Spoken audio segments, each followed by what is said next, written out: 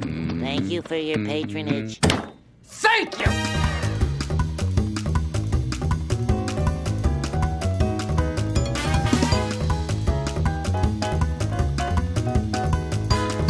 What's up, guys, and welcome back to another episode of Mentally Gone Reacts. My name is Callie Lacerda. And I'm Gabriela Lopes. And today we'll be jumping straight into the universe that has captivated me. Ever since we watched it, I've been thinking about it. I've been trying. I've had dreams about it, which is so meta to like think about, because the movie is about Paul Atreides having prophetic dreams. But I've been having dreams about this universe, which I experienced in one sitting, basically. Like, I consumed it in one sitting, and it's already had this like long-lasting kind of meta, kind of beyond the actual act of experiencing it, you know, like it's been something happened with the first movie where basically what I'm saying is that it's ingrained in my subconscious now. It's like all of these ideas and these archetypes, and it's been pretty trippy. It's been pretty trippy. Like, I've dreamt of the worms, more specifically, in the desert and the vast space. That's great. In like first person kind of, and it was pretty out there. But yeah, so I'm just excited to jump right back in. The first one finished off with a huge cliffhanger. He saw and witnessed somebody riding the worms as if they're horses, like on a saddle. Oh my gosh. And then, you know, Paul is excited for worm power or whatever that means and that entails. And so am I. So I just want to experience more of it. Oh yeah, and I also want to hear more of the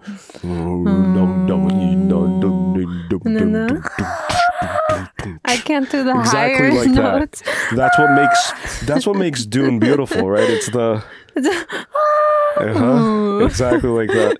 Which we asked in the last movie, and then we read a comment where they said that Hans Zimmer, and hopefully I'm pronouncing that right. I think it's Hans, right? I don't know if it's Hans. Hans, yeah. Hans Zimmer is the one responsible for the soundtrack, who's the one that Christopher Nolan loves. Yeah. And that I've grown to love through the Dark Knight trilogy, and now it explains it. It's like the guy, it's so crazy. Like when people have that ear, which is something that you like you've also shown to have, is that you pick up on the intricacies of like sound. Yeah. It's like if you listen to a song, like you pick up on the technical universe of that whole production. And it's always mind-blowing when like people have a good ear for sound, because Hans Zimmer is someone who I imagine that these directors go to him and then say like, yo, like, I'm gonna make this movie. Like, this is exactly how the conversation goes. Like, I'm gonna make the movie. Yo, I'm making Dune, bro, and it's gonna be sick. It's gonna be lit. But I need you to hop on this track. I need you to hop on this track. I need you to just like maybe read all the books, try to understand where I'm coming from and where I'm trying to go, and then, you know, like, do your own thing, bro. Like, do what you do best. And then Hans Zimmer's just has like those like old school 2000s 50 Cent chain, and then he's like, and then he has like those like MySpace era hats, you know. I'll see you in the booth. Hey, yo, I'll see you in the booth, bro. I'm already in there.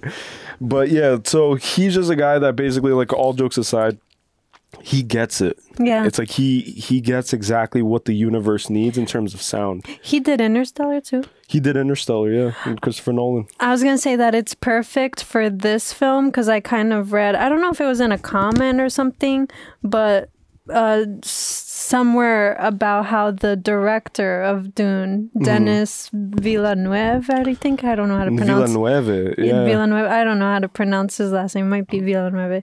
That's a sports team, by the way, in Brazil, which a lot of people have been asking, because I'll like randomly like splurge something out in Portuguese and Brazilian Portuguese, and then people have been asking like, is he Brazilian? Is he Brazilian? And the answer is yes, I am Brazilian. And that's actually a team from my home state, Vila Nova. Oh. So there's like Goiás versus Vila Nova. There's like a whole like rivalry, but go. And I'm Portuguese, by the way, guys. But I never like... So we habla Portuguese. We fala português. Yeah. Which here in America, like, that's just a joke, because most Americans are like, oh, you're from Brazil? and then they assume that I know Spanish. It's like, oh, so hablas español, and then I'm like, nah, it's close, but not really the same thing. It's the only one in South America that's like Portuguese. That's like different. It's like, oh, but it's next to Bolivia and Peru, right? Brazil. It's like, yeah, but nah. And it's funny because we discovered how different the Portuguese are from our countries, like the Portugal Portuguese and the Portuguese from Brazil. It's very different. And it's different and it's similar, right? Like Portuguese from Portugal sounds a lot like the Rio de Janeiro accent, you know, like Lucas. O Lucas tá indo à escola. But there's so many different words. Like you guys for pineapple say abacaxi and we say ananas. Abacaxi que faz xixi. You guys say geladeira and we say frigorífico. It's like a whole bunch of different weird, and that's refrigerator, by the way. And it's funny because it's colonizer and colonized, and like that's what we like already joked about, but it's the whole idea. And then in Rio, like Rio used to be the capital of Brazil. Like I'm pretty sure I studied that in high school. Like I did study it, but I don't remember. But maybe I'm completely butchering the history of Brazil. But the Portugal royalty family, the royals, would kind of create their whole station, their whole headquarters first in Rio, and that's why Rio has like a very strong S, like Lucas, está aí na onde, Lucas? Chega aqui, cara. Vamos ali, Lucas. Vamos ali jogar um futebolzinho. Vamos ali. Futebol. Vamos ali dar um rolé.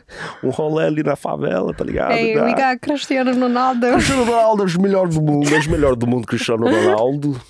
Então, pá. A bacalhau abraço. That's his favorite. It is. Yeah.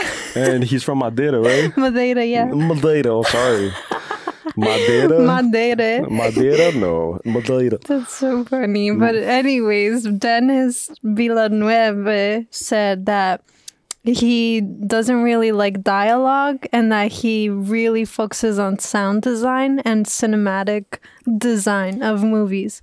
So it's perfect that he collaborated with Hans Zimmer because his sound design is the top is notch, and it's perfect for a director whose focus is sound design, you know, and who's focused on the epic scale of the universe of the author. Yeah, so I'm excited to read the book too. There was like so much from the last movie. Also, I want to give a little apology because in the last movie we were recording it kind of late, and I also hadn't slept well, and it was just like an accumulation of things, but I was a little bit kind of out of it, like a little groggy, a little snoozely, but every like blink at certain points probably took like all the energy, and then while watching it back, like I could imagine the SpongeBob meme of like all the mini SpongeBobs in the head being like, she's falling asleep, quick, where's her energy? Find her energy. And then everything's on fire. What's her name? And then you're there like, it was more energy to like open it back. I know. It's like so easy to just, it was so late, but this time I'm on like 1,000 milligrams of caffeine for someone who has no caffeine ever. No caffeine tolerance. So here I am, and I'm ready to go for Dune Part 2. So, you have anything else to add? No, thank you to everyone who watched until the end and commented avocado, and for all of the kind messages that you left me. I'm still going to respond to them because I've just been like trying to get some things together with myself and stuff, but I read a lot of them, and I really, really appreciate the kind comments and the comments, you know, about like our videos, specifically like what you did with the video because of the commentary and the depth that you added. But that's both of us. Like I couldn't do it. Like it does take both. It does take two to tango here. But yeah, like I'm always surprised when there's positive comments. Oh, I have coffee burps. Take over. Yeah. Anyway, then I have hiccups as soon as you have Take over. Coffee burps. I'm trying to like keep it away from the microphone, and this is like Bill. Has anybody seen Bill? I started talking too fast. I'm like swallowing too much air. I know, like that's what it is that like leading up to recording, it's always kind of like an anxiety thing, which is funny, right? Like that's what the internet is. It's like, it's this virtual stage that you have to jump on. but your brain is freaking out a little bit because it's like there's no one here watching us, but we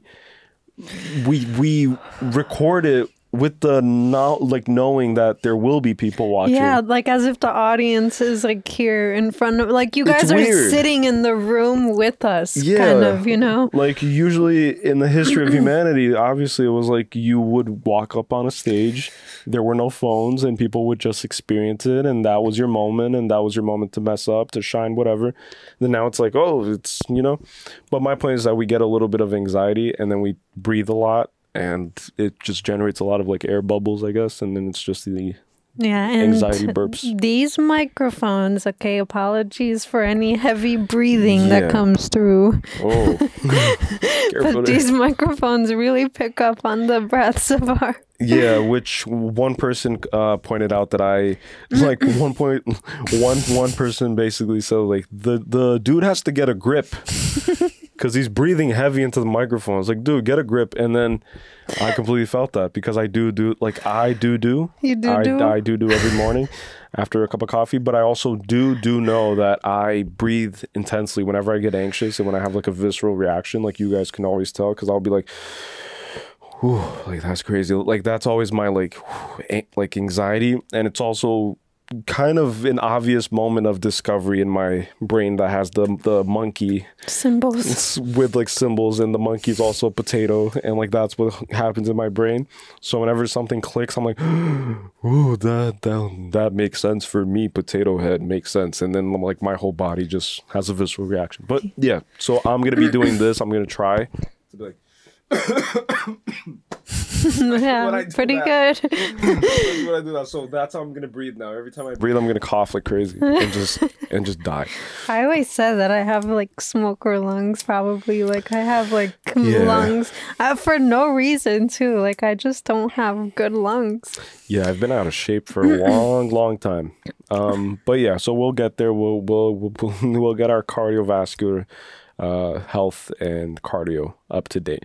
I'm going to reset the camera before we begin the reaction. That way we keep the intro separate. So hold on. All right. Keep it loosey-goosey. And before we get into it, I just want to thank all the patrons on Patreon, everybody who has been supporting us over there. Beyond grateful for the continual support. Many of you have been supporting us since we started Patreon. So it's been a long ride. It's been very hectic. Life is hectic. 'Tis the nature of life. But thank you so much. And on Patreon, early access, uncut, full movie reactions. You do have to have your own copy of the film in order for you to synchronize with us. We offer the timestamps, and we always link up at the beginning with a countdown so that you can press play on your copy as we press play on ours, and then it'll feel like we're all watching it together in the same room. And then after each movie, we give our thoughts, and usually that goes from anywhere from an hour long to 3, 4, 5 hours. Who knows? Depends on how the wind blows that day. But that's why we have these notepads. So we keep notepads. Gabriella hooked me up with a brand new spiral notepad. So we're going up in the world now. Like as the channel grows, we'll be having access to more luxuries of production, right? So that's how it goes in the show business world, right? So here you go. I got spirals instead of the old. Whoops. Yeah, I'm still using the spinal bound one until I run out. So yeah, she didn't make it yet. Like when she makes it and she becomes a big shot Hollywood star, then she'll be able to upgrade to the spiral, because I was using this Amazon Basics. Oh my gosh, you were using the tearaway ones. Yeah, the tearaway ones from like, you know, like who am I, my grandpa? So now she gave me the spiral. Very, very much needed upgrade. So we'll be taking notes as we watch the reactions. That's how we like to do it. And yeah. So a countdown for everybody on Patreon, and we will be jumping into it. Let me get my glasses first. Glasses on. Oh.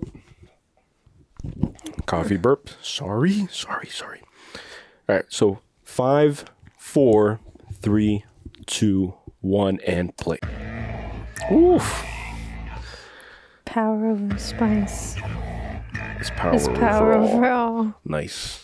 I love the throat singing. It's crazy. It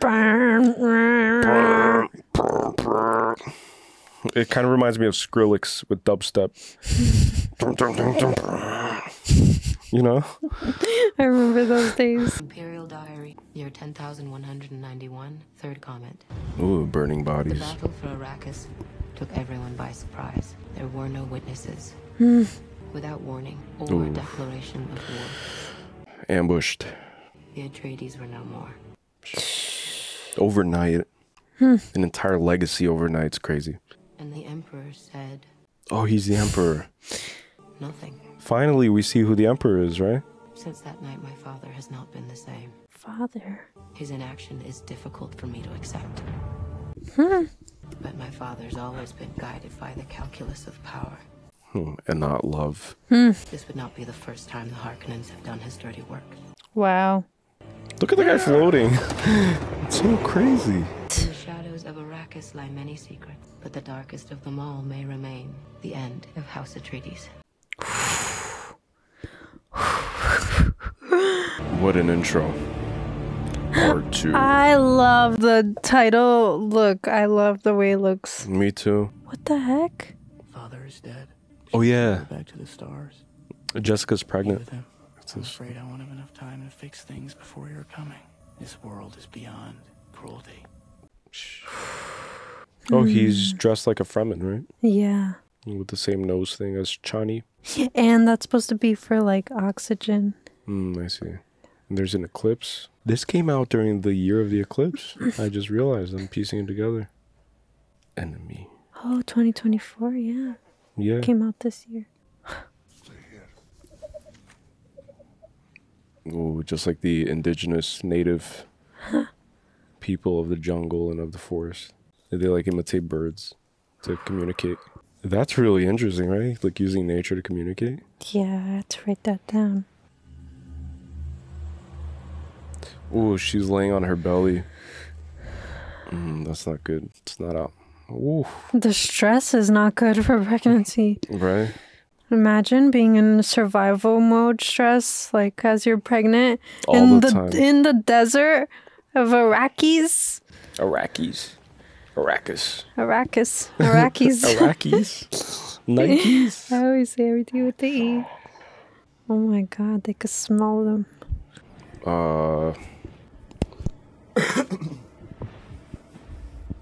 Oh, he's gonna call the worm.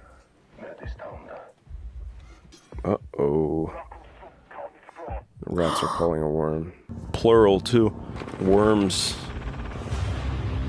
But that's not fair. They could fly? That's insane. It looks like there's no gravity. It looks like they're in water, right? Yeah. Look at that.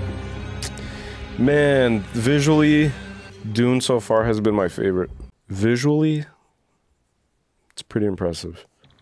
And I'm always curious to know, like, what's their weapon of choice? Damn, sniper. Oh my god. Oh, it kind of sounds like whales. Oh, look. Ooh, the leader, right? No, squad leader. What? Oof. Oh my god. Oh shoot. Oh shoot. The mobility in the suit doesn't seem that great. Turn his neck, like he has to turn his whole body, you saw? Yeah. There's not much mobility there. Let's see. Let's see. The Messiah versus a Harkonnen nobody. Who will win? Oh my. Oh, careful behind you. Eclipse right there. Sheesh. Sheesh. Oh my god, chill. Oh. Jessica, chill. Imagine Paul Atreides pops up. I was like, Jessica, come on. She's gotta take out her anger. They do not usually venture this deep. Only Fremen can survive here. Don't worry. I'm taking you somewhere they will never find us. Oh, the Harkonnen. Oh, that's how they look underneath. They're extracting their blood, turning it to water. Filthy water. Filth. Full of chemicals, but good enough for cooling systems. Wow. Oof, that it must be sickening to look at. Don't let it out. Ooh. Don't let it out. Don't let it out. I can't. Okay. Are you sure? They're all bald. Yeah, they all look like the Baron. I didn't know that. Oh, they're gonna leave it for the worms to eat. Oh yeah. So it's like a sacrifice, an offering. Nice. No. I'll do it. Oh, that's the guy he killed. I'm still curious to understand the blue eye thing. Wow. Ooh.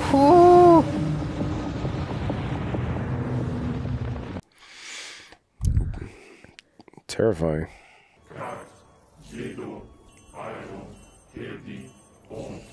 They're all bald.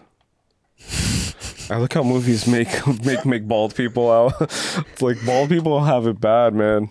The bald people are always like evil or something. Yeah, villains, right? I think it's because like hair has always been seen as like carrying energy, and I don't know. There's something about hair though. Spiritual energy. Yeah. Beg your pardon? We're losing men. They're rabbits. Furman.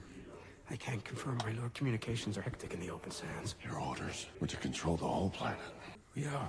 I see only half of it. As you may recall, the south is uninhabitable, my lord.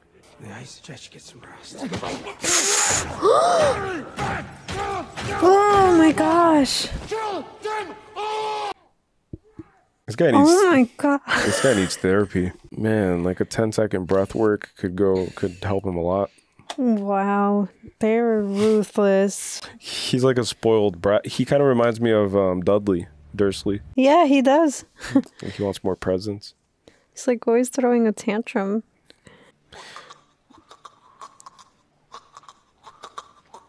Oh, that sounds like Donald Duck. Yeah, you would do well here. You would probably be a leader.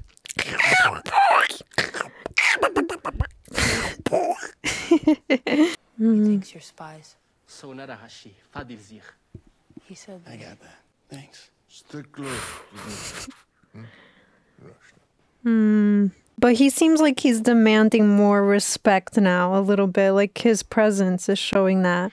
Yeah. I think because of the passing of his father, he's starting to kind of like Embody yeah. this like warrior spirit. Ooh, this kind of reminds me of the pyramids of Giza, the hieroglyphs, inscriptions. Wow. Oof. It's like a little fun.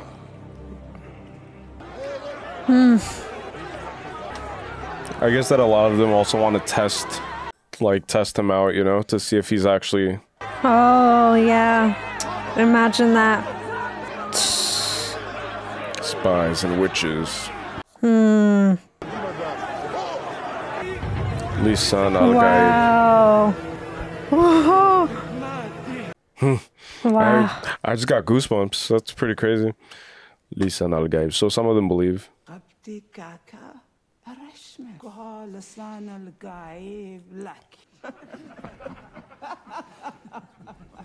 ازدها شبسة وصل رجي جلاتها زكيهم دلاشي دي براخو بدمي دي مدايك فانرها. They don't seem as eager to accept her. Some of them already think I'm their messiah. Others, false prophet. People are divided. Wow, let's just wait the non-believers. If they follow me, we can disrupt space production. That's the only way I can get to the Emperor. Your father didn't believe in revenge. Hell, I do. So it's not the first time that Stilgar presented a prophet. Because the elder lady said it again and then laughed. That makes it worse, like them being untrusting. What is it? There's spice in the food.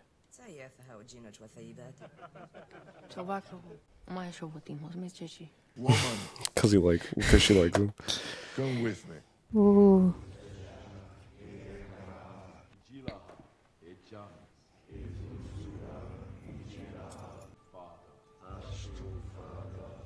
What's going on? Oh, this reminds me of the mummification process. Oh my, I think that's exactly what they're doing. They're extracting all the liquid, yeah. And this water isn't filthy like the Harkonnen water. It's not filled with chemicals. Wow, look at that. That's all water. What? It looks pristine too. Even dying of thirst would ever drink this water. This is sacred. Chani's water. We have 1,000 such places. When we have enough water, the Lisan al-Gaib will change the face of Arrakis. He will bring back trees. He will bring... Sorry. It's just like fruit flies. Terraform Arrakis, Green Paradise. Wow. Ats. Whoa. Never give your water away, not even for the dead. Oh, that's what it is. Why are you showing me this? Because you are Bene Gesserit, because you understand the prophecies. The mother of the Lisan al-Gaib will be a Reverend Mother. Our Reverend Mother is dying. You want me to take her place? Yes, I do. You believe in Paul. There are signs. What if I would refuse? Then he's not Lisan al-Gaib. Basically no choice. Yeah, but then does that conflict with her Bene Gesserit loyalty? Between this or death, so you know, forgive me if I'm not flattered. How does one become a Reverend Mother? Here on Arrakis, I have no idea. You're afraid. Reverend Mothers are tasked with holding the memories of all the Reverend Mothers that came before them, so I'll be given centuries of pain and sorrow. But also wisdom. It's lethal for men. It's lethal for men. Wow. Oh my gosh. Oh my god, look at her eyes. What are you guys laughing about? Don't bother. It's like, what's so funny? Southern tribes believe a Messiah will come to deliver us from evil. You don't believe in the Lisan al-Gaib? We believe in Fremen. Amen. In order to control people, you tell them a Messiah will come. Then they'll wait for centuries. We must pray. What about him? Stovar? He's from the south. Oh, that's why they all have different accents. What'll happen to my mother?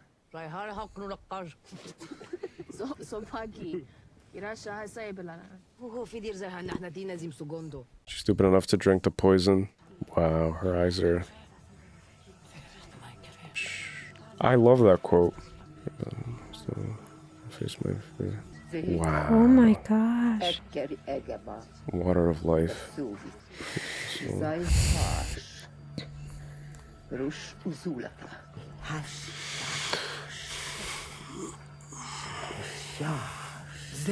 What is it? She used the voice. Oof. What is it? Just drink it. It's like an ayahuasca ceremony. You will die. Not literally, right? It's like a metaphorical death, spiritual death. Yeah.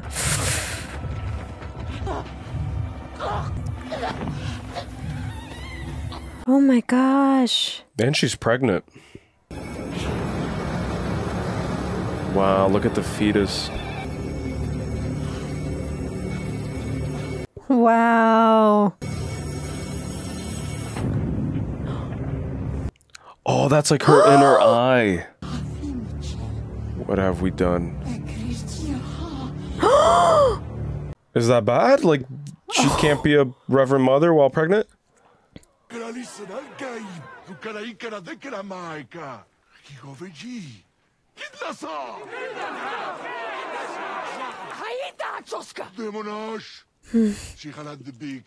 no miracle. My mother was trained to do that. Poison transmutation is something advanced Bene Gesserit can do.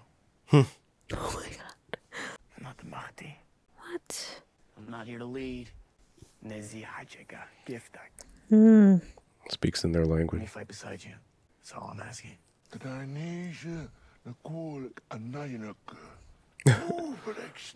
Even more reason to know he is.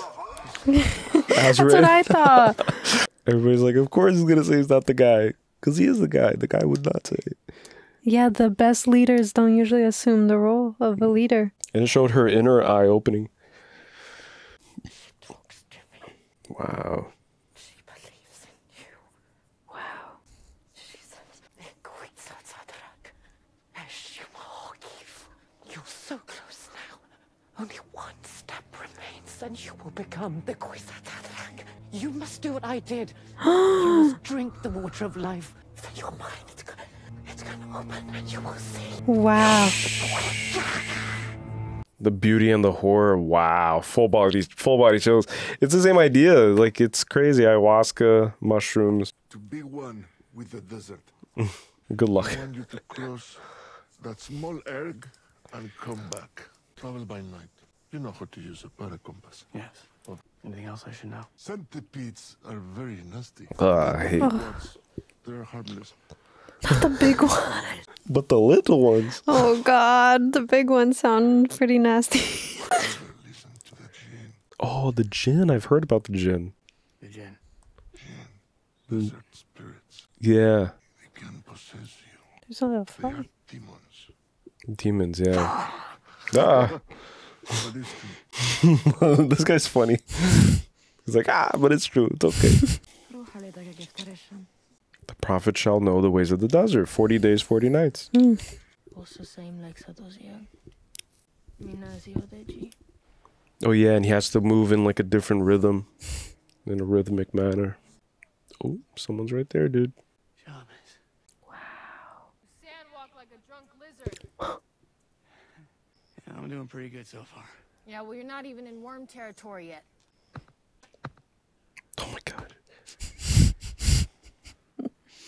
It's kind of like a music. Like, You have to break up your rhythm. Like this. Now that's interesting because in the film books I've studied, the anthropologists say in order to properly sandwalk, you actually have to. She's like, are you gonna finish that sentence? He's gonna trust the film box or her, who's been doing this for years. She grew up in it. Wow. I got it. Look. Oh my gosh. I got the fly. There's like one more. I think we'll get it when it comes. It's like little fruit flies. That's pretty cool. Like, Harry Potter has caught a snitch. It's like with the chopsticks. Yeah, that's the next level of it. And then eat it for protein. Everyone else thinks you won't make it 2 weeks. If you want to follow us in the desert, you need to know how wind traps work. So listen to them. They're simple, but they require constant attention. It captures the moisture. No, he's not paying attention to anything. He's just staring at her the whole time. She's like pointing. Hey, yo, who got you smiling like that? Someone said I look at you that way. Oh, she's there alone. If we want to protect your brother, we need all the Fremen to believe in the prophecy. We must convert the non-believers. We need to start with the weaker ones. The ones who fear us. Oh, the mouse, the iconic mouse. She did amazing acting there, because when you're able to act with your eyes like that, like there was like an intensity that came in her eyes. That's when you know that you can act pretty well. Oh, that's how they breathe. It's kind of like snorkeling. You know, like when you go snorkeling. Wow. That kind of looks like a helmet. The ship designs are my favorite. The dragonfly ships. Yeah. This is probably what they use to mine for spice. Wow, look how many of them. It's like little prickles, little needles in the haystack. Ooh. And they have shields, right? Yeah. But it doesn't seem like these Harkonnens have a shield. It looks like they just have like padding, kind of like. Yeah. Ooh. Oh my gosh. Ooh, that seems pretty effective. Ah. Oh my gosh! It's like a grinding machine ready to... I know. It's like a meat grinder. Oh my god. Look at that. They're going to be ground beef in a bit. What is she carrying? Ah, watch out. Ah. Nice. Nice.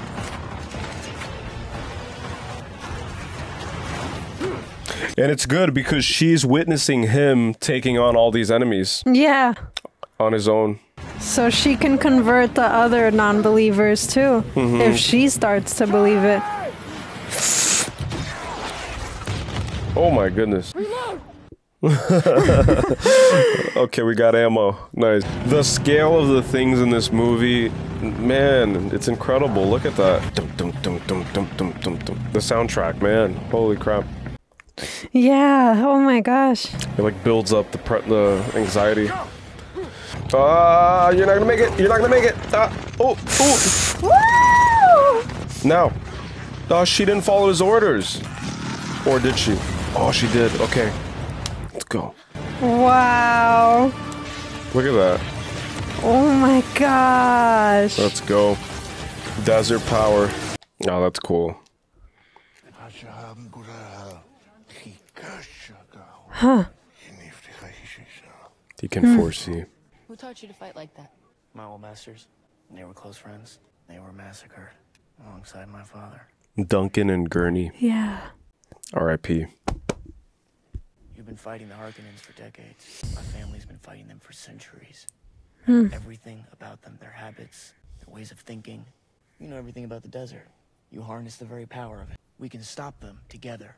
Bury them in the sand where they belong, so that this planet can be yours once more. What would you do, Stilgar?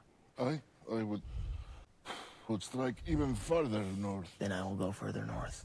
The further north you go, the more likely it is you die. Inatrui Uzulatha, Shiruk Fafa, Isnata Kiralak Damri, Samaha, Hizoha Dakwishi, Fremen, Kasig. Everybody's like, deserves to be nice. I see strength in you.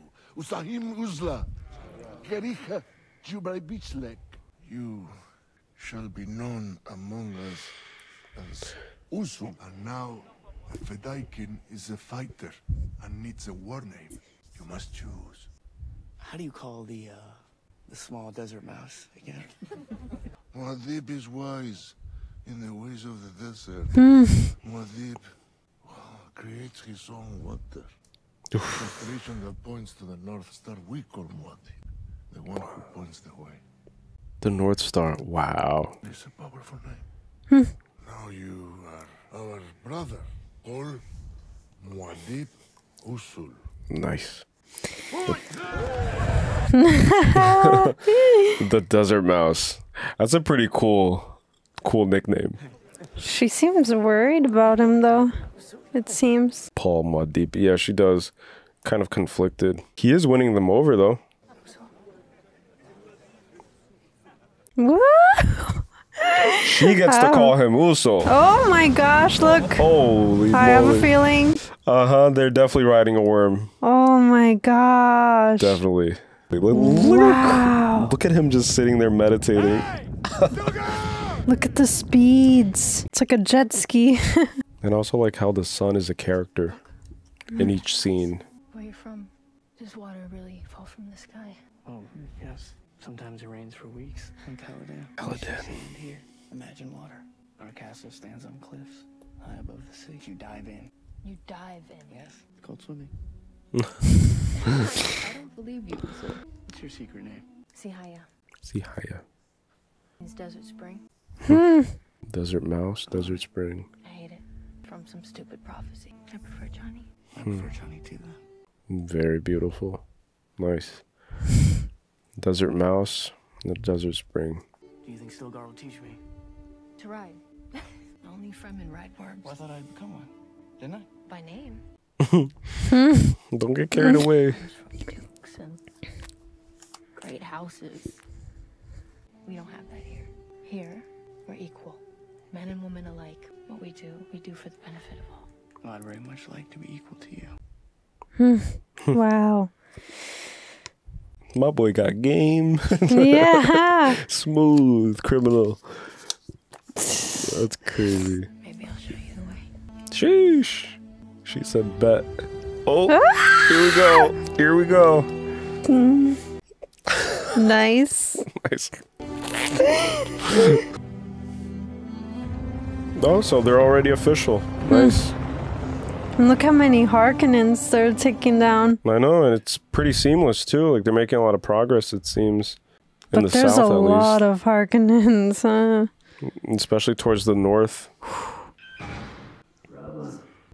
Uh-oh, what was the Baron doing in the closed room with the lady screaming?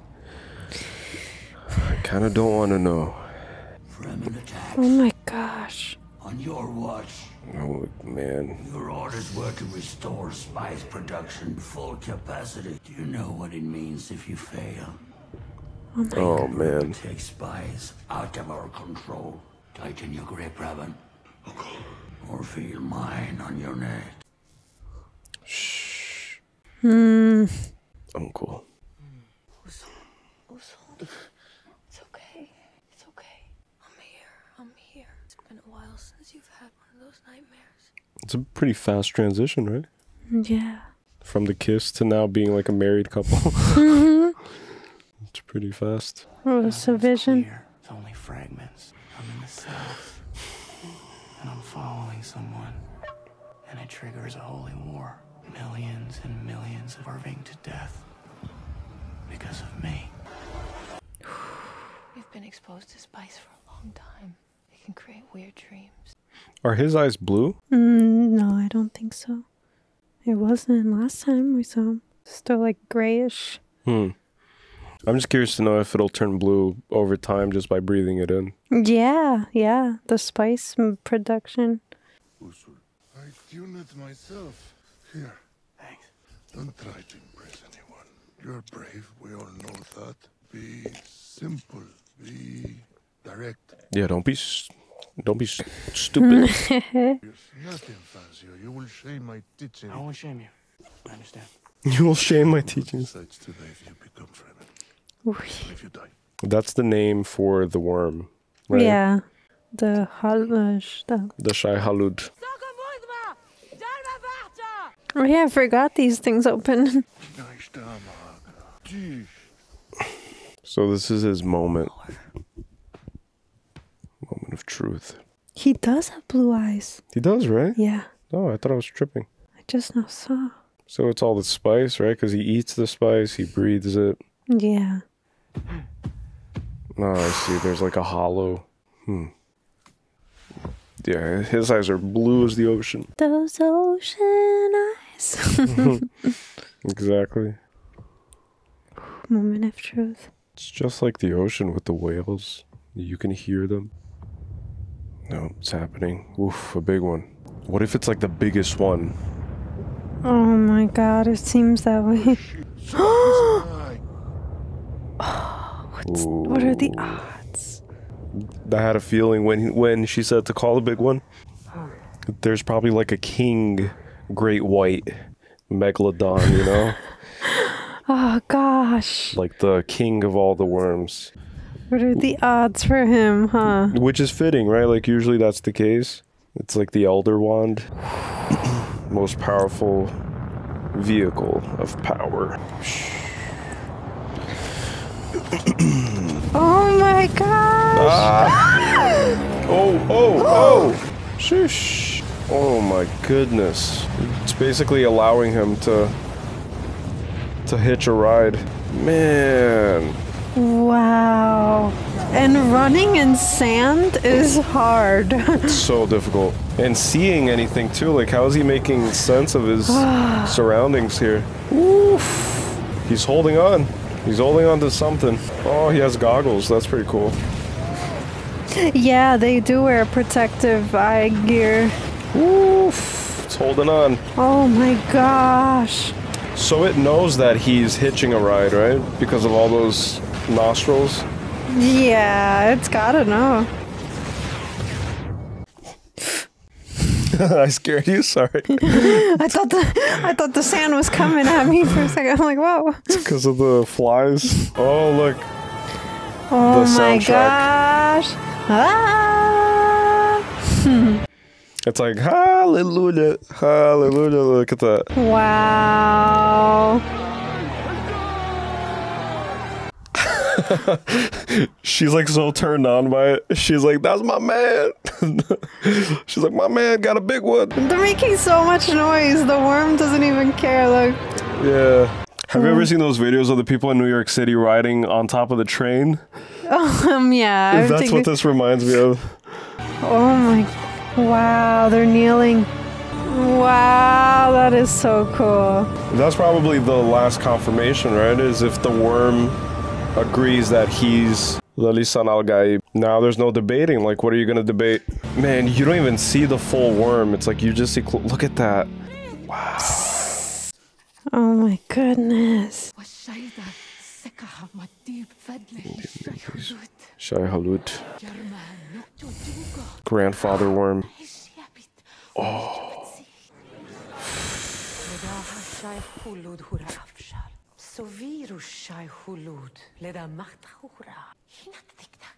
Mm.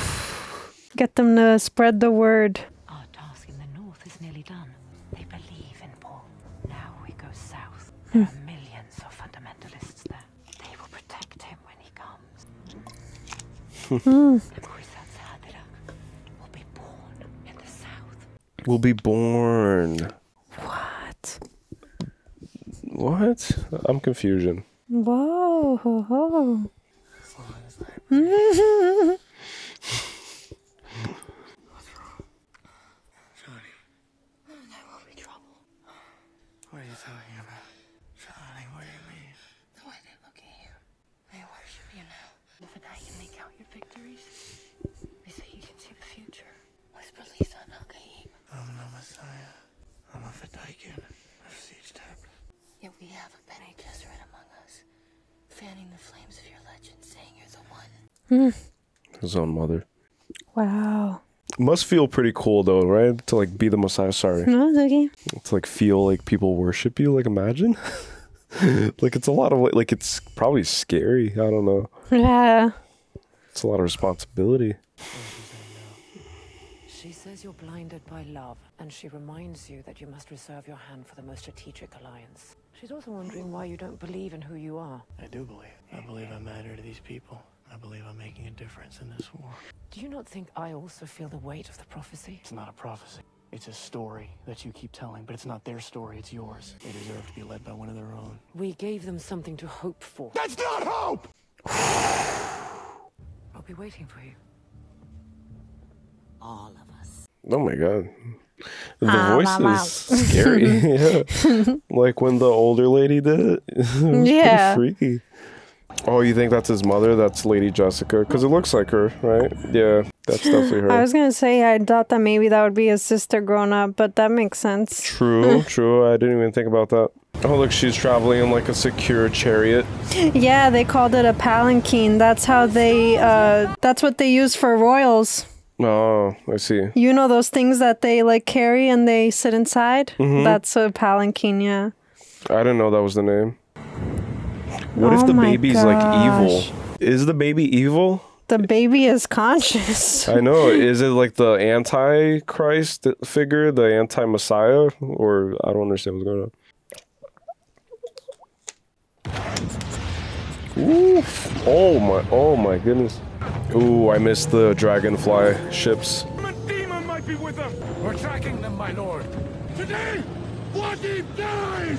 They already know his name. Word travels fast across the sands. I just love how everything reminds me of nature. Yeah. Oh, they're scared. Look at that. Huh. Still negative, my lord.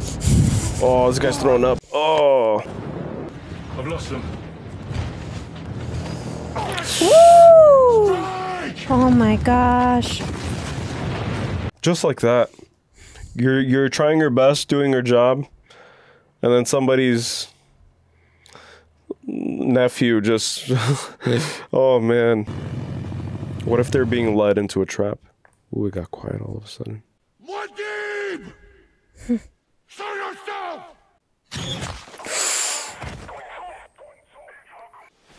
Oof, it's so quick. Look at that. It's so Boom. quiet, too. So quiet and quick. Oof, my god, that's so sick. Oh my goodness, look at that. One by one. Show yourself. Ooh, he's scared. Show yourself. He showed himself. Now what? Oh my gosh. They saw the Fremen demon. Run from the demon, demon man. He looks like the demon and he's like, get the Fremen demon. Yeah. Woo!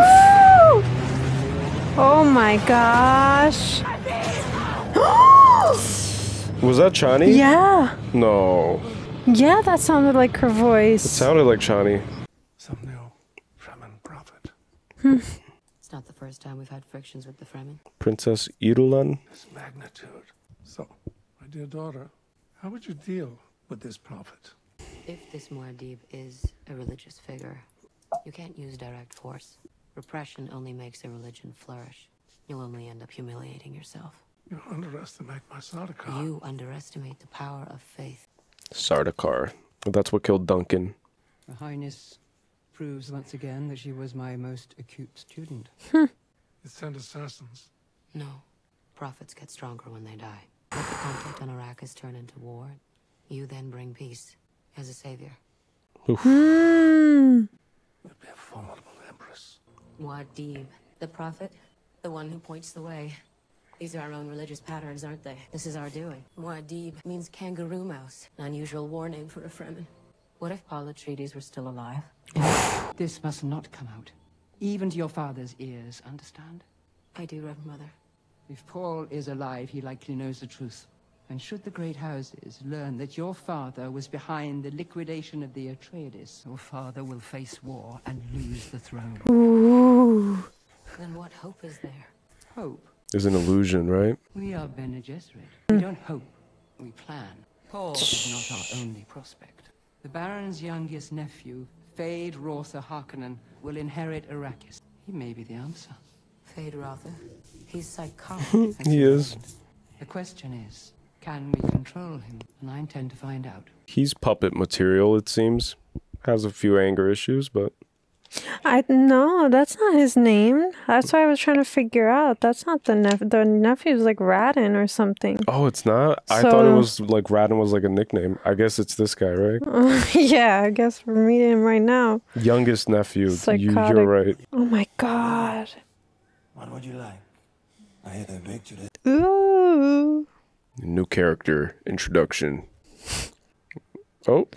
You shouldn't put that in your mouth, sir. Sir, that's sharp. Oh. What? Did he just... Oh my goodness. Oh my goodness. He's just testing it out. Should be sharper. Who's that? Oh, for a second it looked like Duncan. Like, imagine he survived. I won't die like a fool. Kill me now.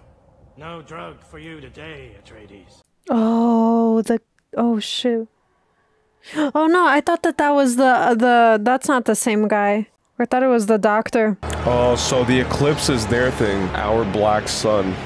It's interesting, right? It makes a lot of sense. Look at that. Look at how pale they are. Yeah, that's exactly what I was gonna say. This is like the Colosseum. Oh, it's his birthday. It is like the Colosseum, and it's in the shape of a triangle. Oh my god, this is... Oof.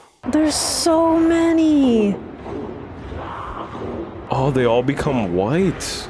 Like super pale. A long way to come just to watch our prospect risk his life, Lady Fenring. No fear, these fights are all for show. I'll get a good look at him. Lady Fenrig. Fade Rotha. Oh, this is like the Colosseum. Yeah. What is he fighting? Who is he fighting? So this planet, everybody looks exceptionally pale, it seems. Which usually white, like super white, is usually the color of purity, right? Yeah. It's like white robes. Yeah. And then not in their case. Yeah. In their case, it's the opposite. Oh, wow.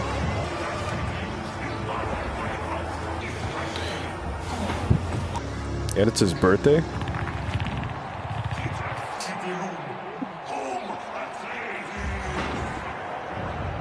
They're all tired and malnourished and injured.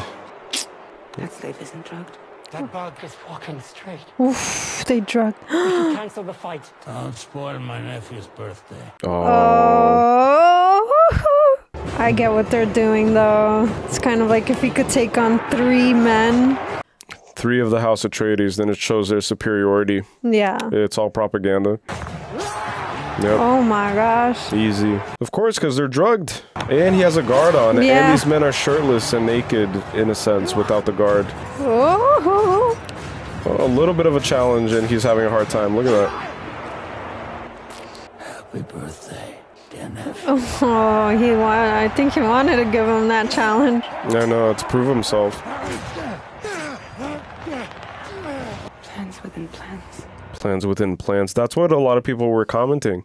Plans within plans. Show me who you are. Trust nobody, not even your uncle. Ooh. All right. Yeah, make it fair. I respect that. Now one blade. Oh, and there's the little demon things. Yeah, I was gonna say, look at these demons. I know. Oh my god. People said that everybody's human. Yeah, there's no aliens. Huh. I mean, we could tell now out with them out of their suits too. Yeah, and we saw them be fearful and be afraid. Oof. Ooh, I thought he got him. Yeah, I thought so too. Oh, that's not fair. Oh, he disarmed him too? Okay, fist to fist, hand to hand. Oh, he's like salivating. Oof. Do it, do it! Do it, do it! Come on, for the Atreides. Oh my gosh. That was quick. That was like the move that Gurney was teaching Atreides, was teaching Paul. That the knife falls and then you switch it. Yeah. It's like you always have to, you know, be aware. Impressive indeed.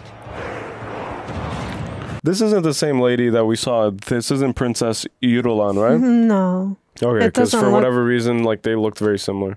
This is someone else. We haven't been. Slave wasn't drugged. You tried to kill me. This morning you were a playboy, feared and envied. But tonight, you're a hero. My gift to you. Is that hookah? I have another gift for you. A bigger one. Heracus. Ooh, the other nephew's not gonna like that. What about Rabban? Rabban. Failed to protect spice production. Rabban would be reassigned. Claim Heracus' fate. Free the spice. I'll make you emperor. What? Since when do you assign emperor? Yeah, aren't you being told around by the Bene Gesserits? Plans within plans. Oh, that's what they said. That his positions could be compromised. The Emperor helped me destroy their traders. He lent his own army to the cause. A serious crime. If it came to light, the great houses would rise against him. Then, who will sit on the throne? Whoever controls spice. Oh my gosh, this guy's so creepy looking. I know. The no eyebrows. I just now pieced together that eyebrows are very crucial part. Yeah. In ancient Egypt, they would shave their eyebrows off. Because they give like expression. So without them, it kind of has like this very dull. Yeah, there's a dullness. Like a starkness too. It's just very because it's hard to read the human emotions. It's being followed. You're following me. Am I? Will you show me the way out of this maze, now, Baron? We've met, haven't we? I don't think so. I'm Lady Margot Fenring. I'm here to honor your coming of age. You're not allowed in this section. May I ask, what are you doing here? You're not taking part in your own celebrations. I remember now. I dreamed about you last night. Pleasant dream, I hope. Don't mock me, woman. I know you Bene Gesserit tricks. And what do you know about the Bene Gesserit? Tell me. Yeah, tell me, please. I would like to learn. Where are you going? To my room. The outfits are really nice. Like, very well designed. The costume design. And everything has a symmetry to it, too. Like, every shot. Put your right hand in the box. Oh. That's what she said. Initiation. Oh, not that far. Oof. Ooh, and it cuts to a lotus flower. Driven, cruel, he yearns to be hurt. He loves pain. Can he be redeemed? He can be controlled. He's sexually vulnerable. And? The bloodline is secured. Oh, already? Female, as you requested. What? That quickly? Oh my god. Respectfully, why didn't you test him yourself? I'm a motherly figure, and based on what happened between him and his own mother, I didn't expect to be effective. Wow. Him and his mother. He murdered her. Wow. Desire and humiliation. Those are his levers. If Fade Rother prevails on Arrakis, we shall know how to control him. Plans within plans. Man, this old lady knows her manipulation tactics. It's their breeding program, right? Like they breed. Yeah. What the? Uncle, no! Please, Uncle. Oh, everybody's like, good. I guess that means Callie's my uncle too, because I did the same thing with you. Niece, my niece. Governor of Arrakis is crazy. Yeah, Radan is not gonna like that. I like how they travel by hot air balloon. I wonder what the things connected to the Baron are. Those balls. The still suit is full of piss. My head's caked in sand. Okay. Save me from these. That's Gurney? That's Gurney. Gurney's alive. Oh my gosh. Spice cooking. Go find Paul. Wow, look at that shot. He's gonna land before the machine. Huh. Wait, who is he harvesting spice for? Was he not notified that the House of he was in the fight, no? Yeah. Oh, he's not sand walking. I just love how the human has to go in front to make sure that it's safe for the machine. Yeah. Oh my gosh, are these the trapdoor? Oh wait, what? It seems like a magnet, right? That's being like magnetically. Oh. Yeah, these are like magnetic explosive, I guess. Oh, it's the Harkin. Imagine Paul like fights combat, and then he's like, "I recognize these movements. I taught you this. You taught me which." Yeah, master and student reunite.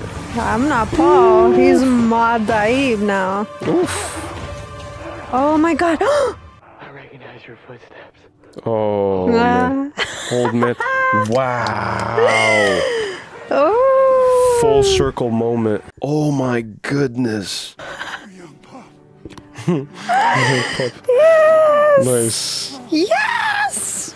See, they don't kiss each other. Like, he doesn't kiss his uncle. Right? It's like, the other guy's weird for that. And he was like, "Come give me some more, uncle. Give me that sugar." Give me some. Why'd you stay? I wanted blood. Revenge. My bonds had. They're always gossiping, these ladies. You should start a podcast. Since Muad'Dib has been driving Raban crazy, the smuggling business has been quite profitable. Gurney, I like the smuggler. Paul Muad'Dib. He knows. Stories about Muad'Dib. None of them pretty. You'll see the fear. No, our resources are limited. Fear is all we have. That's pretty. That's a bar. Resources are limited. Fear is all we have. Yeah, I have a lot to say about that. You realize what you were able to achieve with 200 men? Duncan said there were millions of them. In the deep south. Yes. With thousands of these guys, you can take control of the entire planet. Worship. Gurney. He's afraid of worship. Be friends. Now they're followers. Muad'Dib, the prophet. You have the power to avenge your father, and you're afraid to use it? Spice opened my mind, Gurney. I Wow. can foresee things. If I go south, all my visions lead to horror. Billions of corpses scattered across the galaxy. Wow. Because of me. Because you lose control. Because I gain it. Oh. Damn. Oh my gosh. Oof. Bars. Because you lose control. Because I gain it.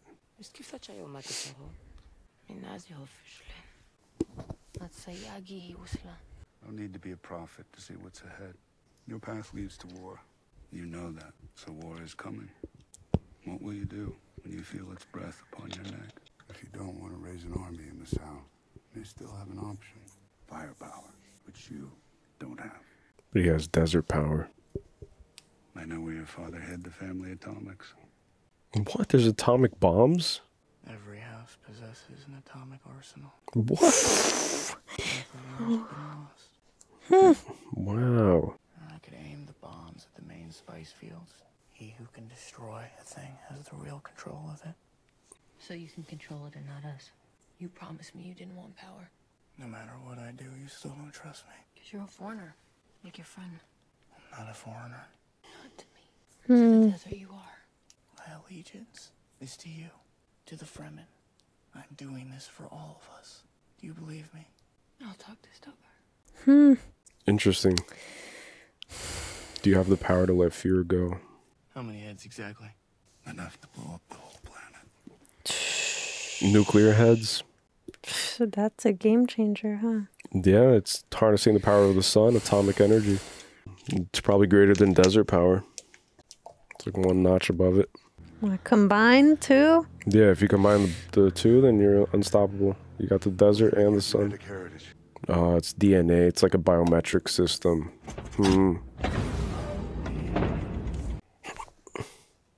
Trying to get the fruit flies.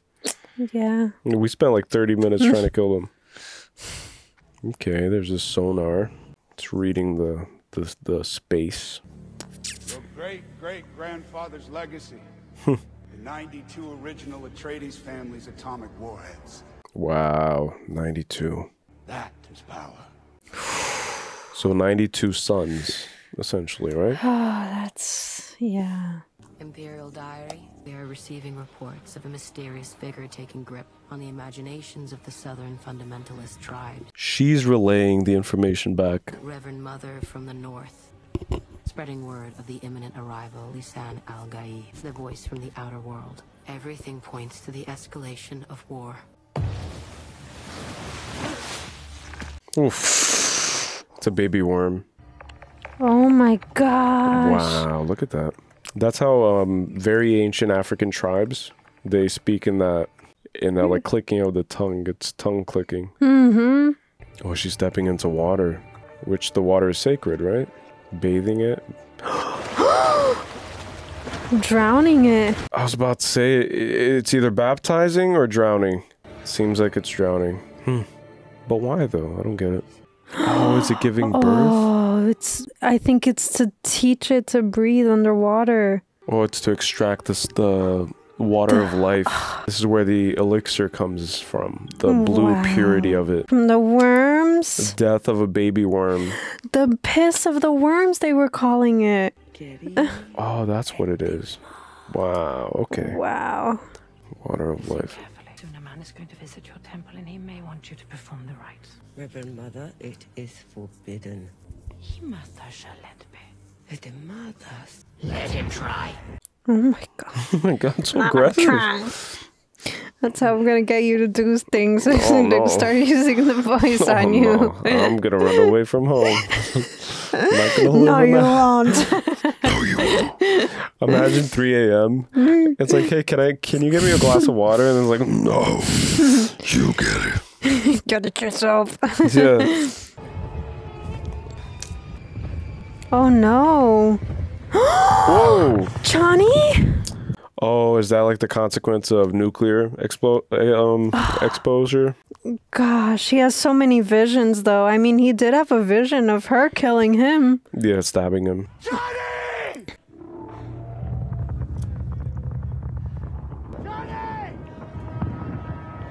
Johnny! He's like checking her face. Yeah. It's like, Chani. Oh, they're targeting their temple. Oh my gosh. Oh, wow, thousands of souls, millions. They're in there? No, like the water is from all of the fallen warriors. Oh. That's what they said. We're literally melting rock on their heads. I would recommend you stay inside those. Damn. What are you doing here? It's early morning. What are you doing here? Kiss my feet, brother. Eviscerator! Oof. Bigger they are, the bigger they fall. You humiliated me. What? Or die. I kind of respect the assertiveness. Yeah. Or even up. Because this nephew is much more cowardly, but this one, he's thirsty. So they're attacking their temples, the foundation of their societies. Oh no. Oh, they're injured. Look at this image. That's what I thought. This bloody boy just walking through. You didn't even engage underground. Oh no. Oh, they're hearing about it.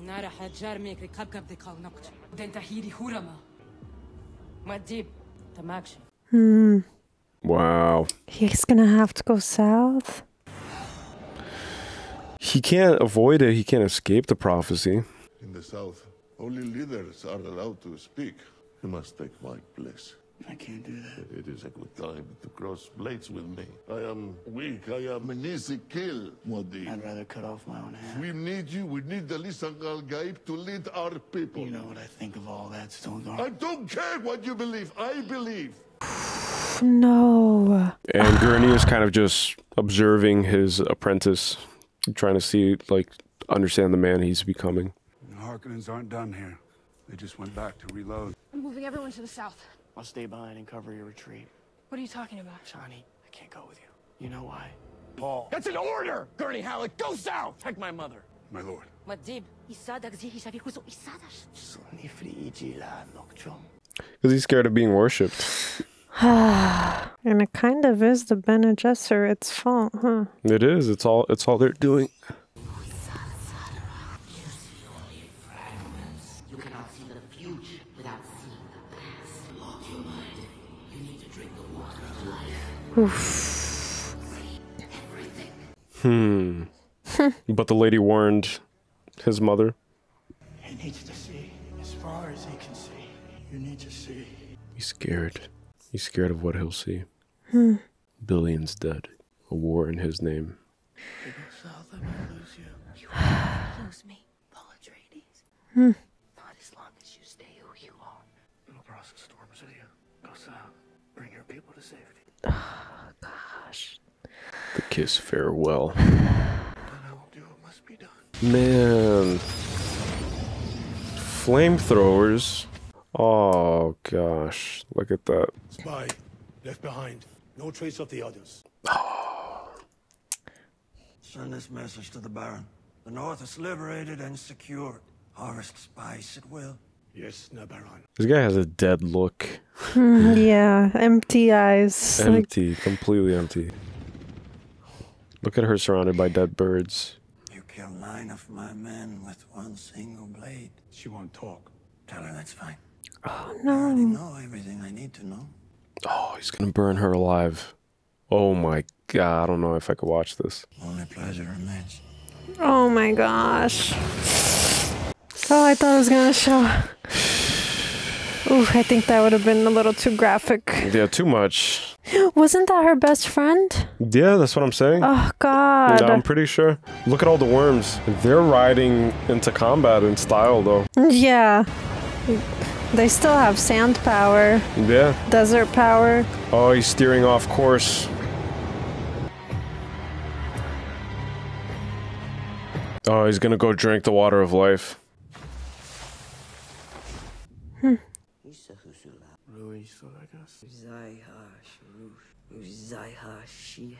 Already? Oh. I didn't realize how tiny she was. I know, I just realized that now. Oh my goodness.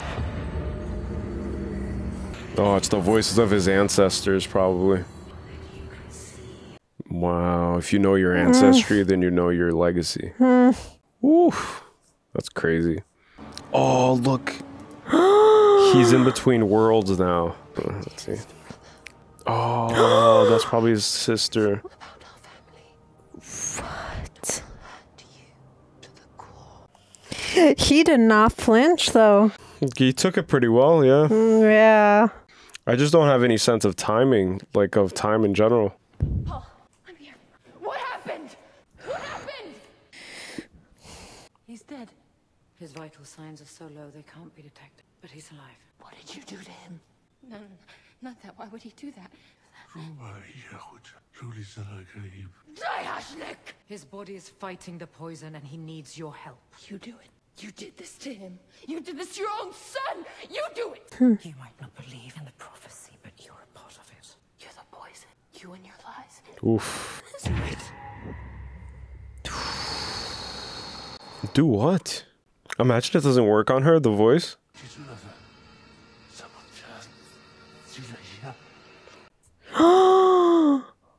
Oh my goodness. And that's her secret name. Yeah. Ooh, I'm getting chills. If you guys could see my whole body. Chills.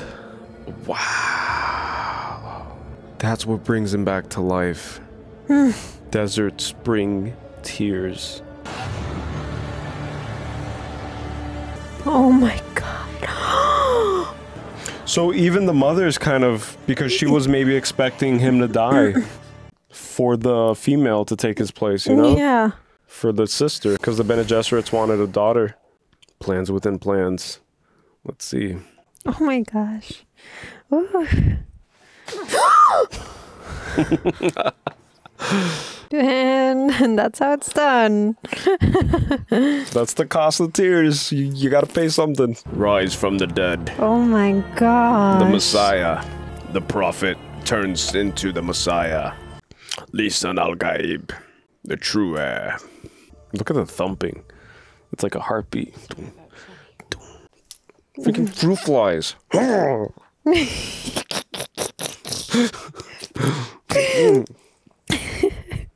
Square up.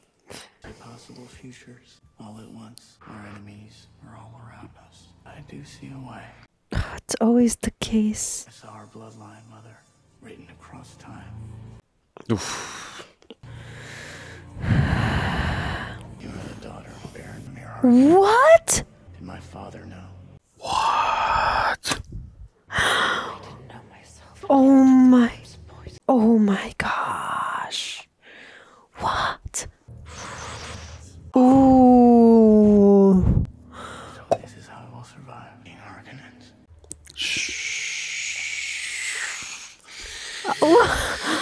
Oh man. I wasn't. Oh my gosh! I did not expect this. My like moment was that I thought that they were killing all of the male babies. Yeah, babies until they got a female, and he was the only one that survived. Like that's what I thought happened. Oh god! I didn't know it was her as a baby. Like I had no clue. That's even crazier. Like that's insanity. Look at that. Oof. Oh, they're gonna. That's how they'll survive their enemies. By becoming. Just like they learned the Fremen way, now they're gonna learn the Harkonnen way. The best way to know it is by being. What are the odds? What? Oh my god, I can't. This is pretty badass though. Like now he's fully embodied it. Look. Oh it's my like people god. just know it. Oof, look at that. He's like parting the sea. He's parting the Red Sea of Fremen. Look at that. He's just walking. No Stilgar, no guide, no Chani. Oof. This looks crazy. No. This is so sick. Look at that. So these are the fundamentalists. Wow. Oh, look how many. Do you hear me? You have the power to stop this. Not one woman. You're not allowed to speak inside the circle. This prophecy is how they enslave us! How they dominate! Rabban Harkonnen himself killed my family. He gave a scar to remember him by. This is all of my business. Man.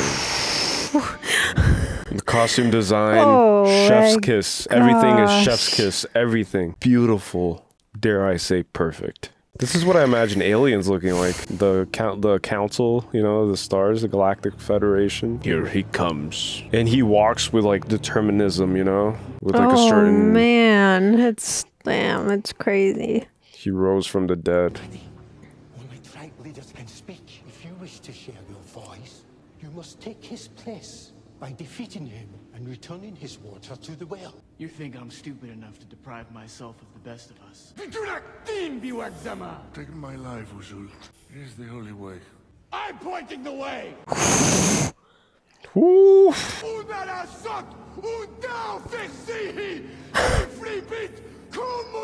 He challenged everybody. Oh my god. That's crazy. It's like, who wants some?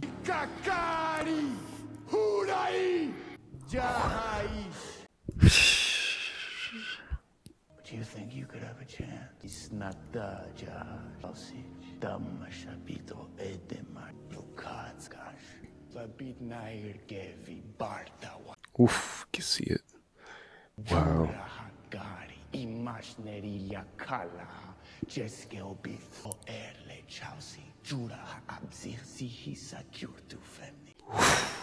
Dune.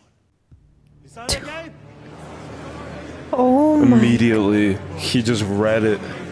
He just read it. There are still some who are like standing.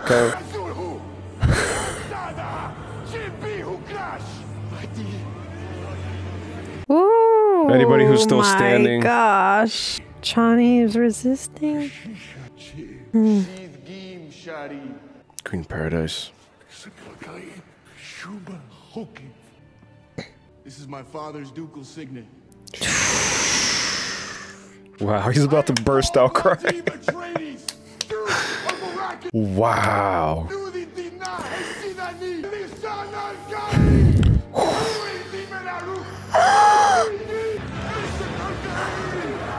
Oh my goodness. Let's go. Man, this brought like a tear to my eye almost. This is incredible. Oh my gosh. The goosebumps are insane. Oh my gosh. That's crazy. Oh my gosh. Lisa no caí. Lisa no caí.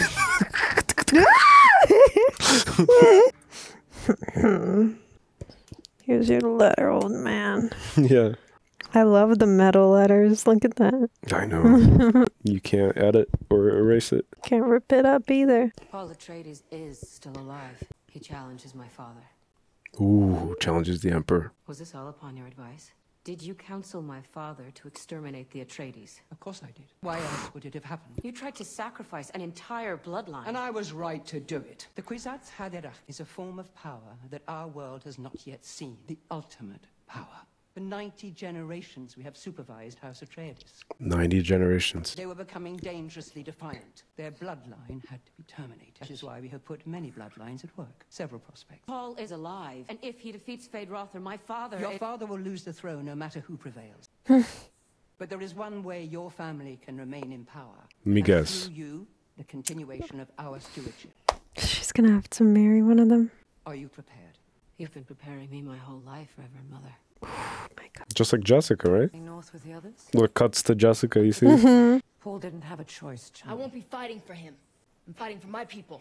I came to wish you best of luck. I'd wish you the same. It seems you've won your battle. I still can't get a temperature on the mom. I know. I don't know. I'm trying Especially my best. finding out all these ties. I know, right?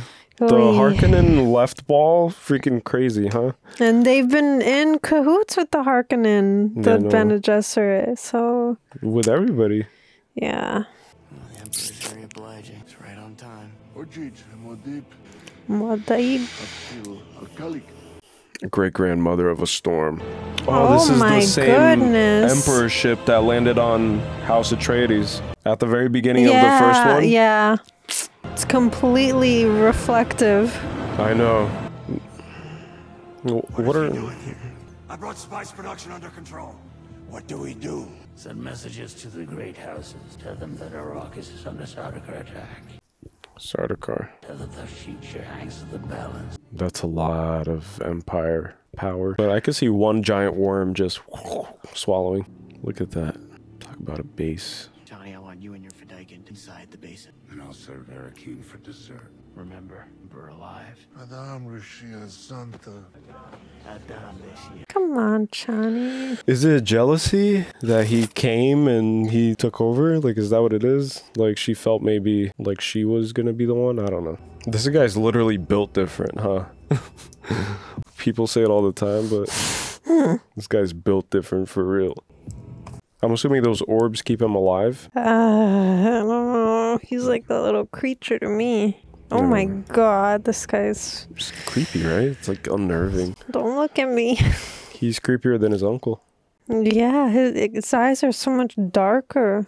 Do you have any idea who this Muad'Dib could be? Some fanatic, Your Majesty. He's a madman. Mad? All Fremen are mad. That's all you know, really. Muad'Dib is dead. He went hiding in the southern storms. Your Majesty. Baron, have you ever investigated the south regions of Iraq? They don't know. Nope. The entire region is uninhabitable. It's well known, Your Majesty. Your uninhabited south.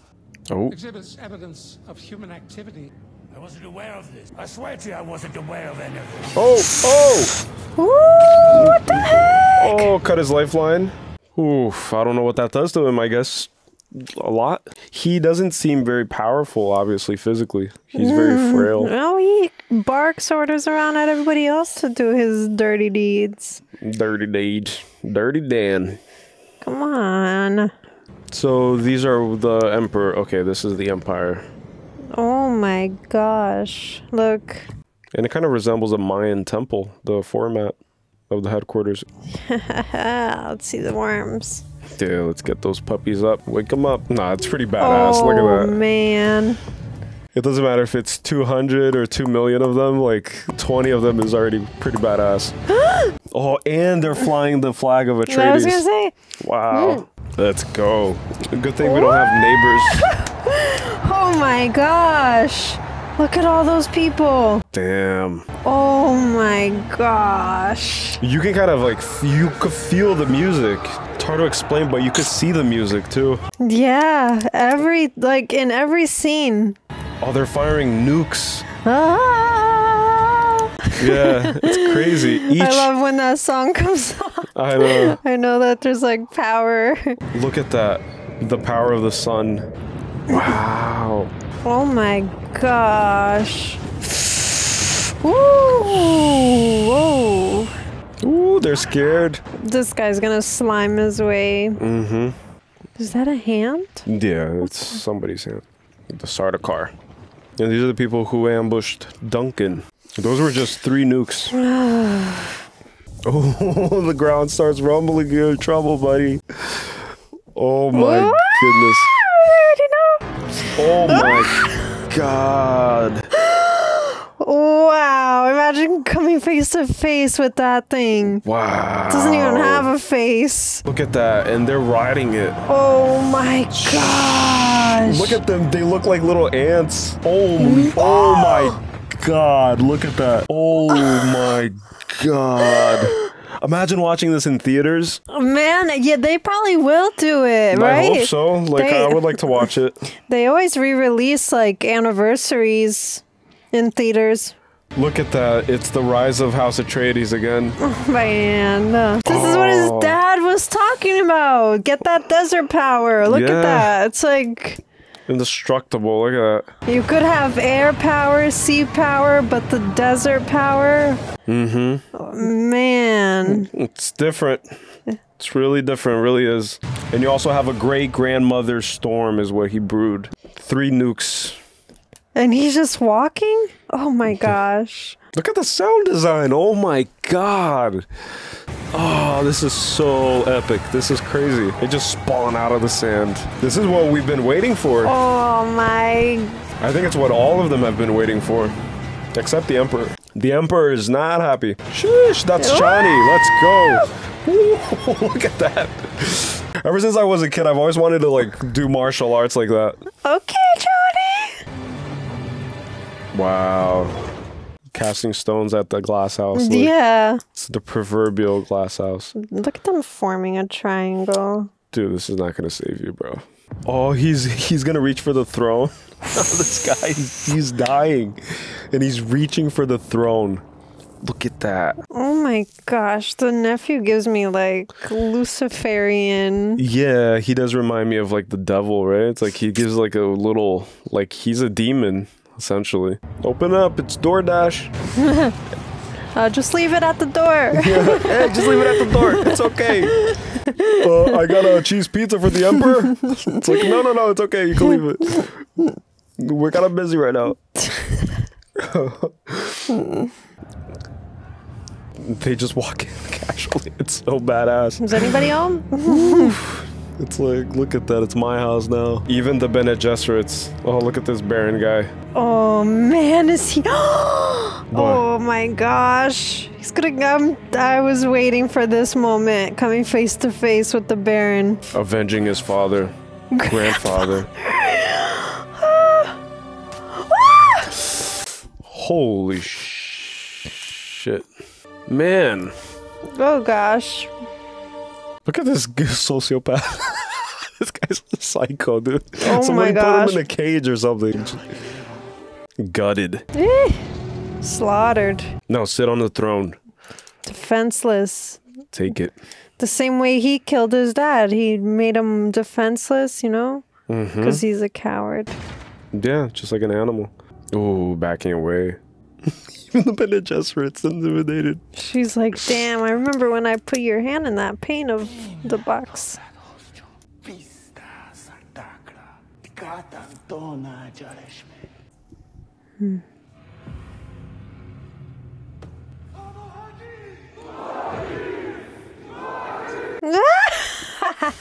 She's trembling in her boots, dude. Oh, I love to see it. This lady started off as like the freaking whatever, holier than thou. And now it's like, dude, you literally made all this happen. I bet she wished that he would take his hand out of the box and inject him with the poison. Yeah, it's too late for that. Yeah. Oh my gosh. I love the constant flag symbolism. Always reminding you who we're fighting for. And it's an eagle, right? You said? Yeah. Freedom. Let's go, old man. Let's go, old man. Look at Oh that. my gosh. He's just like walking. For Duke Leto and for Duncan. Ooh, I'm getting full body chills. Oh, Robin killed his family. So it's another closing of the chapter right here. Yeesh. Agora vai pagar, molecada. From the dead. Yeah. Look who's gonna be dead. I know, this guy Better has be whips. you. Oof. Ooh, just like that? I'd say. And my friends. Let's freaking go. Like pigs. In the throat too, right? Yeah, Both. because he's not very agile. That's why the other nephew, he's like more, you know. Yeah, he's more slender. Yeah. He kind of looks like Slender Man. Yeah, he's very skeletal looking. He's very weird looking. Give him a suit and he's Slender Man. Ew. The ants are eating him. Imagine being so grand and then you get eaten by ants. God, oh my god, I don't like the bugs. Oh, look, these are the real Bene Gesserits. Do they like fight or beef with the other ones? They're all part of They're all part of the same Yeah. clan, right? Yeah. Reverend Mother. South, North, whatever. They're all breeding and stuff. Victory is nigh. Great houses. Gurney, it's time. Bring the prisoner. My lord. The great houses. Wow. So we're gonna see all the houses, I guess. Damn, they really brought the whole universe here. People are probably wondering. Yeah, like what is he talking like that? It's because of a fruit fly. Oh, there's a freaking infestation in this basement. Here comes the old man. The masked armada in orbit. A full invasion, Fremen. How can you be so sure the great houses are here for me? They may be curious to hear my side of the story, don't you think? I am Paul Atreides, son of Leto Atreides, Duke of Arrakis. If the great houses attack, our atomics will obliterate all spice fields. You're out of your mind. Bluffing. Consider what you're about to do, Paul Atreides.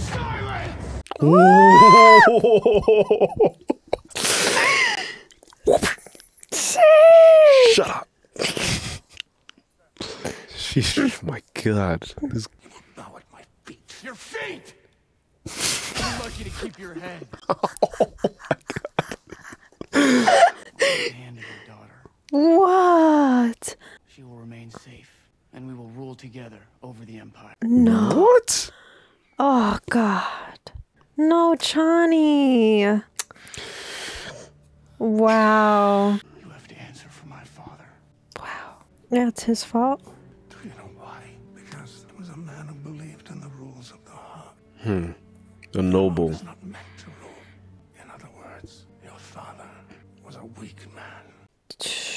Those are some bold words. Stand or choose your champion.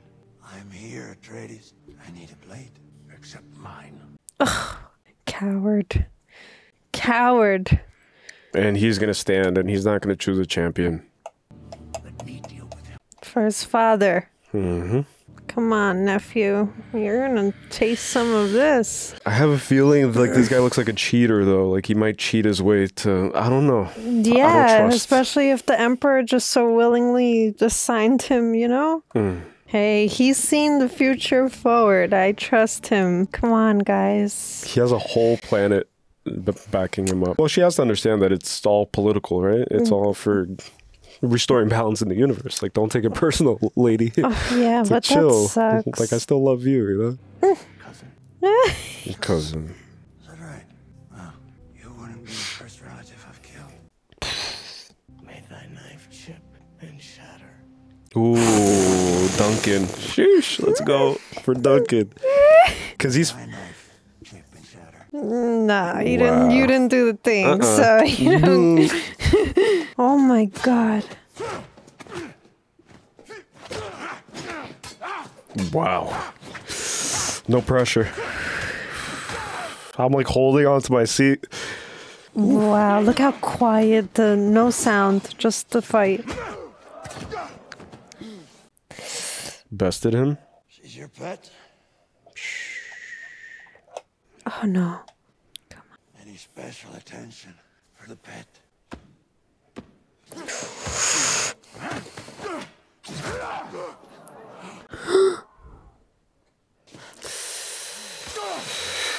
Oh my gosh. He's gonna continue fighting, even wounded. Oh my god. He has to. He has to. He's the Lisan al-Gaib. Shh. Ah, it's cutting through his hand. God, my goodness. What? Did they just stab each other? Oh, he did the trick. Yes. Scurny. Die, you vermin. Equals almost, but not quite. Wow, that's gonna prove it even more. Oh my god! That guy's always so quick. Tell him. He's always so quick to say it too. He's like, Lisa, okay, like reminding everybody. Damn. If that doesn't prove it, though. No, like that's enough proof. So now the Emperor's done. Coward, Emperor, coward. Look at that. He's just gonna take it out of his chest. Bah. And that should also prove his love for Chani. Chani. Chani? Yeah, Chani. Chani. He likes saying it different now. Chani. Chani. Oh man, she has to know. She has to understand. She has to understand. And that's the blade that Chani gave him. With the blade Chani gave. Chani. Chani? Chani, yeah. Oh man. Oh god. Oh, he's dead. Nice close-up shot just to make sure there's no possibility of him sneak attacking. I will be your willing bride. The throne will be yours. I would still kill him. It's a choice. But now, you know, does he show mercy? But mercy, yeah, mercy is the way. Because he said that you can't rule with your heart. He's going to make him kiss his feet. Kiss the ring of his father. Bloodied.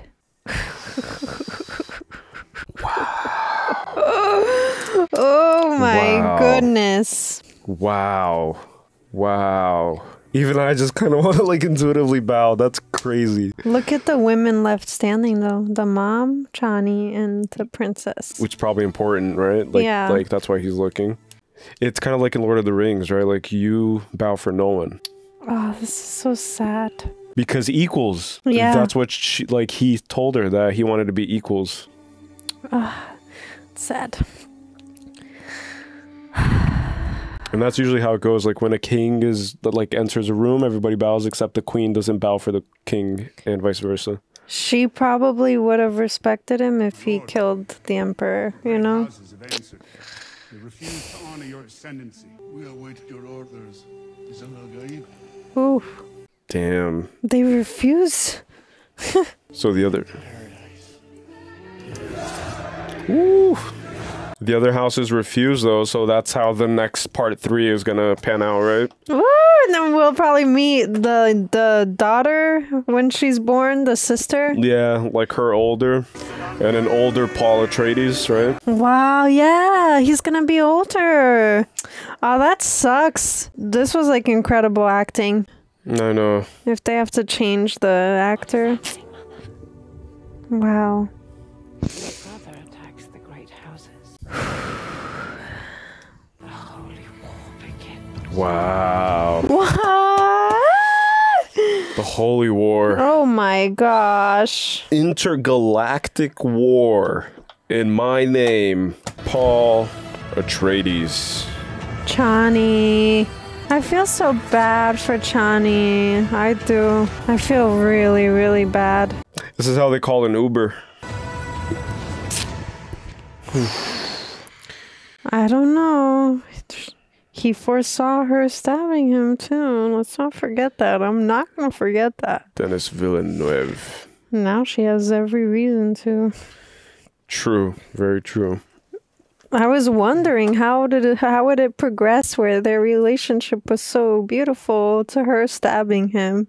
To being so sour. But now I see where that could happen. Man, oh man. Oh, that was... Hold on, I have to move. Ooh, that was one of the movies where it's easily one of the more like epic ones that we've seen, right? It's like this one and just the scope and just everything about it, to the point where, look, I barely got a few lines of notes. And usually I'm like feverishly trying to keep track of stuff. This one, it was just a lot of, I don't know, like a lot of goosebump moments. Yeah. Just like feeling a lot of ooh, ah, like ooh, ahs, you know, like it was filled with those. What was your first impression? Oh, this is one of my favorite movies. Really? Yeah, this one is. Yeah. This one was like, man, the messages, that's where it's, you know. I'm going to say this. Undeniable. I don't think anything compares to the cathartic feeling you get when you see loose ends getting tied. Yeah. You know what I'm saying? Like, there's just something so satisfying about hearing that the tears of a spring of the desert is what resurrects him, and then just like realizing it, and then the Harkonnen thing having, you know, lineage and bloodlines intertwined, and then you have the Emperor kissing the ring and bending, yeah, and having the Reverend Mother being silenced by the one who was once silenced by her. Yeah, avenging. It's like it's really full circle. It's very satisfying when you see, you know, like when you see a karmic debt being paid. Yeah. Even if it's in a form as horrific as death and mutilation and straight up homicide, you know, like just like killing in the war setting, you know, but still, like, there's something about it where it's honor. Yeah. You know, and you feel the spirit of Duke Leto, and you feel the spirit of Duncan throughout the film, and you see them without seeing them, and you feel them there. And when a movie can do that and make you feel that, and just make you also, you know, charge with the characters and charge with the Messiah and charge with the prophet and feel like you're there with them, and you're just going into battle, like, that's when you've succeeded, I think. Yeah. At making a beautiful movie. It's like, it's so beautiful. Like, it's beautiful. Even the disgusting parts, even the parts where he slits the throats, and then he has those like weird girls like ready to eat the organs and stuff, like, it's like snakes and like animalistic, you know. The guy with his way of looking at the camera, like it's very unnerving, you know, to say the least. Yeah, I have so much to say. Do you want to start? No, you're gonna start. You sure? Yeah. Okay. It's part of our ritual here. Yeah, tradition. We can't break tradition here, okay? We can break tradition. Hey, well, what if I want to lead the way? Like, what if I want to break traditions? Hey, no. What do we He's learn? like, I am going to speak when I want. Yeah, basically. It's like, You're not my dad. He's like, I am the leader, so I speak. Basically. Okay, so since it's literally half a page, I'm just going to like run through these.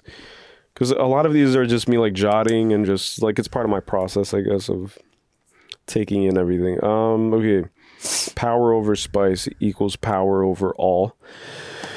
Man, like, look, this movie just like touched on something that's so complex. I think it's quite literally infinitely complex, which is the ability to tap into the quantum reality of things. It's like seeing things on a quantum level and then being able to see multiple outcomes, multiple realities, multiple branches, you know, from like choices. I think that's what he was able to do once he consumed the water of life, and he was accustomed and acclimated to spice, and his eyes became blue just from existing among the freemen and the fremen, but to me it's all obviously the free men. Yeah. The free men are being guided by House Atreides, whose insignia and emblem and animal is the eagle, which is the animal of freedom. It's the highest flying bird, I think, right? So it's like, yeah, like you fly high and you go from being rats, or known as rats among the houses, right? Like rats are calling the worms, is what Radon said. Radon? Rabin, I think was his name. The Rabin, I don't know. Rabin, yeah. But like they're viewed as lowest of lows, and then meanwhile they're completely in harmony with the most important environment and ecosystem that produces the most important product for the entire universe, but they're referred to as lesser than. Yeah. Like lesser than, like subhuman essentially, as cowards, as people who live inside of caves and who are cowardly, but they're great warriors and they've proved it. But then, yeah, it's just interesting. Like you pair the rats, quote unquote, with the eagle, and the eagle carries the rats on its wings. And that's what this movie is about. If I could like summarize it and like draw it, I would draw an eagle in the shape of Paul Atreides guiding these like rats in the shape of the Fremen. You know, like have those caricatures where the rats are like these like mouse. I don't know if that makes sense. And it's interesting, the analogy of rats, right? Because rats are very resourceful.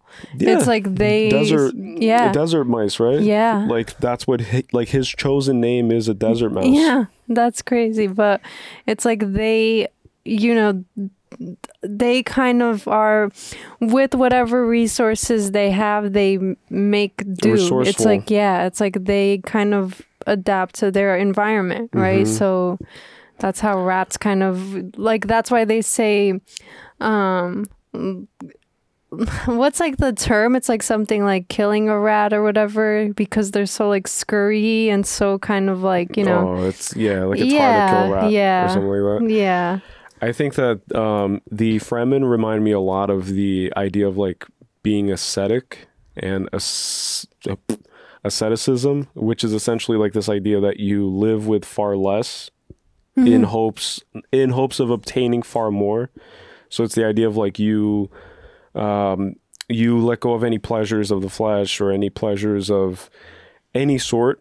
And then you just basically do that in order to enhance your connection with the spiritual, with the cosmic energies, with whatever you believe in. Yeah. So they also remind me of the early fathers of the Catholic faith and the Christian faith. Like they were literally called desert fathers, which I don't know how many people know that. But if you read the Ethiopian Bible, I believe it's the Ethiopian Bible, but in that, like it kind of talks and alludes to the ones who were the first of the faith, and they would live in the desert, and they would venture willingly out into the desert in order to connect with the divine and connect with God. And then they would relay what they found and what they heard and what they understood and what they received with the ones who would write the Bible. That's crazy. So like that's desert power. Desert power is when you wander into the desert and you find yourself, but also you die to yourself and you resurrect anew. Yeah. And you resurrect as a vessel for the divine forces to flow through. And that's what he became. Because he went to the desert as not necessarily a playboy, but he went to the desert as a noble, you know, as a person who has everything, right? Like it starts with him as a rich boy living in a big house with his mom, having breakfast kind of a calm scenario until they are called, and his father answered the call. And his father answered the call not for his own sake, but for the sake of his ancestry and generations who have always been honorable enough to answer the call. Yeah. And it seemed, so one part that I didn't really understand, which I'm assuming is the case, is that the nuclear atomic arsenal of the Atreides family is located on planet Arrakis, right? Yeah.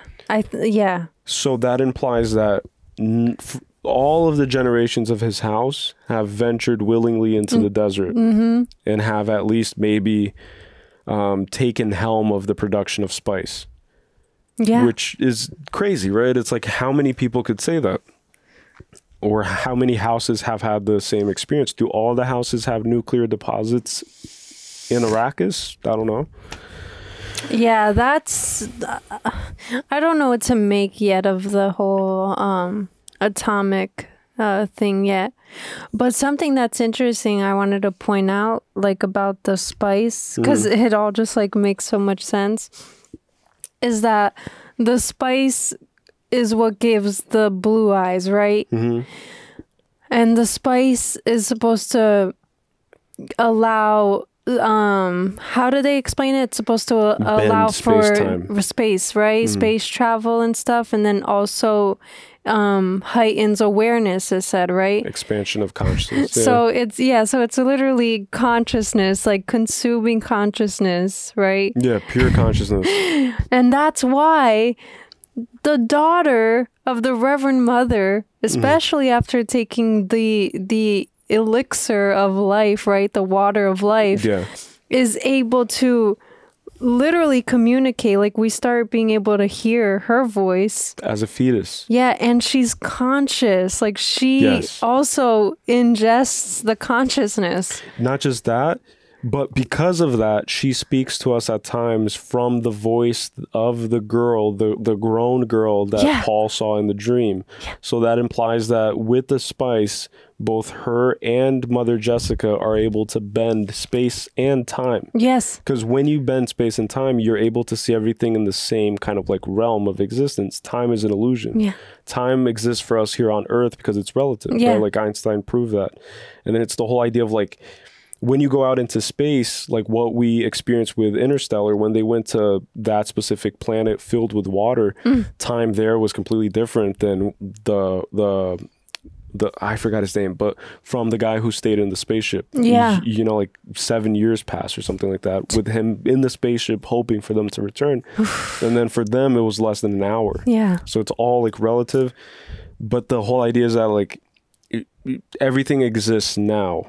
In the same space. And that's why when Paul was talking to his mom, after he realized all of it, like he saw everything, he opened his lotus flower, which showed a lotus flower in the pond. He tapped into the Akashic records, right? Like, that's the whole idea. It's that everything is stored in this like cosmic library. Everything's happening right now. Past, present, and future. Happening right now. Just like in Interstellar, when he was floating in between the walls, and then he's like, "Don't let me leave, Murph. Yeah, don't let me do it, Murph." And then he's banging on the wall, but he's moving through it as if it's like, because he's moving through time as if time is a physical space. And then that's why Paul Atreides said, like, I can see all our enemies are all surrounding us, but there's a narrow passageway. And he sees it. Yeah, it's like living in a different dimension. It's literally, it's accessing different dimensions. Yeah. It's I've always had this theory, I guess, or whatever, but in high school, for whatever reason, right? Like when I was stupid and young, like even dumber than I am now, but like super young and naive, and I didn't know anything about life or anything about anything. I still don't, but like compared to now, it's crazy. But I had this theory where we have our 5 senses. Yes, you told me this. Yeah. And then around us, like, what if there are things that are happening continuously in the same location, but we can't perceive it and it can't perceive us because we have different sets of tools to perceive reality. It's like we are limited with our 5 senses, and maybe these other things that happen around us, beings or events or whatever that unfold, happens within another set of rules in terms of like perception, you know? So like we see reality for what it is, but isn't the atom like 99% empty space? Yeah, and that's why there's such a thing as like even the sixth sense, right? Which is supposed to be... Is my mic working okay? You can hear me? Yeah. Okay. Which is meant to be like that intuitive feeling, which is what they refer to, right? But I think that that's just like heightened awareness. And then I bet that there's like more senses that you can unlock the less attached to this tethered, right? Tethered physical realm that you are. Yeah. And I think that if you can like let go of it in that sense, then you can tap into those things. It's like you can travel through space-time anywhere you are. Yeah. So I think that he was tapping into like a multiverse aspect too. Like he saw multiple outcomes branching from decisions. Yeah. He saw like each decision that he makes. So if he kills the emperor, this is the outcome. If he makes the emperor kneel and kiss his ring, this is the outcome. So you have to also consider that, and you can't really forget. And by you, I mean myself. And I was very aware and very conscious throughout the whole part. Like as soon as I realized what he realized, I kept it in the back of my head. So him deciding to kill the Baron was a choice that he knew was the best outcome. Yeah. Because he's seeing all the outcomes. And so you have to kind of trust that every decision he makes is in alignment with the freeing of the Fremen and the overcoming of whatever, you know, residual, antiquated, outdated rules of the old empire, you know, like he's paving a new way. But yeah, like just that idea of him being able to see the future and see the past and see the future, the present, all kind of intermingling together. It also reminds me, for whatever reason, like I was reminded of the Copenhagen experiment, which is the double slit experiment, which, speaking of high school, like I learned this in physics in high school, but it's the idea of the observer effect, which is like like the whole idea was that there was an experiment, because I'm a potato, so bear with me, but there was an experiment, and when an observer, a human eyeball, was not observing the certain thing that was happening, it acted like a wave. But then once they placed a human eyeball to observe it, simply observe it, nothing else was done to the experiment, simply observe it, the waves stopped acting like a wave and started acting like particles, like fixed particles that were structured and had like a certain kind of behavior, you know, like it acted like a particle.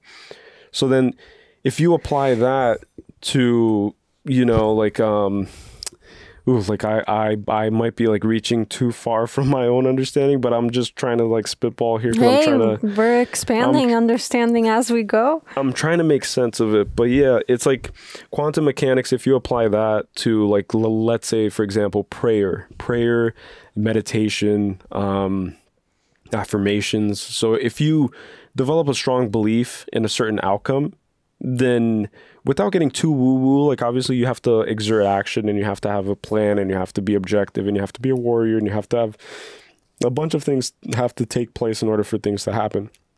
Effort, right? Like things aren't just going to magically appear because you close your eyes and you say, I'm driving a Ferrari, you know, like it's not like the law of attraction, the secret book, which people misinterpreted. Like that's just a part of the equation, you know? Law of attraction is a real thing even before Oprah popularized it with The Secret, you know, like with the Oprah book club and everybody. My mother was obsessed with The Secret, which is funny. Like she was obsessed. I've seen that book a lot. Yeah. Obsessed with The Secret. Like it became her like Bible essentially. It's like she would read it, write it, like she had a copy where it was like all scribbled in and she was obsessed with it. But then I think that you have to also have like a nice liable plan and action, you know, like have things anyways.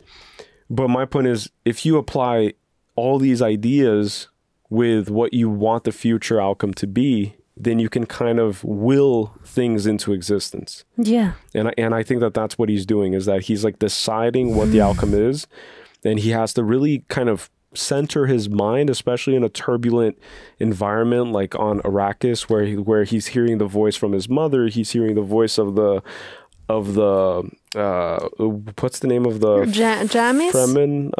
Jamis? The fanatical Fremen, right? So like he's hearing the fanaticism. He's hearing his mother's voice. He's hearing his father's ghost. He's hearing... Stilgar. Huh? Stilgar, you mean? No, just like the fanatical. Oh, okay. Yeah. I thought you were saying a specific And then person. he's just like hearing all of these voices, and so it's easy for him to lose himself and to become corrupted or to have a lot of doubt in terms of like what his vision is. Yeah. But then when he was reborn and he rose from the dead from taking the water of life, which is like an ayahuasca ceremony, it's a sacred sacrament that you take in order to connect, right? It's kind of like a portal. It's a cosmic portal. That's what all the religions, all of the societies understood. Especially the more primal ones who are seen as primitive, right? But it's just the primal nature is the most close to its original kind of format before, you get what I'm saying? Yeah. Before the rational mind took over and declared itself king, and then that's what the emperor represents. It's the death of the rational ego control, and it's the birth of the heart-centered, kind of like morally correct. It's the virtue over rational being, you know, because even the Baron was dying and his last wish was to just be able to sit as an emperor, even if everybody denied him the role of an emperor. He just wanted the material feeling, right? Because he's like that makes a lot of sense. And then it's interesting because the emperor was judging Leto Atreides for being someone who rules from his heart, kind of, right? But just like you're saying, like that's something that... And he called him a weak man. It's necessary, though. It's like that's why it's part of the chakra system. It's like you can't just skip over the heart chakra and jump to the crown. It's like you have to, you know, like it's a whole process. But it makes a lot of sense. Like the Baron is he's like the epitome of just materialism, hedonism. Yeah. And I think unconditional love, as corny and as cringy as it is to say, I think it's the most powerful force, and that's what we realize in Interstellar. You know, like that's what tethered Cooper and Murph. Yeah, and it like traveled through a black hole, right? It's the same, like, which is the dark void, you know, like information. They didn't know if information would survive. Yeah. You know, and then he proved that information survives, but love always prevails, even through the darkest void, even through a black hole. Yeah, where light doesn't travel through. But love. And then light is considered the most stable thing in this existence too. Like scientists have also proven that everything is relative or can be relative. Like space-time can bend and things can move differently, gravitational pulls and all these things like physical, like time and space. But then light is the most consistent thing that just like cuts through everything consistently. It's like you can rely on light always, except when you go inside of a black hole. But then in Interstellar, which is just a little cross sprinkling, but like Interstellar shows that love, unconditional love, is higher than light. Yeah. Because through a black hole, light does not travel, but Cooper went through, and then Coop survived. Survived. Yeah. And then Coop survived because of Murph. Yeah. And then he gained the understanding of the whole universe through unconditional love. Yeah. And faith. It's like faith, not hope. Hope is believing. Faith is knowing. Yeah. And that's how you distinguish the two. And this whole idea of like Paul being able to see a way forward, right? But then as you're saying that he you determine through your choices, through the actions that you take, along with that manifesting power, right? Yeah. To create this reality. So he uses that to make it so, right? The things that he envisioned, that's like a parallel to Jesus foreseeing his crucifixion, right? Like the suffering that he would have to. And it's what he underwent in the Garden of Gethsemane. What's that about? So Jesus, prior to getting crucified, I believe, look, please just have mercy. Ironically, no, like people on camera, because people on the internet are ruthless. But it's like, this is just me, like I'm just a regular dude. I'm trying to just bring up stuff that I try to remember. But in the Garden of Gethsemane, which is the second mention of a garden in the whole Bible, I believe, aside from the Garden of Eden at the beginning, Jesus receives, right, like prophecy and knowing that he's going to get crucified and that he's going to be wrongfully indicted to the cross, and he's going to get, you know, like how everything pans out. And so he goes into an olive garden, essentially, which is highly symbolic, because the way to get the juice and the preciousness of an olive is you have to press it and put it under pressure and squash it and break it, and then you get the juice, right? So he was in the Garden of Gethsemane with 2 of his followers, I think. But like, that's what you were saying, kind of. So it's like, he knew, but then he could have chosen to run away, to escape his destiny, but he had to undergo willing, kind of like the epitome of suffering. Yes. Knowing that he didn't deserve it, and still having to undergo that for the benefit of all. And that's the idea of unconditional love. Yeah. You know? And then it's shown in plenty other religions. Like, in every religion has its tale of unconditional love. And that's why they tell him before he drinks the water of life that you are going to die. Yeah, it's right? all like... It's like metaphorical, but look, like, this has to hit people's ears. Like, it has to, you guys have to listen. It's like, you need to be willing to kill yourself in the metaphorical way. I'm not saying it in the physical way. You have to be willing to kill the identity that you've come to know of yourself in order to heal this world. Yes. It sounds so contradictory, because then you think that, oh, but then you're sacrificing your individualism and your individuality and all these things. No, it's like, that's still here. Yeah. It's like, that's not... It's so crazy. It probably sounds so crazy, but it doesn't at all. It's because your sense of self is what's keeping you limited. Yeah. Right? Like, your sense of self and your sense of agency and your independence and your individuality that you've been programmed to like construct and to believe. But then ironically, you've been given the tools by society and by those who tell you, right? Like, it's kind of like the Bene Gesserit. It's like the what's the name? The Isan al-Qaib, right? Yeah, Lisan al-Qaib, yeah. Lisan al-Qaib is going to come, and they've been planning that for generations, and they've been telling you exactly like what the prophecies are. And it's funny because it's all unfolding exactly as the prophecy predicted. And maybe that's just the genius mind of the Bene Gesserits, and I guess we'll understand it better as we watch it, because people said it's plans within plans. But the sense of agency in self is what keeps you separated from the all. Once you let go of yourself, of this idea that you are a self, that you are an individual, that all you are is this body. It's like you're born randomly on this space rock that's flying through space, infinite space. There's dark matter, right? I think scientists prove that when you look out into space, you see dark matter, dark energy, and it's not just nothingness. It's not just darkness of space. And space is not outside of you, right? Because we have this illusion that it's happening outside of Earth, and that's an illusion, because there's no door.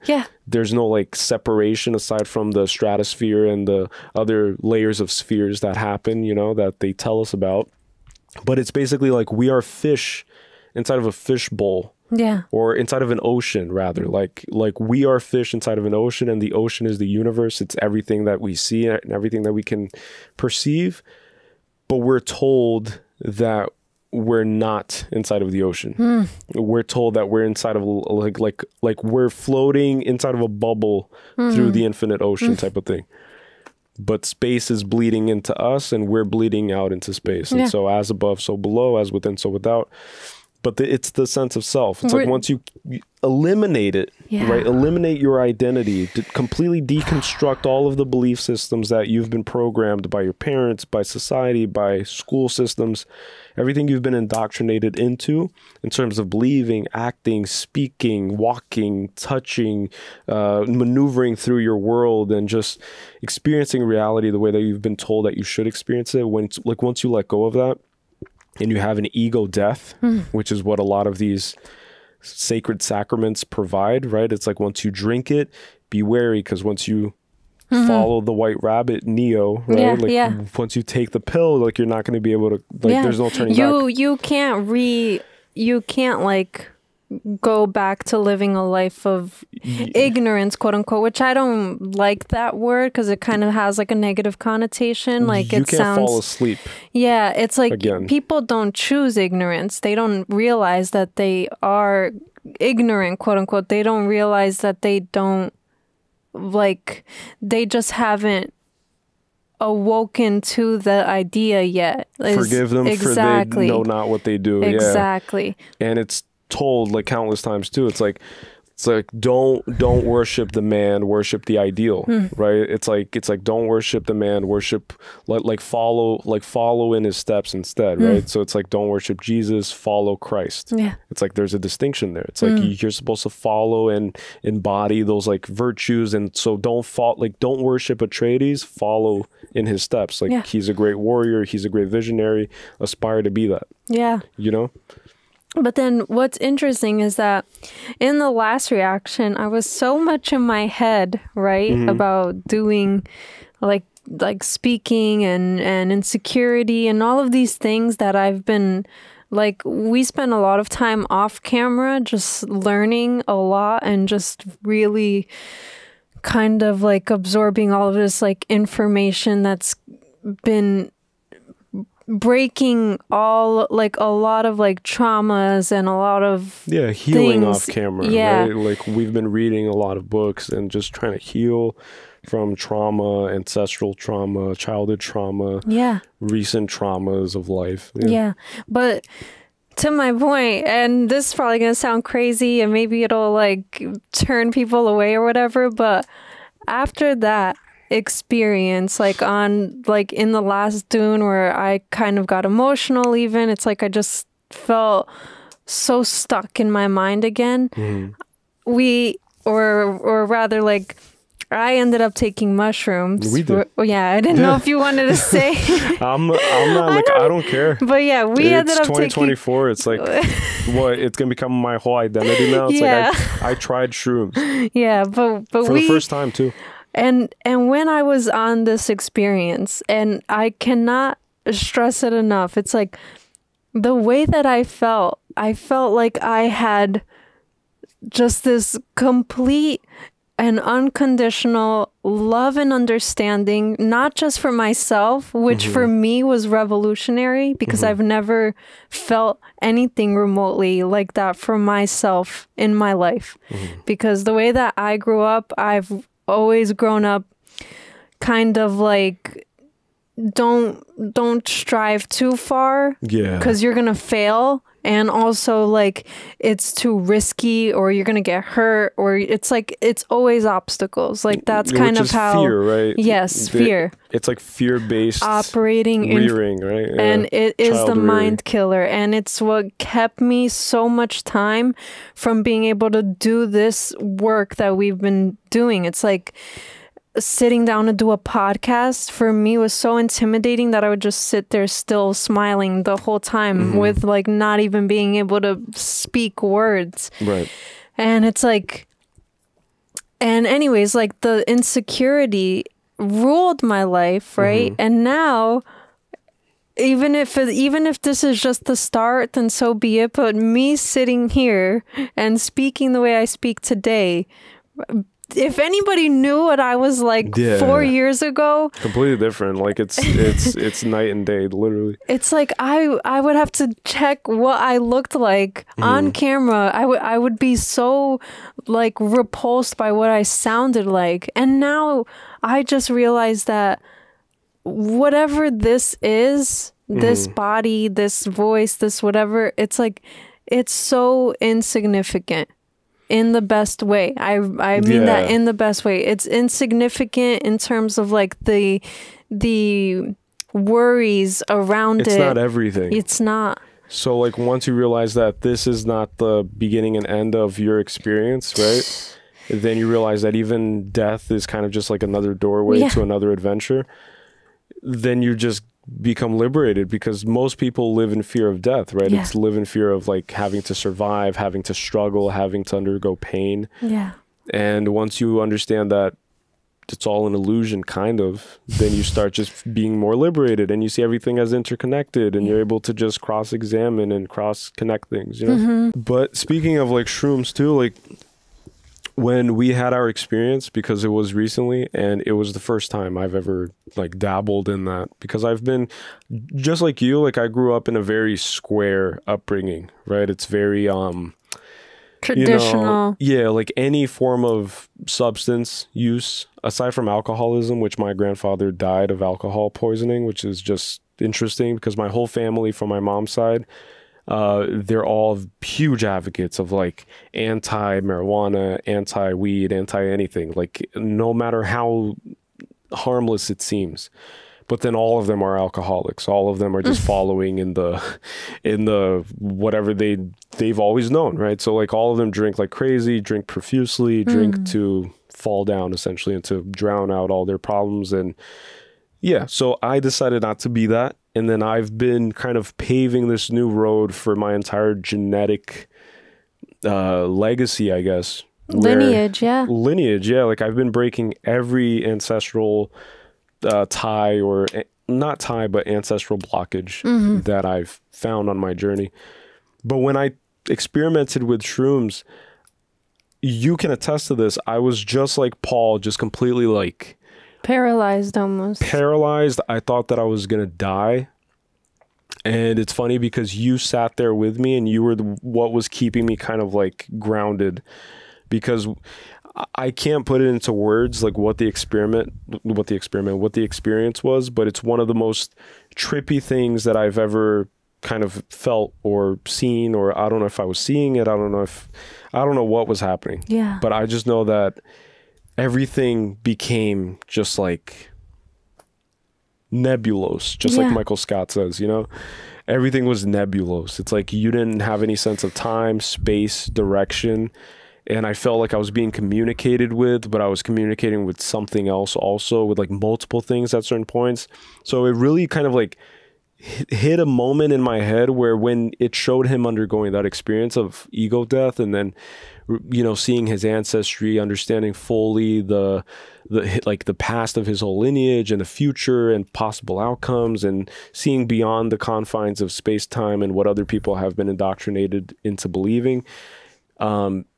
That's what you get from like a experience like that, you know? And it's, yeah. I don't know. You like see things in like such a clear way. It feels like it doesn't, like there is no such thing as, I don't know, like black and white kind of. Yeah, that goes away quick. It's like this idea of like good or bad, because it all just seems so perfect. Like that's the best way to put it. It's like duality is an illusion. Yeah. It's like there is no such thing, because there wouldn't be good without evil, and there wouldn't be evil without good. It's like you can't have one, like you can't have one without the other. And so it is perfect. And so let that also be like, let that be something that allows you to be forgiving with yourself and with the world a little bit, you know, because we live in a world that's like everything is so like opposing, right? It's like it's always blue, like sides. Yeah, it's always like north, south, judgment. People's automatic response most of the time is to be negative.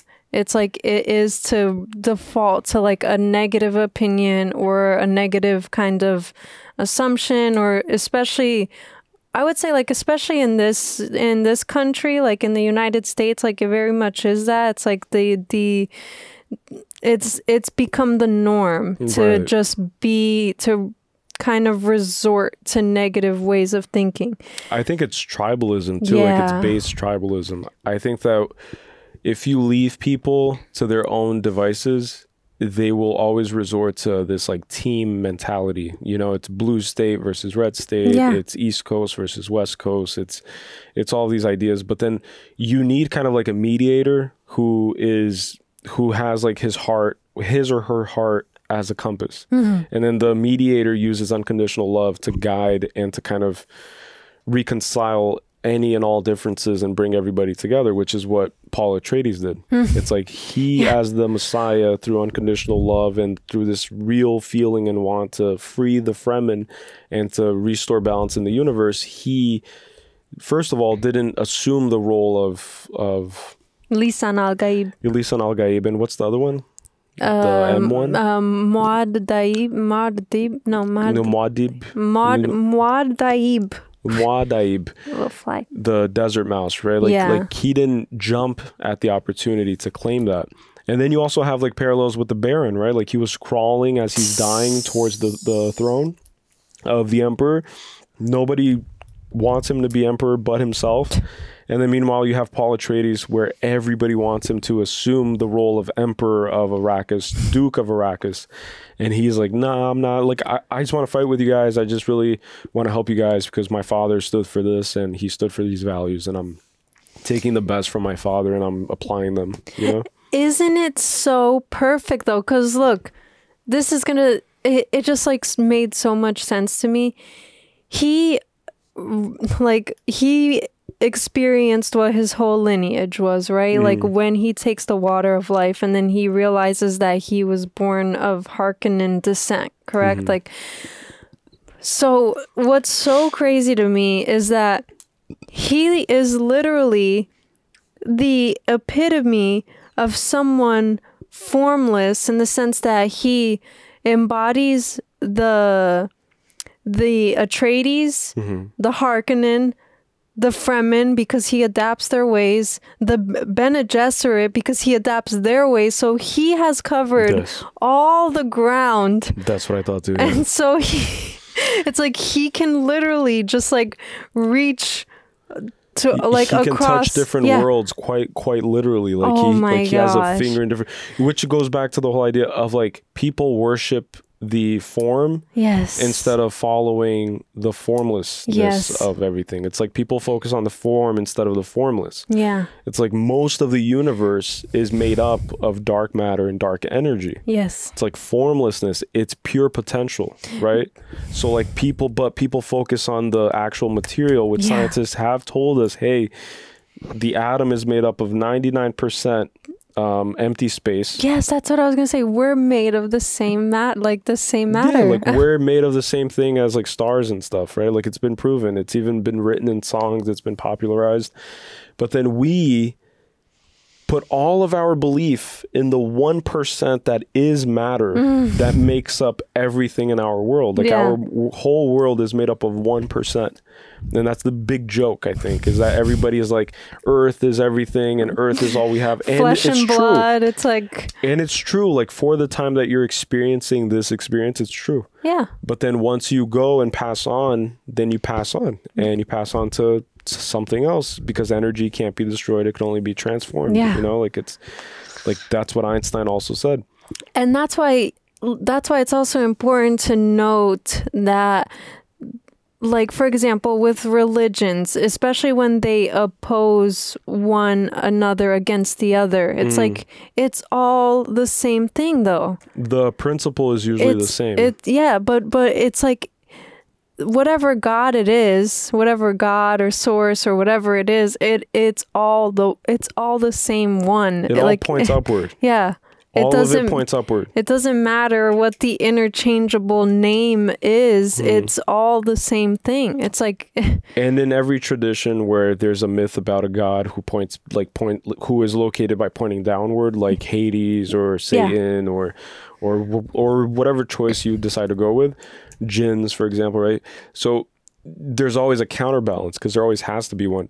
And then I also realized recently is what I've kind of like pieced together is that enlightenment, right? The state of becoming enlightened, like the state of the Buddha and the state of the Jesus and the state of the Muhammad and the state of, you know, that enlightened state comes with its own shadow. Yeah. Because everything has a opposite. And the shadow of enlightenment, in my opinion, from what I've gathered with my short time here on Earth, is that it's responsibility and it's sacrifice. It's like that's the shadow of it. Yeah. It's that you can't have enlightenment without a dark shadow that is comprised of sacrifice. And that's literally what it's all about. It's like the Buddha, right? He was a prince, just like Atreides. So he was a prince who was kept concealed in his noble house by his father, who was very protective, kept every idea away from him that wasn't of like this youthful, indestructible, beautiful, pristine idea of life, right? He always kept the palace filled with young women, attractive servants, young, youthful people always, and then never let him see anything aside from that until he started venturing outside of his kingdom, outside of his noble house, and he started witnessing old people, disease for the first time, old people, sickness, death. And then he started opening his eyes slowly but surely to the real world and what the world is actually comprised of. And then he realized that what his father was showing him was just a little sliver of reality that wasn't even real. It's like all of this material abundance is, again, just 1% of what actually exists. And then he let go and he just completely shed off the skin of nobility, of attachment to anything, and then became an embodiment of the all, connected to every world. So he could speak because when he spoke, it wasn't himself. It wasn't his sense of identity. It was the cosmic juices or the water of life kind of flowing through his vessel. Yeah, that's what the voice is, right? That's why it's so impactful, because the voice is backed by intention. Yeah. Their intention is so strong that it literally penetrates through any energy of any person. You can't deny it. You can't deny it. You can't. You like, it's no matter inevitable. who you are or who you think you are. You can be as stubborn as Chani. Like you can be as stubborn as you can also inhabit the voice yourself, but the voice will still work on you, you know, like it doesn't matter. I think that you saying that just made me believe in something, which again, like I'm looking forward to part 3. I don't know if there's an estimate of when it'll be released. I can't wait. Oh my gosh. But what I'm realizing is that's the reason, in my opinion, why the Bene Gesserits want control over spice production. Yeah. Because they use this cosmic portal to receive the voice, but then they use the voice as like a cheat code of sorts, where it retains their control and their hold of power in the universe. Yeah. And they just continue this cycle, and they just breed new young Vestal virgins from the era of the Roman Empire, you know, to keep this flame alive, this flame of corruption. And then that's why they're doing it. And so, because in the last one, I kept asking myself, so can he trust the voice when he hears it? And my answer to that is that he can. Yeah. Because the voice comes to the vessel that is open, that has undergone the ego death, which is what all the Bene Gesserits have done. But then, just because you've undergone the ego death, that doesn't automatically mean that you're a virtuous person. Yeah. It just means now that you're open, and you're an open source and an open to source, right? So you're a vessel that's completely open.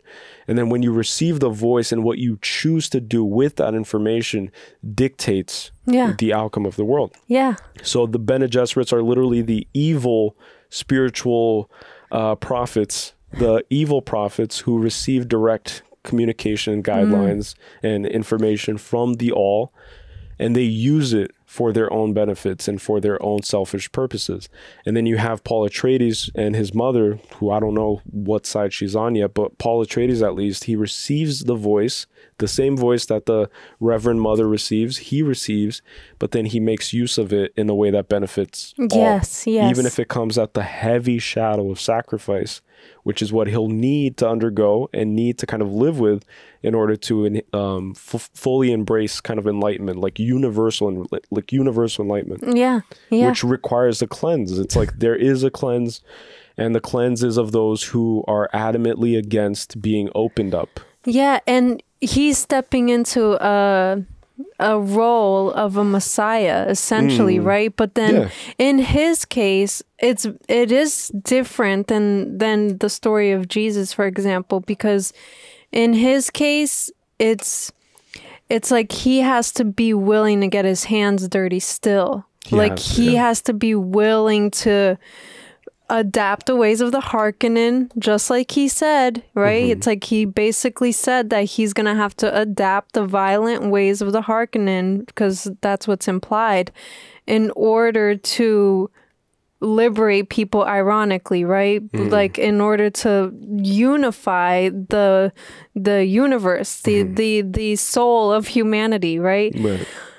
But then because it's he can't turn the other cheek. It's like he can't be a pacifist. He can't be a Gandhi. His role is like much darker. It's much heavier. It's like it's going to come with violence. It's going to come with suffering, and it's going to come with death of a lot of people, probably billions, for example, if that's the case. But he's saying that he found a way through it, but there's still going to be a lot of lives lost, I bet. Especially those who govern using fear. Yeah. It's like you have to find a way to make them fearful of you. Yeah. And that's how you conquer them. And that's how he conquered the Harkonnen. Yeah. Is that he killed them like an animal, just like a pig, you know? It's like he just stabbed them. The Baron, yeah. Yeah, and then when he fought his nephew, his cousin. Yeah, the Baron's nephew. Yeah. And Atreides' cousin, like they kind of were matched, equals, but then he at the end also had like a little surprise attack, which is what the Harkonnens usually rely on, is the kind of backstabbing nature that they are. Yeah. So they don't like they aren't people who are I forgot. They aren't people who are honorable men and honorable warriors. Like they're not. So you can't rely on that idea. Like you have to play your enemy in the chessboard that they play on. Yeah. That's how you win. Yeah. Yeah. You have to learn your opponent's moves, but they're like they're so like committed to their ways, and that's why they want to assert power so much that they completely disregard any other kind of, I don't know, just like any other kind of outcome, I guess, you know? Fear is false evidence appearing real, right? Like it's false evidence. It's all an illusion. Fear is an illusion. Wow, I didn't even realize that that's like the acronym for fear. That's what I believe in, yeah. Oh my god. And that's what I've heard before. Yeah, like some people believe that it's false evidence appearing real.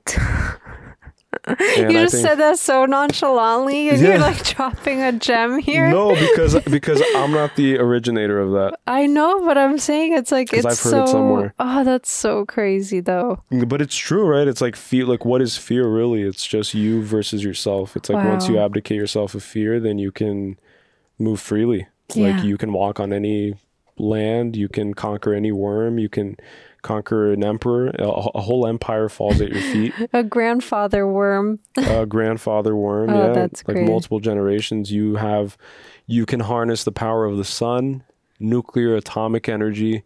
You can harness the power of the sea, of the winds, of all elements. All elements obey you. All humans, all men bow to you, and nothing can stop you. Yeah, essentially. But yourself. And that's what Paul Atreides was fearful of, is that not that he wouldn't gain control, but he was fearful that he would gain control. So it's the fear that, you know, like it's like power is scary. It's like I've always thought about that. Like as a kid, for example, right? Like every kid wanted to be an astronaut, wanted to be a president. And then you look at that and you're like, like, do you like these jobs hold a lot of weight? Yeah. Being an emperor, being a president, being responsible for anything, being the CEO of Apple, of Facebook, or whatever it is. It's like, it's a big responsibility, and you're under scrutiny like 24/7. Every move you make is magnified. Every mistake you made is, you know, creates wars. It's like a subtle slip will create a war. Yeah, you literally have the biggest target on your back. Yeah, because you have too much control. Because you have people trusting their livelihoods and putting their livelihoods in your hands. Yeah.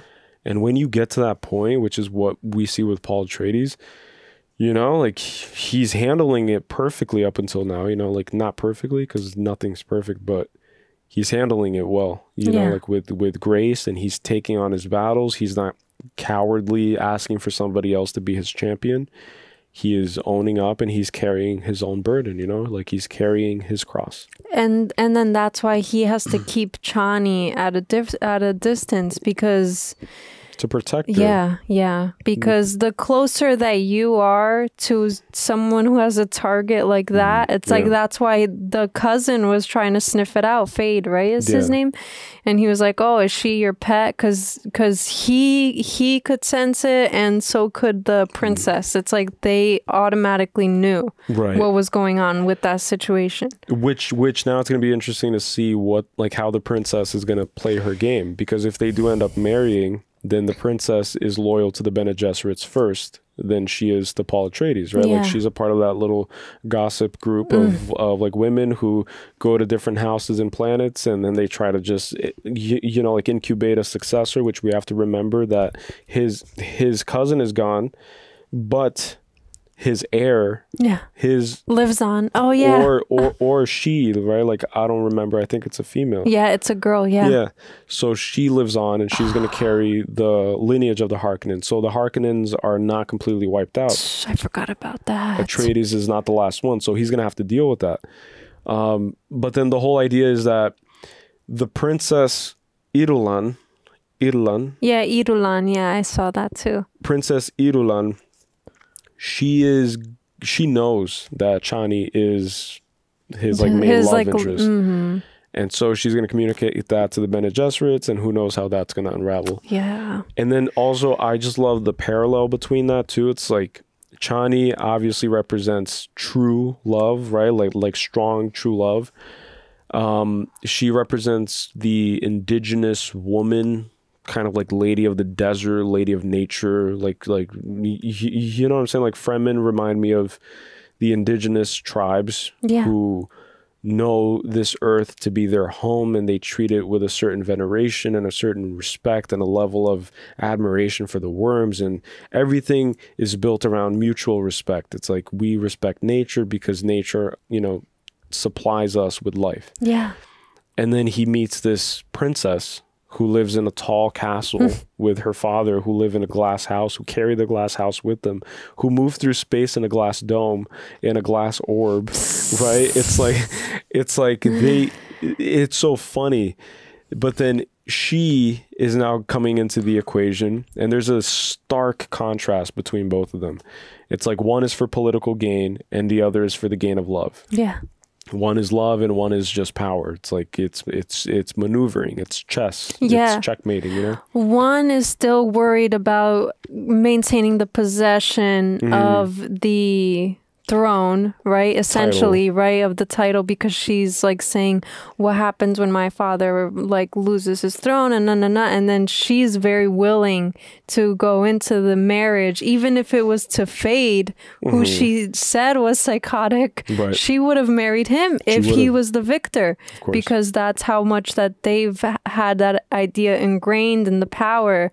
And then meanwhile, Chani, the reason that she steps away and doesn't bow down not only is because of the whole equal thing, but it's because what she stands for is the freedom of the Fremen people specifically.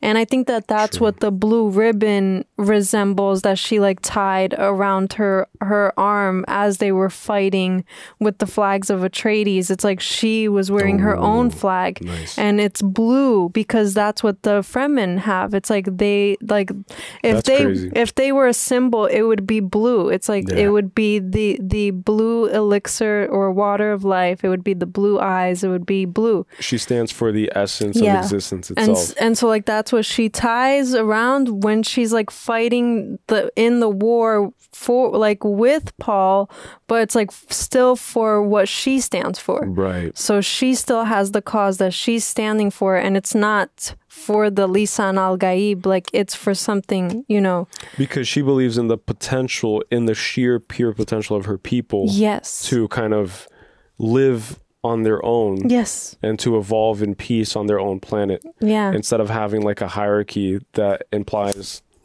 you could, I don't know, it's just a little fruit fly. Oh man. Instead of living in a hierarchy, in a structure that implies a hierarchy, which is like a religious one where there's a messiah and stuff. Yeah, exactly. But oh man, Sorry, that little fruit fly. I saw it land on your face, and then I wanted to help you. I just got used to it. Okay. But yeah, go.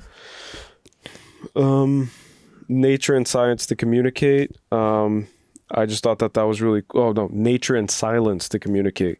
That's the two main ways that they communicate. The Fremen, in the beginning, they imitate nature noises, noises of birds, noises of animals, to communicate with each other so that the Harkonnen don't pick up that it's them. Like, it's humans, it's people doing it. And then through silence, through sign language, is also how they communicate. So they communicate through symbols, through hand symbols and hand gestures, and silence. Yeah.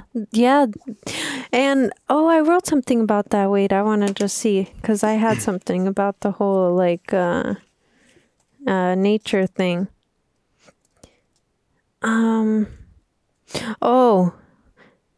Yeah, that in, especially in the sand, right? Because the sand, it's so quiet in a desert, right? And so that's why the worms can sense the vibrations and stuff, and why like you have to move in a certain way, and you have to kind of be quiet and be kind of stealthy. But anyways, it's just very interesting because of what you're saying. It's like they've become one with nature. It's like they truly understand and respect nature in that sense. It's like, so they adapt the qualities of nature, but then it just seems on the outside to be the Fremen qualities, right? But really what the Fremen have adapted is the qualities of nature. It's the qualities of nature. And the worms also remind me of the guardians of the gold, of the alchemical gold, of the secrets, right? Usually it's portrayed as like dragons. In alchemy, it's dragons guarding the gold. You have cases where it's Garden of Eden.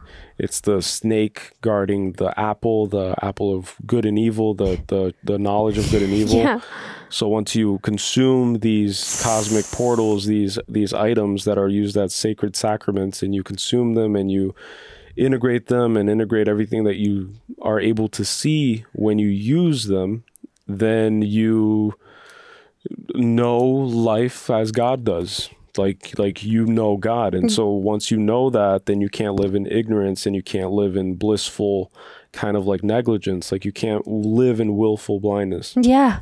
You have to live in, And then we were talking about, we were talking about this with that philosopher, I forget his name now though, about the bad faith. Jean-Paul Sartre. Oh, Jean-Paul Sartre. Yeah, I can't even say his name, but he has like a philosophy about bad faith, and it's basically that humans are condemned to be free. So we're condemned to make choices, right? And so you have to bear the responsibility of those choices. And then in hand with what you were just saying. Do you want me to say what Jean-Paul Sartre says? You'll probably so the idea, to kind of like recap, because it's kind of like a complex idea, but the idea is that people are more open to believing that whatever bad circumstance that they're in, whatever predicament they find themselves in, they are kind of doomed to that reality, versus the belief system that, for example, instead of being encumbered by mortgage, by bills, by doing a job that you hate every day and just wasting away your life in order to have an unhappy and unfulfilling life, the idea that you could literally just drop everything, jump in your car, find a forest or find a jungle somewhere, fly there, drive there, sail there, or just buy a boat and sail out into the middle of the ocean. You know, like the idea that you could do that is so far-fetched that it's beyond people's ability to believe in that. And so people don't believe that they have more choices than whatever they find themselves in. So the reality that they're in is made concrete by the opinions and the thought bubbles of other people that influence their own. And so they start believing that the chains, the invisible chains that they've been kind of anchored down with, are actually real. Yeah. Until they start analyzing them and feeling them and just realizing that they could actually stretch their arm farther than what they've seen their dad do. Yeah. And what they've seen their mom do. Like maybe their mom and dad never raised their arms above here because the chains were believed to be so heavy. But then they grow up and they're like, wait, like I could even jump. I could do a cartwheel. I can exit this cage. Like this cage isn't even real. It's just made with smoke and mirrors. And so that's what the like. That's the idea of bad faith, is that you have more faith in your negative reality than you have of ever being able to make any change that's so foreign that's why you kind of lack the like faith. It's like you're so uncomfortable with the idea that you have free choice, that you just stay comfortable in whatever roles that you think have been assigned to you. People love the idea of things that are familiar to them. Yeah, but then how would this connect to what we were talking about? Because now it just slipped my mind. Well, this connects because Paul was told that he had to kill Stilgar. Yes. Right? So that he had to put an end to his life in order for him to take his role. And then he said that he's paving a new way. It's like he doesn't abide by anything. And this leads us to another philosopher called Nietzsche. And then Nietzsche talks about the Übermensch and the Superman, which is what Superman is kind of based off of. It's like at the time when the superhero Superman was created, they would kind of advertise him as like he's faster than a locomotive moving train. He's faster than the most advanced form of transportation, the highest building of like construct, like steel structures, like the Empire State Building.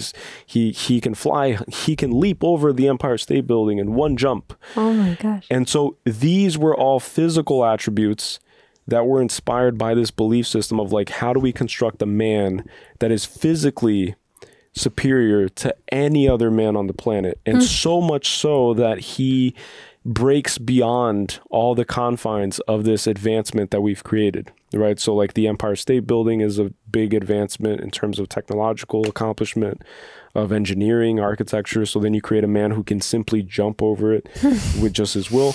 But then Nietzsche said, okay, so if Superman is the physical, then I'm interested now in figuring out the psychological and the spiritual. And so how do I create a Superman here and here? And then that's when he started diving into this idea of the Übermensch, which is a person who creates and establishes their own morality and their own belief systems and breaks past anything that they deem to not resonate. Yeah. And so they don't confine and they don't follow trends. They don't look at what other people are doing and follow suit. And also there's this idea too that this Übermensch or the Superman uses culture, right, to enhance and uplift people. So uses popular culture and popular understanding, uses it as a tool to communicate with the hearts of those who are deeply ingrained within it. So like that's how you get people to kind of listen. It's like you don't, if everybody is a huge fan of a certain soccer team and you want to teach them about soccer, you're not going to call them to go to this. I don't know if that's a good example. That makes sense. But you're not going to like teach them using this nobody team. Yeah, it's like you're going to gather You're going to use them, the staple. and then you're going to use the team that everybody knows and loves, and you're going to explain the game using these popular characters. And then that's how you get to people and get people to listen, is that you have to kind of teach through, you know, just what like they stuff. gravitate towards. Yeah, teach people through what they understand. Instead of asking people to meet you at where you are, you have to meet people at where they are. Yes. And that's how you teach. Like, that's a good teacher. And then a tyrant is someone who expects everybody to meet conform, them at where they're at. It's like, you have to meet me at where I'm at, and you have to bow, and you have to climb these steps. I don't care if you're handicapped. I don't care if you're elderly. You come kiss my feet or you're going to die. Yeah. And so everybody in Dune kind of has their own version of like living in bad faith, because they all believe that they're confined to the structures of whatever you know, kind of family they belong to or people that they belong to, and then it stays very limited. But then what you're saying is that Paul Atreides, he resists that idea, and so he's been paving what he knows to be the truth, which is that you are free to make the choices and that you don't need to be confined by these quote unquote like predeterministic predetermined ideals. external factors, right? Because that's just simply not true. Like it doesn't need to be the case. But then to your point about what you're saying right now, what's interesting to me is that Paul is supposed to represent that, but I think that Chani represents a level above him. Yeah. In a sense where, like, for example, Paul is being worshipped. The person, Paul Atreides, is being idolized, right? And it goes back to what we talked about a few minutes ago, where you have to follow the teachings and not the form. It's like you follow the teachings that lead you to the formlessness of existence, which is everything. You know, it's from the... I don't know how to explain it, but then Chani is the one who's actually deciding to pave her own path, because she's going against the entire grain of her people. Her whole clan, her whole lineage has coincided and has chosen to believe that Paul Atreides is the savior. Yeah. And then she's the one that's like, no, like, I'm not going to worship another human being. Yeah. She's breaching like a whole other level of freedom. Yes. And then that's why she says, like, this is just still a different form of enslavement. Yes. You know? That's the whole point. Because there's plans within plans. Yeah, like they're choosing to worship him, so it's not like they're being forced or whatever against their will. Just like the Baron, for example, who forces his own people, those who look like him, to worship someone who looks like you. Yeah. It's like, think about that. It's like you're going to worship another person who looks like you, right? And then that's where the idea of like celebrity comes into play. And celebrity worship. It's like people worship celebrities, even though most celebrities, like at least the really good ones, they're usually like very humble. And then they usually say like, I'm just a guy from Ohio. I'm just a kid from Kentucky. I grew up, you know, in a basic normal school. Yeah. I was a waitress or a bus boy for years until I got my big break. And now here I am. Like, I'm just like you, basically, you know, like it's what all of them say. Yeah. But then you have people who worship at their feet and want to autograph. And if they get touched by someone, it's like, I'm never going to wash my hand, you know? So that to me is a form of unresolved kind of just inner healing. It's like you just are looking for a savior and you're desperate to the point where you believe that this other human holds powers that you yourself will never be able to obtain. Yeah, that's wrong. It's like, sure, like if you meet Michael Jackson, right, or if you've had the opportunity to meet Michael Jackson, he's a phenomenon, right? Like you probably won't be able to become Michael Jackson because there is a Michael Jackson. Yeah, yeah. Or if you meet a Michael Jordan or a Kobe Bryant, rest in peace, but like there's just one of one, right? But then the potential to have that self-belief and to have that vision and to have that understanding of creating your own and paving your own path, you know, like Michael Jackson was completely ridiculed. Yeah. Like in his upbringing, like he was praised and admired by many, but many people ridiculed him, called him weird, called him a freak, and found reasons to kind of like devalue his accomplishments essentially, right? Yeah. But then my point is like, the coreness is there, and that's what Chani, that's what Chani sees, is that all of the people have the core, have a piece of the universe within them, right? Like stardust or God or the cosmos in your heart, like it's in there. And so the potential to become great in your own right is always open, and you can be your own savior.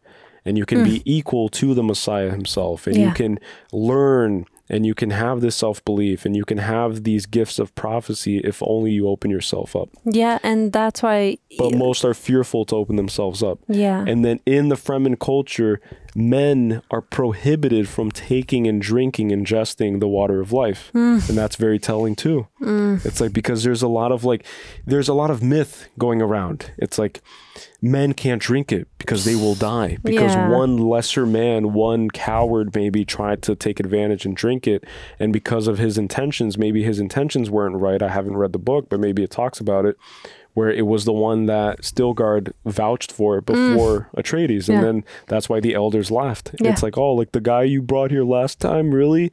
Chuck? Yeah. Freaking Chuck? Really? Just like you said, Chuck had all the signs of being the freaking Messiah? Sorry to all the Chucks out there. Yeah, sorry. It's just a generic name. You know, like you could choose whatever name. Not in a bad way, a generic name. Yeah, just no, like, it's not. It's probably a very common name. Yeah, like, Chuck. like my I used name to is work very with a Chuck. common. Gabriella's like a Mine very... too, Callie. No, it would be pronounced Kaylee. But good try though. And you had like a nice luscious blonde hair, you know. It's completely like most girls are, like most Kayleys are girls. Yes. And even Callies too, like Callie, like Call. Yes, they're usually girls also. Yes. But like my point is that like there's a fear mongering that happens that keeps the men from experiencing new frontiers or pushing their limits in like internally, and so they become fierce warriors and great warriors, but that's not enough to lead people into freedom, you know. Yeah, and to your whole point about the other thing, it's wrong to like worship people like in the way that we see a lot now with what you're saying with celebrities, right? I think that it's wrong in the sense that like you need to understand that that's just like a form of you diminishing your own value and then giving into this higher perceived value of another person, because that's what fame is. It's that if a flock of people decide that this person has a higher perceived value, perceived is the key word because it's perception. It's you're perceiving that to be their value. It doesn't necessarily mean that they're of that value. But if the flock decides so, then it just so happens to be that that's the case, right? But then the emperor, right, has so much perceived power, and then someone just comes and challenges that, right, and kind of like everybody shows that they are an equal, because that's what we are. And that's what you're saying that Chani believes. It's like Chani believes that everybody has the equalness of like no one is above anybody else. No one should be. There shouldn't be an emperor. There shouldn't be like it should all just be that everyone is, you know, equal. That everybody's able to like live together with nature, essentially in your highest power, right? Everyone though, like everyone, like you are not above anyone and no one is above you. It's like that's all an illusion that requires a lot of effort and continual maintenance, right? So like ruling out of fear requires a lot of maintenance, because you have to continually instill and remind people of why they're obedient, you know, like generations and generations. And we see that in like North Korea, right? It's like if you commit a petty crime, then generations of your lineage is going to pay for it, essentially. If you steal a loaf of bread, that's crazy. And that's the extent that they'll go in terms of the iron fist, I think is what they called it back in high school when I was studying history. It's the iron fist of ruling, you know, like that's how you rule. But then I think that beautiful things don't demand attention, and they never do. So everything that's beautiful is at you. It's literally like you have access to all the beauty of the universe. Literally, if you look up, you'll see it. But if you keep staring into a television or staring into a or listening to a radio, you know what I'm saying? It's like any authority that's any sense of authority or perception of authority that's crafted through the hands of man is an illusion. Any and all, because we've seen major empires just completely disappear, crash and burn. You know, they rise and they fall. So then you have to ask yourself, what has stayed consistent. Mm-hmm. And that's nature. Like nature is always consistent. Exactly. Even in its inconsistencies, you expect a certain level of consistency. Like there are storms that brew out of nowhere in the middle of the ocean, but you know when you set out to venture into the ocean that you will kind of have to face storms. Yeah. And so when you venture out into the desert, you know what to expect a little bit. Like there are sandstorms, possibly. There are worms that might kill you, might eat you, unless they're tamed. Yeah, lack of resource, right? Like lack of resource.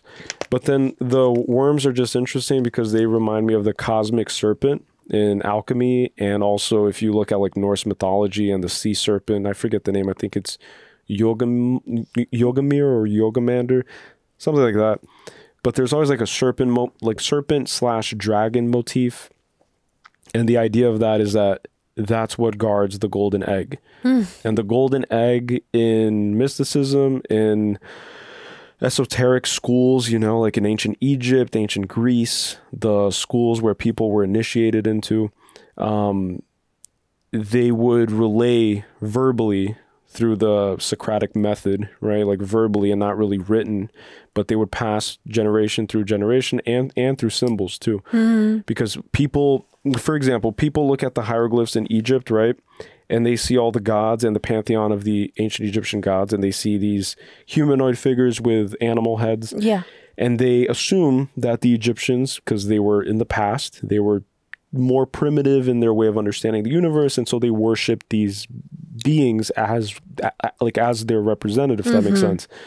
But then we don't understand that maybe probably for them there's a deeper teaching, and that the symbol you see is not the entirety of the message. Yeah. It's just a portal to, you got what I'm saying? Yeah, It's a portal towards the understanding. Yeah. Like it holds within it the message, or a first door or key access towards the actual information. It's not the entirety of the thing. Exactly. But then that's what people do. It's like they see the image of this idol and they assume that the idol itself is the entirety of the thing. That's what everything is. Everything is like what like just comes easy to understand as what it is what people just like usually accept, right? So whatever you see on social media, if you see someone's happy, you're gonna just accept like, oh, they're living a happy life, I'm jealous.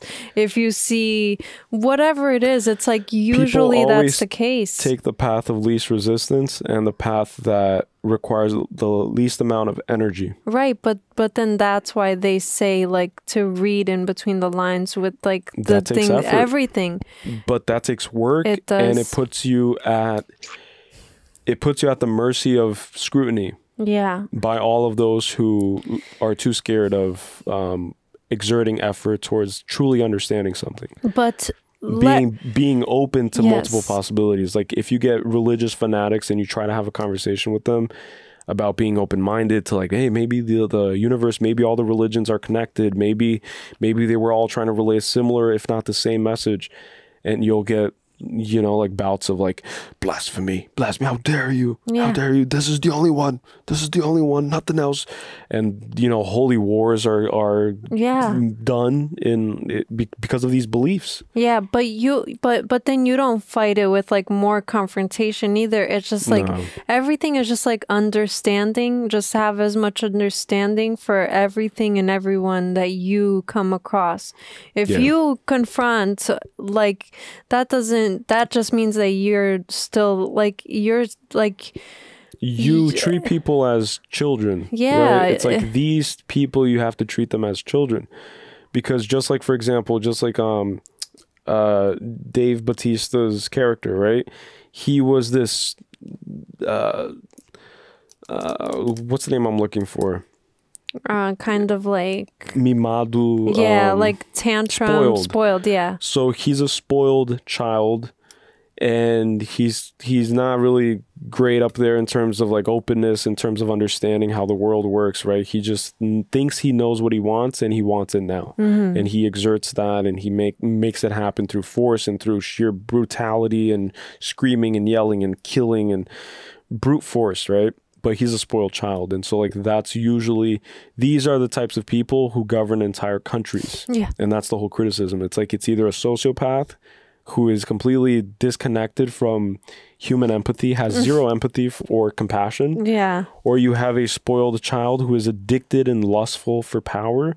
Or you have an uncle, right, a patriarchy or a patriarchal figure who just does whatever they can to retain whatever, you know, like more and more and more. It's like they just want more. Like it's more food, it's more gluttony, and they all are kind of like physical representations and embodiments of that. Yeah, yeah. So even Dave Bautista's character, who I forget, I think it's Radon. Rabin. I was saying it wrong. Yeah, it's Rabin.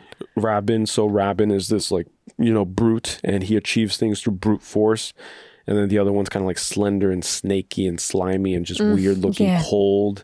And he has no empathy, no compassion. And then you have the Baron who floats and doesn't even, his feet don't even touch the ground. Like he's not grounded at all in reality. And he just lives in his own world, and he bathes all day in his black goo, and he eats all like a banquet every few hours and orders others to do his dirty work. And then he represents that. You know? Yeah. So it's all just, you are what you preach, just like you are what you eat. Yeah, yeah. And what you eat, that's also metaphorical. You are what you consume, and you consume everything every day. Mentally, spiritually. So whatever you're consuming and however you interpret it and however you are digesting it, right? Like that's going to reflect in your reality. It's like whatever you put within, it's not just within like what you eat in your mouth, but it's like whatever you put within your mind, whatever you put within your heart, that's going to reflect. If you put within your heart hatred, that's going to reflect in your reality. It's going to feel like a very negative, very low reality. If you put negative thoughts, doubt in your head, that's going to reflect in your reality. You're going to operate off of worry and fear, and like it's all... That's what it means. It's like even that saying that you are what you eat has been limited to food. Yeah. But that's to like oral ingestion. We eat metaphorically all the time. We're eating. All the time, consuming, we're eating, bombarded with information. And in my opinion, before I reset the camera, like in my opinion, I think that that's why we are allowed all of this access to information, right? Because usually truth has historically been suppressed. It's like that's been 100% the case. That's why they used to have mystery schools and these like secret societies, Masons, Freemasons, the Orphic mysteries and the Greek mysteries, the Egyptian mysteries. So it's always been suppressed and always on the low key, you know, like meeting underneath in the catacombs of France, and that's where you would hold your meetings during, you know, tyrannical control. But my point is, we are in the age of information, but the only reason that we're allowed to live in this age of information by the powers that be that control us, not the cosmic, you know, purity, but the human powers that be, like the Harkonnens of this world. Yeah. They allow us that freedom of information because it's easily distorted into freedom of misinformation. You know, so it's easy for you to distract. So you bombard people with Taco Bell commercials, with fast food commercials, with fast information, with distortions of reality, fake news and this and that. And then you hit them with all that. And then just like you said, you consume all that and you become stuffed with so much confusion. And then you don't know what's true and what's not. It's like this guy on the internet says that this is true. This guy on the internet. But this guy on the internet, he kind of looks more like me. You know, like he's from where I'm from. So, you know, like I don't know, maybe I'm biased, maybe whatever, but I kind of believe him more. It's like then it just, you are free to choose. But then in that freedom of choosing, that's where the Matrix comes into play, because the Matrix is going to make you confused. It's like that's the whole point. Yeah. And then once you start getting close to the truth, they usually either silence you or something bad happens. You know, like wasn't there a case of a plane crash in Brazil with like 3 scientists, doctors who were on a path towards finding a cure for cancer? Yeah. And then all of a sudden their plane just falls because it ran out of fuel or something like that, or a defect motor, private plane. Yeah, it's interesting. But then that's why you see like people who usually, like when they're under scrutiny and they're being kind of like pursued, they hop on economy flights. Yeah. You know, like they fly with everybody else. Yeah, yes. Because like they're not going to hop into a helicopter. They put themselves under the radar. Yeah. I heard that Keanu Reeves, like he kind of lives his life as like a very average Joe. And then meanwhile, he's this huge, you know, huge success. You could stumble across him in the New York City subway. But that's how you have to, like, you can't. I don't know. Anyways. Whoops. But yeah, it's just freedom of information. Freedom Reeves. Freedom Reeves for president. Keanu Reeves for president. Hey, I'm for that. I would vote for him for president. I would. Yeah. But yeah, like I don't even know how we got here, but that's great. Yeah. The water of life, I just wrote down. To me, that's the materia prima. Right, in alchemy as well, it's the prime essence. Yeah, it's the waters above, the waters below. You know, waters meaning not that space is made of water per se, but it's the potential for life. Yeah, it's like that's what the ancients would refer to it as. So when they looked up, they would see the waters above as being space. So the blackness of space represents the potential for creation, you know, because stars are born, stars die and they're born, supernovas, the sun, everything happens in space, creation, destruction. So the water, the primordial waters is what they drink. Yeah. And it comes from the death of the worm, which is the guardian of the secret egg.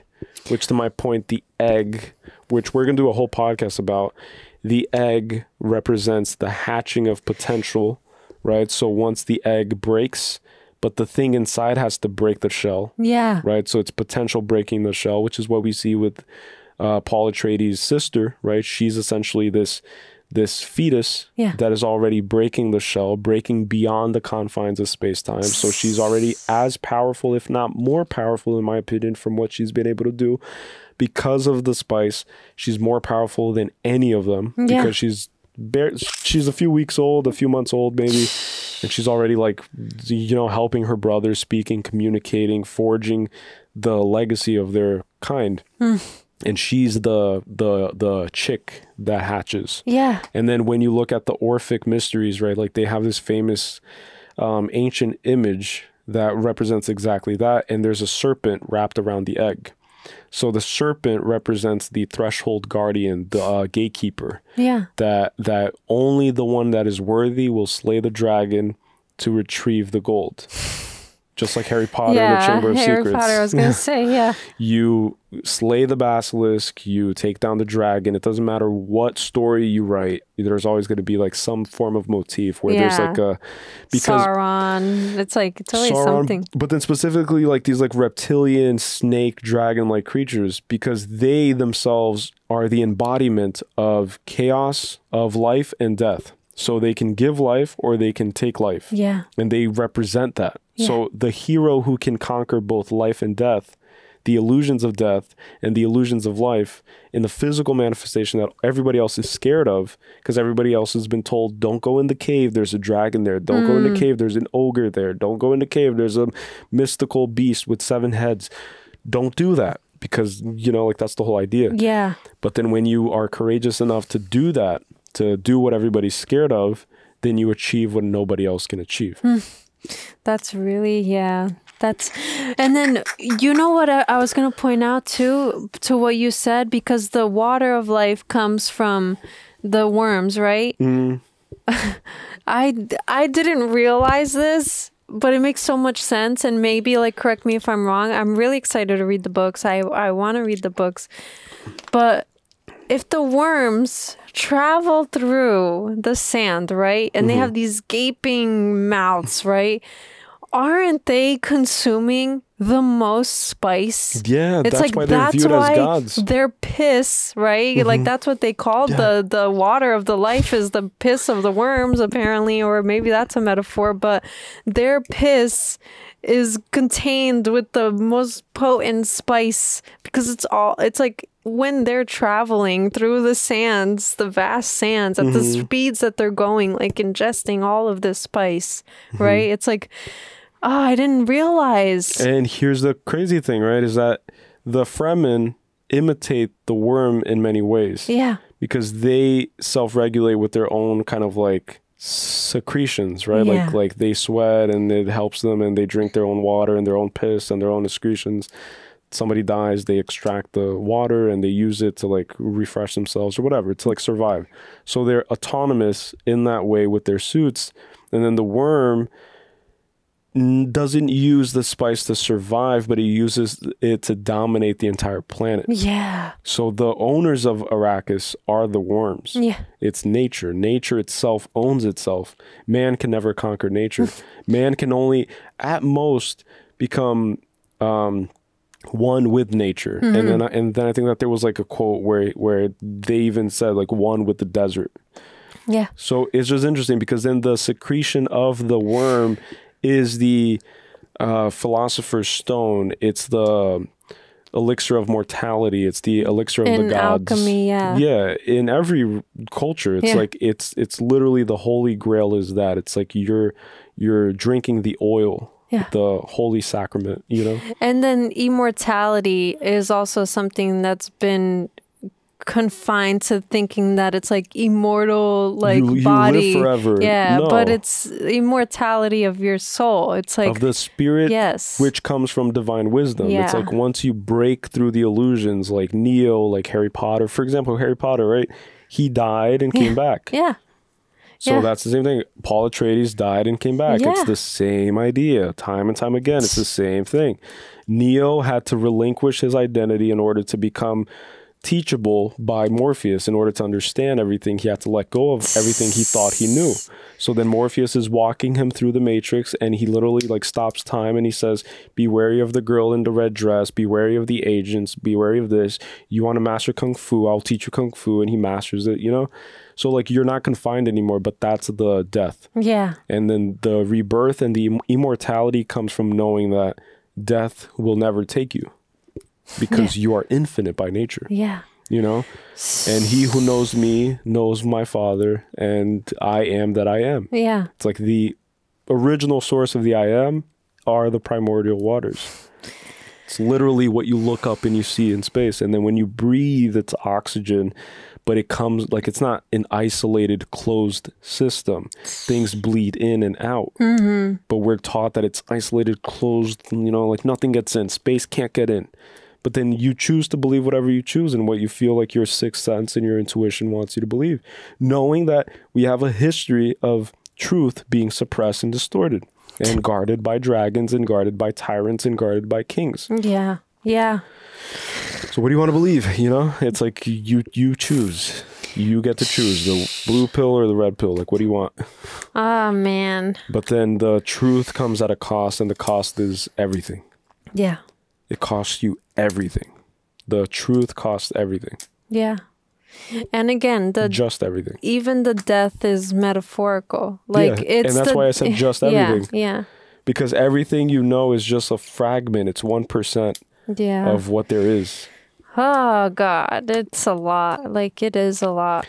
And then the whole cycle of samsara, right, which is the cycle of death and rebirth, which is what they believe like any attachment is going to keep you tethered here.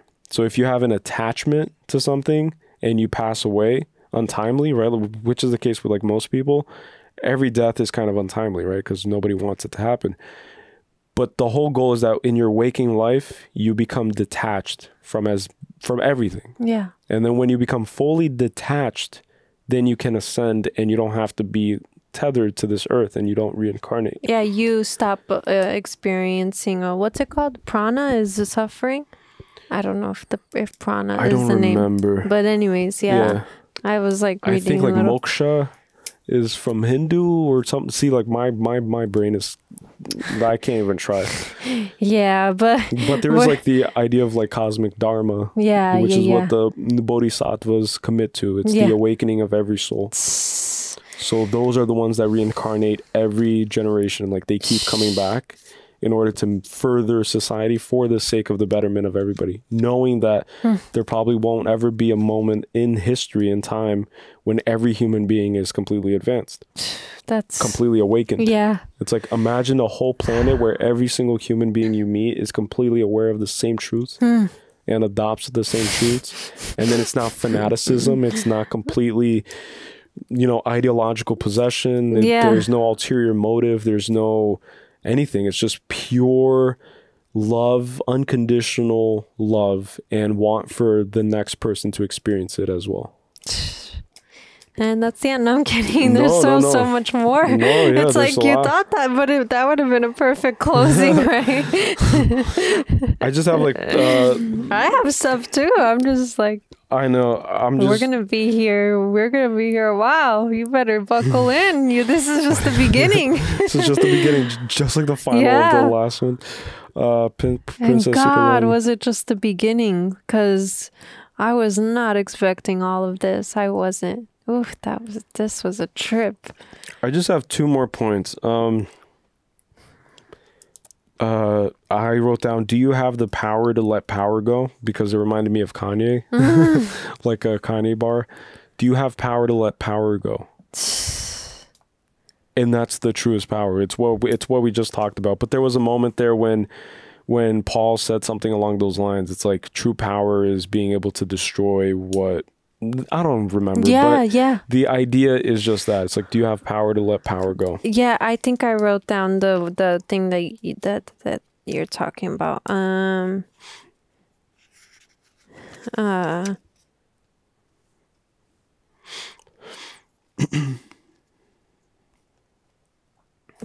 No, okay. I'll have to find it, but maybe as I go, I'll like find the exact quote, because I'm pretty sure I wrote it down when they said it. But yeah, but then like that's just the idea that true power comes from the ability to let everything go. It's like you let go of everything and anything, any attachment, because if you're attached to anything, then that thing owns you to a certain extent. Owns you emotionally, owns you, whatever sense of the word, and then keeps you chained in that way. Like, you should be appreciative of beauty in this lifetime. It doesn't mean that you can't enjoy anything. Like, people usually miscue that idea and they say like, oh, like I could never live like that because I love cheeseburgers and I love you know, being in a relationship, I love my family, I love... The idea is that you experience everything, all the beauty, all the atrocities, without any desire to own it. So you don't own the experiences, and the experiences don't own you. It's like things happen and you let them go. So you see a beautiful bird, your intuition is not to immediately capture it and then have it for the rest of your life and keep it inside of your 1-bedroom apartment. It's like you're gonna look at the bird, experience it, and then just allow it to leave you. And that's what you treat everything. And what was I gonna say? You don't... It's like the things that you do... It's like you don't possess things, but also the things don't define you, right? So it's like, just because you have a family, that doesn't define... Like, that isn't what defines you. Like, your in essence its core, becomes intact. Exactly. And the essence is everything. Yeah, exactly. Oh,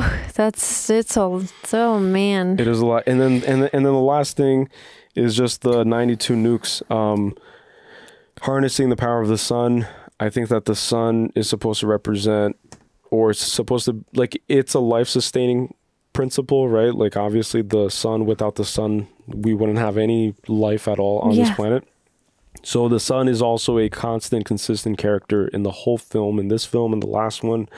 Every time you have a shot in the desert, especially, there's like flares, and it's communicating with you, and it's making an impression on the film, and it's influencing everything completely. Even during the fight between Paul Atreides and his cousin, in the background there was like a very faint kind of outline of the sun, and there's kind of like a sunset, and it's also hyper symbolic as well. But the sun is a main character in this film. The sun, the desert, and it all just balls in together into nature. But then the sun, in ancient teachings in many cultures, was worshipped as God itself. But then the sun is viewed more accurately, I think, as a reminder of the power of consciousness, or the power of the divine, and the power of the inner light that we hold within. So it's consistent, right? Like it ventures into the underworld, defeats all of the demons, just like in ancient mythology. It sails on a boat into the underworld, and then it fights off demons every night, and then it resurrects itself and rises up again. And because of that, like, that's supposed to just be kind of representing of consciousness. So when I look at the sun, I think of consciousness, I think of myself, I think of life in general, I think of the principle that it provides. Yeah. And that's why he uses his ancestral power, his lineage, he weaponizes it in the form of the atomic energy, which is the nuclear fission. You know, it's like harnessing the power of the sun. Yeah. Because it's each nuclear head is literally the embodiment of the energy of his ancestor, because he himself is an entire war. It's like, if his ancestors have the potential of being nuclear heads, he has the potential to being the universal kind of like nuclear head. You know? Yeah. And it's all been saved for the right person in his lineage to come and use it for the right reasons. And that's what he learns. It's like, you could be a North Korea guy and just completely have nukes and then threaten and just put, you know, like use it for power, or be barren, you know? Yeah, it's interesting, like, it being called firepower, because then when you think of the sun, it's like it literally is this like ball of fire. It's like, so it's just funny. Like, it's, oh man. That's the ultimate firepower. Yeah. Anyways, so that's it for me. Oh, shoot. I'm going to reset the camera. Okay. Something that I was going to point out is that I also thought of Paul Atreides as being very similar to the story of Zoroaster, right? Like like Zoroaster, how do you say the name of the religion? Zoroaster? Whatever. Yeah. It ends with an ism. It's a big name. Starts with a Z. Yeah. It's pretty hard. So, yeah. But Zoroaster, right? He received visions of a cosmic war between, I forget the names though. I think it's like Angra is evil, and then Anja or something Mazda is Mazda. It is, I think it is Mazda, is the good. But basically it's a cosmic battle between good and evil, and he receives visions of all the possible outcomes. It's literally the same exact story, and this religion is like an ancient Persian. It's the ancient, like, it's an ancient Persian religion. Like, that's where it's like origins is. And then this Persian war was literally the battle between the forces of good and evil. And then the story is that the forces of good always prevails, but then Zoroaster reluctantly has to kind of like assume the role of the mediator. Yeah, exactly what's going on with like Paul Atreides. Yeah, it's like standing right in the center of the eye of the storm of this war, essentially. But it's literally the same exact story. Like, him receiving the visions, he sees every possible outcome, and then he finds one where good prevails, and then it's like chooses that one. Isn't it funny how it's in the eye of the storm where you have the most clarity? Yeah, you have the most everything stillness around it is just like chaos, but it's also an illusion. Yeah. You know, and there's a saying also that the storm that shook your foundation came to clean your pathway, or something like that. So the storm that comes to shake anyone's foundation in life, you know, like the storms of life that come and shake your foundation, and you feel like you're not going to be able to make it, and that you're just on the precipice of chaos and destruction and implosion, and you don't know if you're going to make it another day, and whatever storm you're undergoing, if you survive it, then your path is going to be more clear after the storm. Things are always clearer after the storm. That's so true. That's why there's always a rainbow, right? After the rain. That was the promise of God. Yeah. Right? Like, that's what, It was supposed to, yeah. It was It's supposed to be represent the rainbow body in Tibetan Buddhism. Yeah. It's what makes up white light. The rainbow. Yeah, the chakras. It's the synchronizing of the chakra system. It's all the colors that make up white light. That's the promise, is that there's always going to be light. Wow. Just like in Lord of the Rings. And exactly. Eagles come and the sun shines back on, you know. And in Lord of the Rings, right? They were Yeah, riding on the backs of the That's what I'm saying. And the eye of Sauron, like I know you were talking about reptilian figures, but his eye looks reptilian to me. Yeah, it's like he is a reptile to me, like even It's though the he's eye of just the a big dragon. eye. Yeah. It's a dragon eye. It is. That's why he's in, like, it's literally like a volcano. It's like, man, it's crazy. Everything is the same story. Yeah. It's all the same story. It all comes from the same set of archetypes. And then that's what like Carl Jung believes in, you know? It's that everything is just like a slightly tweaked archetype. Yeah. And then the best authors are the ones that can make the most universally resonant archetypes, if that makes sense, and then make it unique and give it character and make it empathizable. Is that a word? I just made up that word. Empathizable. That's Empathizable should be a word. It's like, this here, sir, is quite empathizable. This is not so much. Okay, so I'm gonna just go through these real quick. But it says that my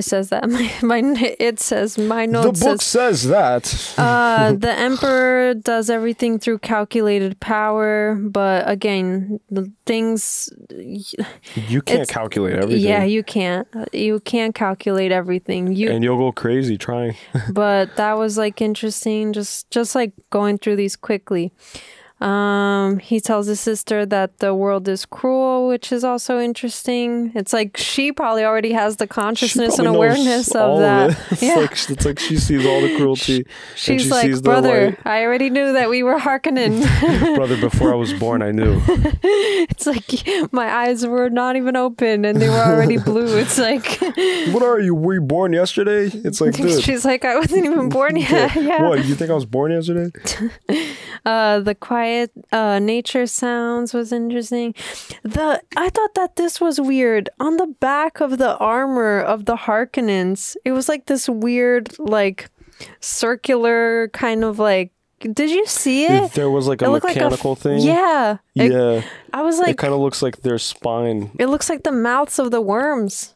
Oh, is how I saw it. It had the same structure. It had like these, like it kind of looked like a fan, maybe it allows. I do remember what you're saying. It like allows like air in. That's like, I think it's to keep them ventilated. Yeah, but then that's interesting too, right? As they traverse the sands, whatever that is, that's probably allowing them to breathe. Just like the Fremen have the nose plugs, they have whatever that is that allows the air to come in, but they don't ingest spice. Yeah, they keep everything masked. That's why they don't have the blue eyes. It's like they don't have the realization. And then they have fear. It's like they're completely reliant on fear. Yeah. They worship fear. And then wasn't it that they would try to like raid during the nights even because then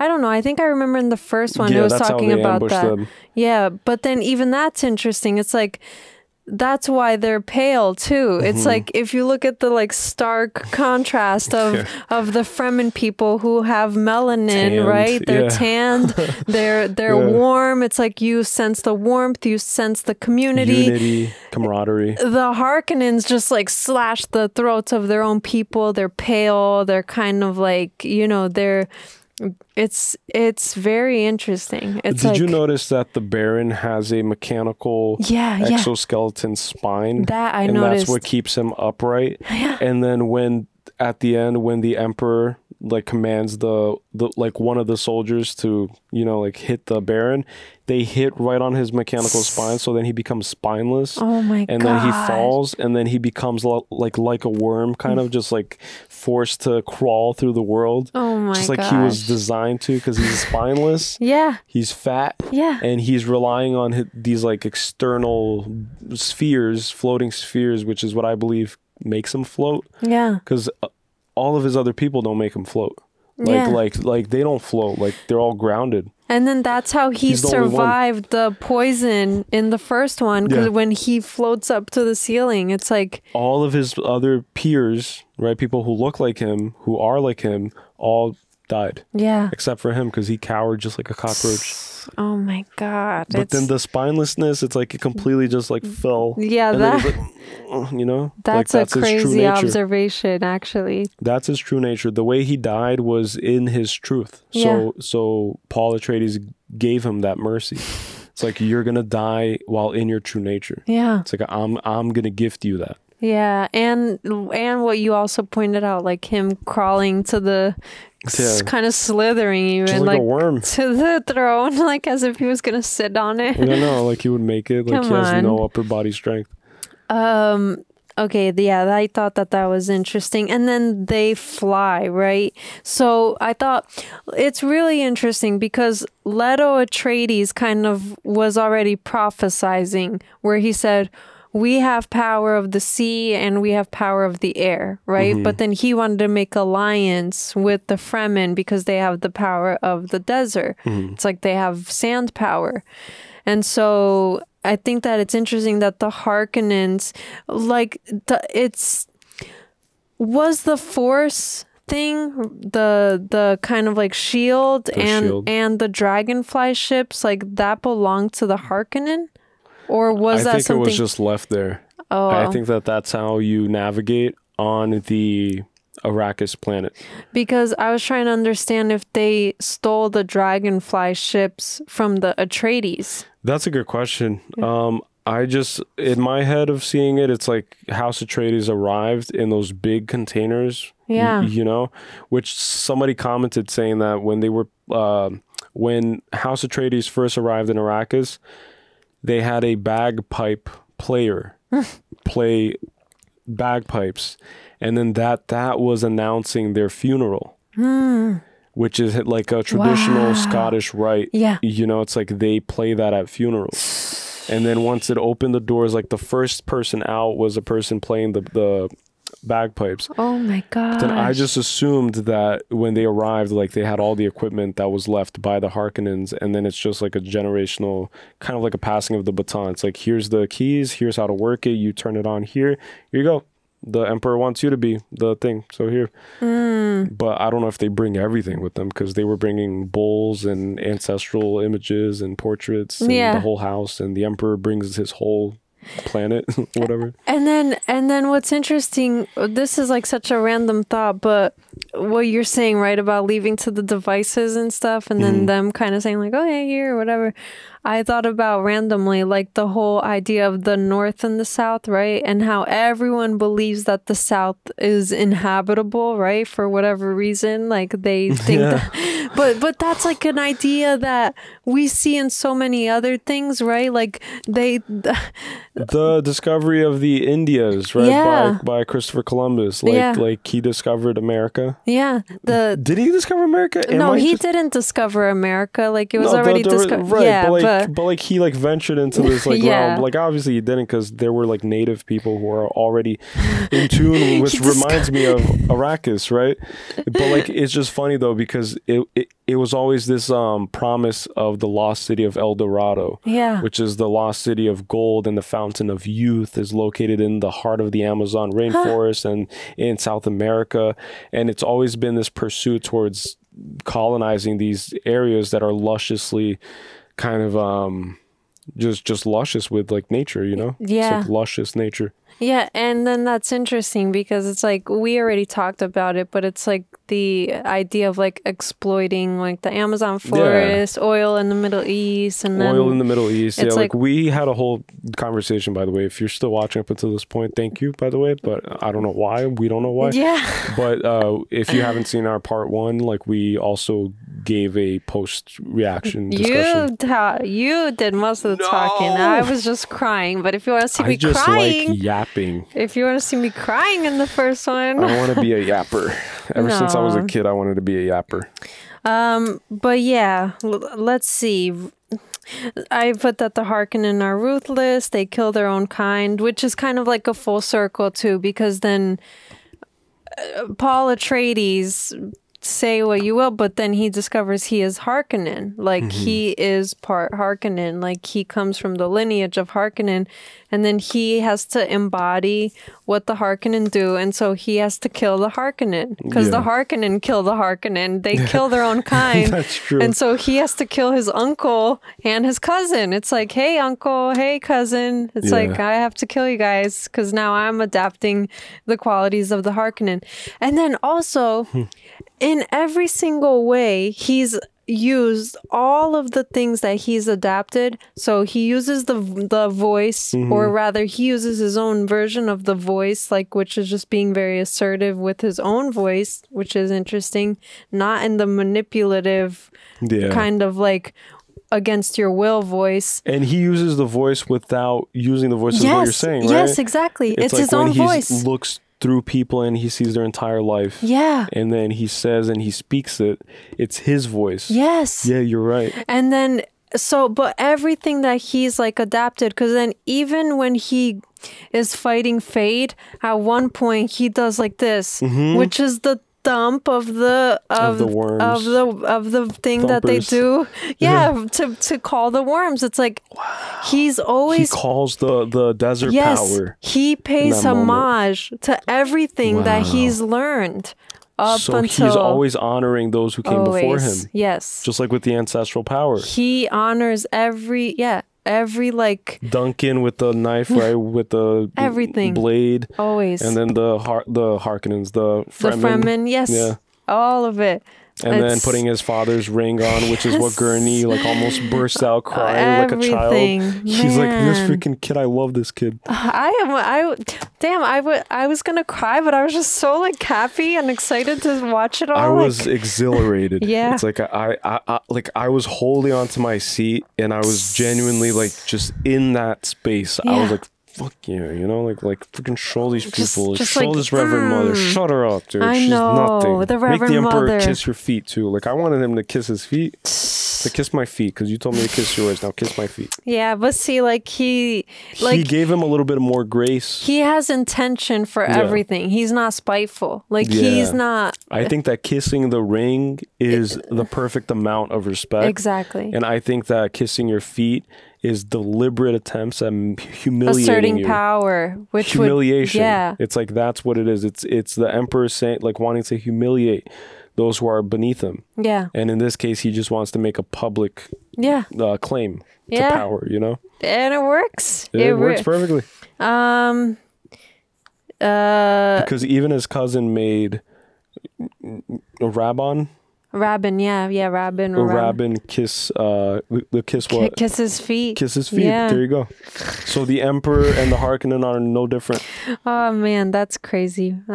Rest in peace to that guy, Rabban. Gurney was like, I'm gonna. And did you call Rabban yet? And Gurney's moves is what seems to save everybody. It's like he used it against Rabban, and Paul used it against Fade, and Fade used it against the man, the Atreides. The house, the guy on the field. The only guy who wasn't doped up.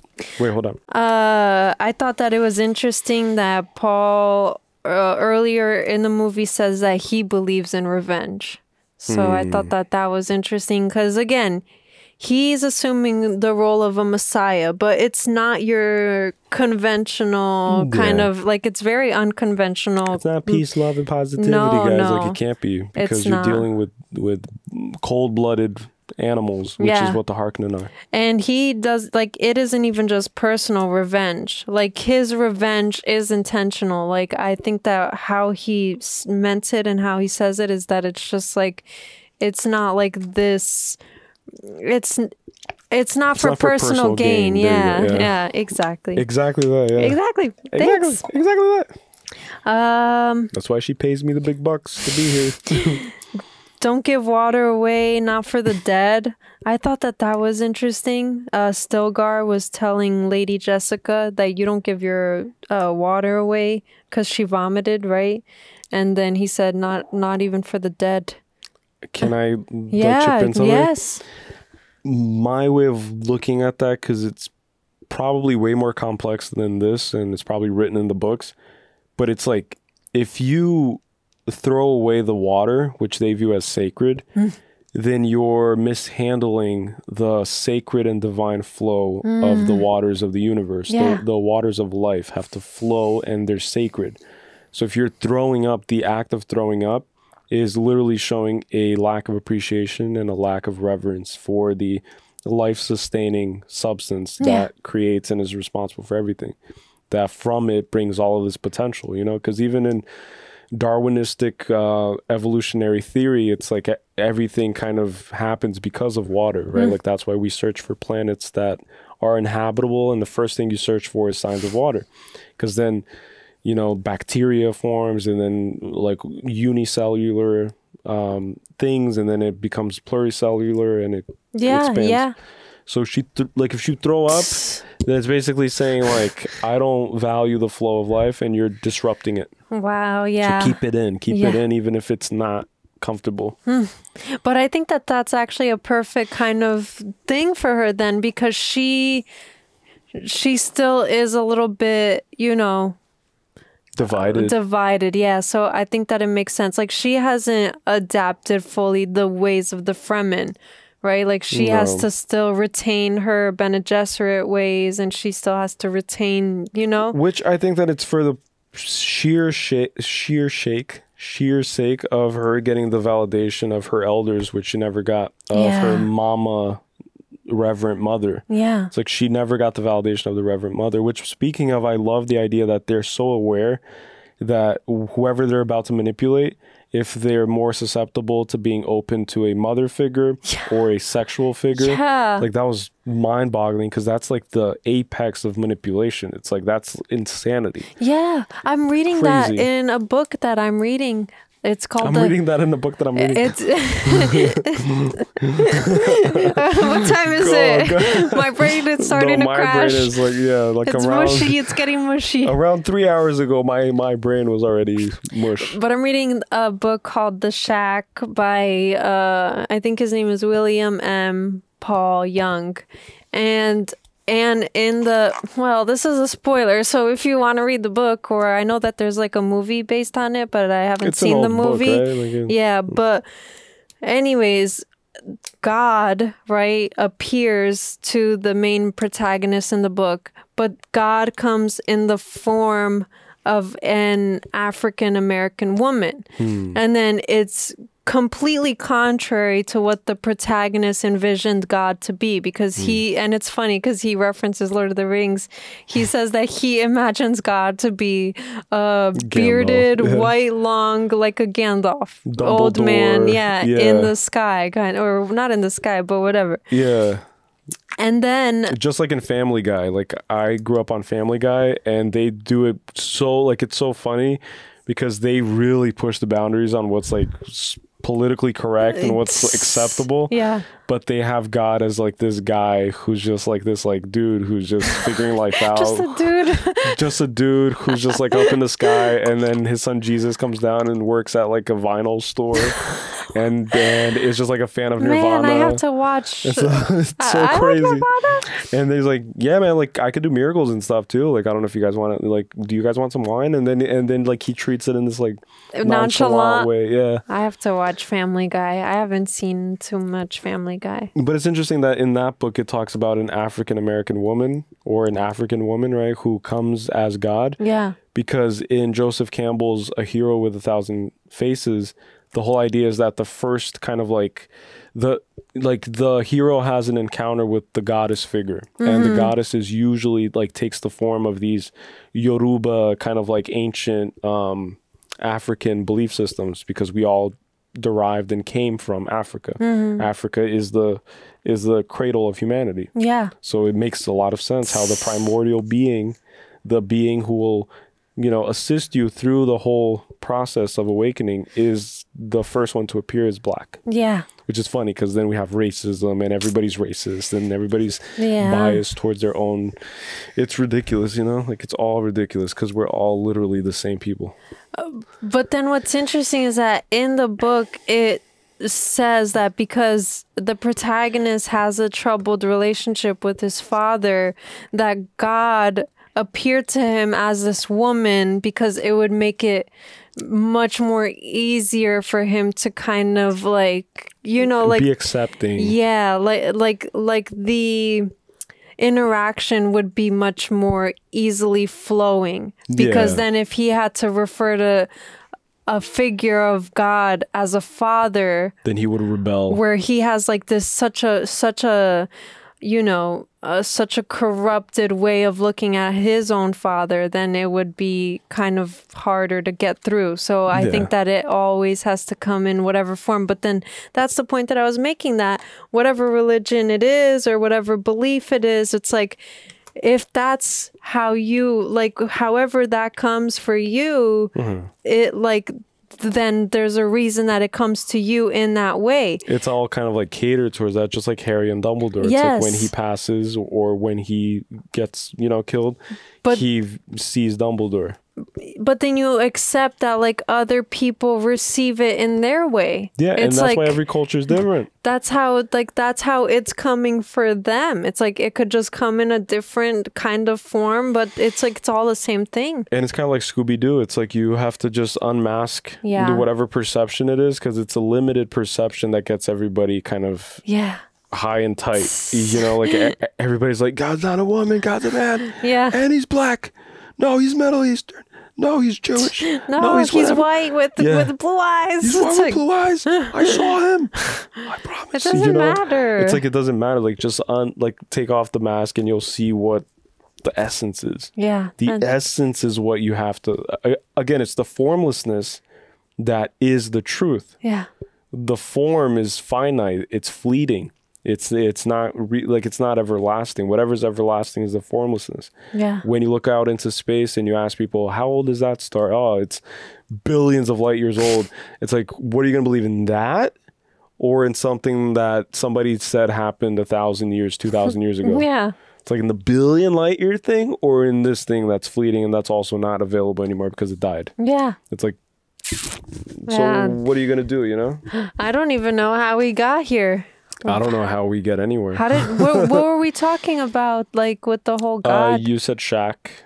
Yeah, but how? The shack. Why were we talking about like coming in what's different? What's your last note? The don't give your water away. I don't know. That's the Lady nature. Jessica. Oh, about the Bene Gesserit. It's about Jessica and her like mother issues and and like we don't know like where she's loyal to. And that the Bene Gesserit appear like how as a mother figure, or as like a sexual whatever, like that's whatever weakness and whatever you are more inclined to accept. Is what they like come as. That's how we got here. It's like we just like which is crazy because that's knowledge that you're learning in the shack. Yeah. Which is how God appears to people, right? How the divine presence. So the Bene Gesserits know that, again, like they know what the voice tells them the truth. They know the truth. Yeah. And then they weaponize it against people.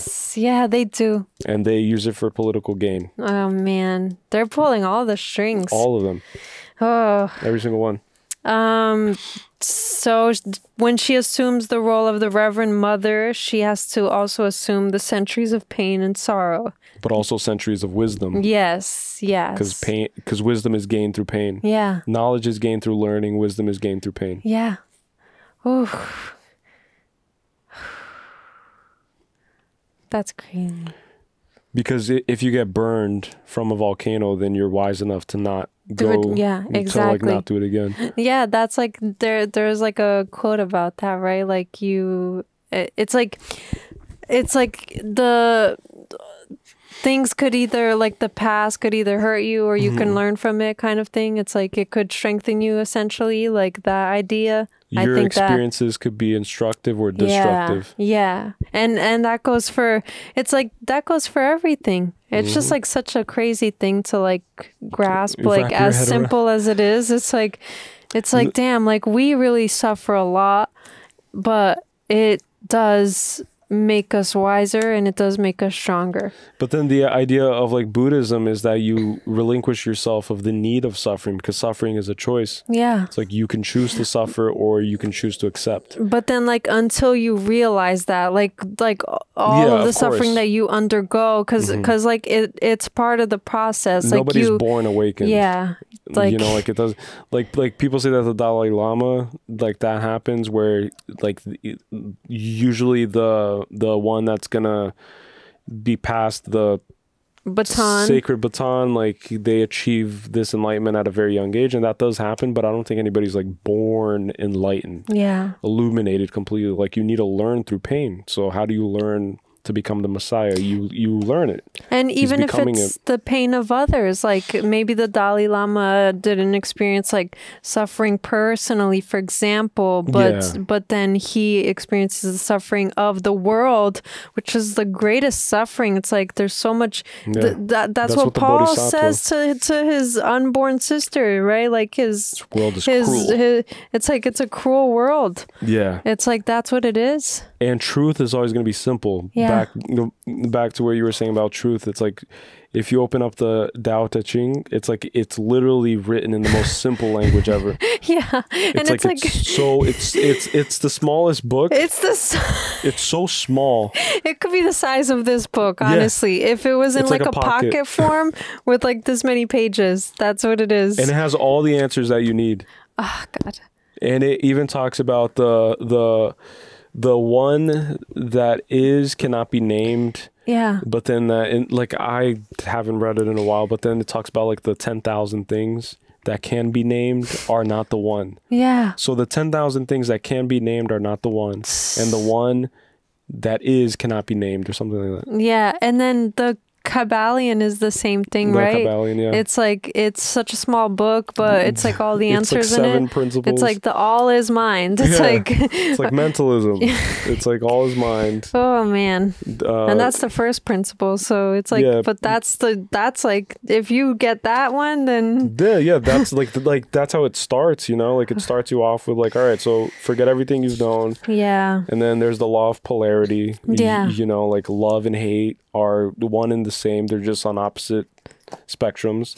They're on it's the same spectrum, but they're on the opposite poles of the same kind of ruler. Yeah. So if you get like a measuring tape or a ruler, you have the measuring tape and the ruler remains the same, but on one pole you have love, and on the other pole you have hate.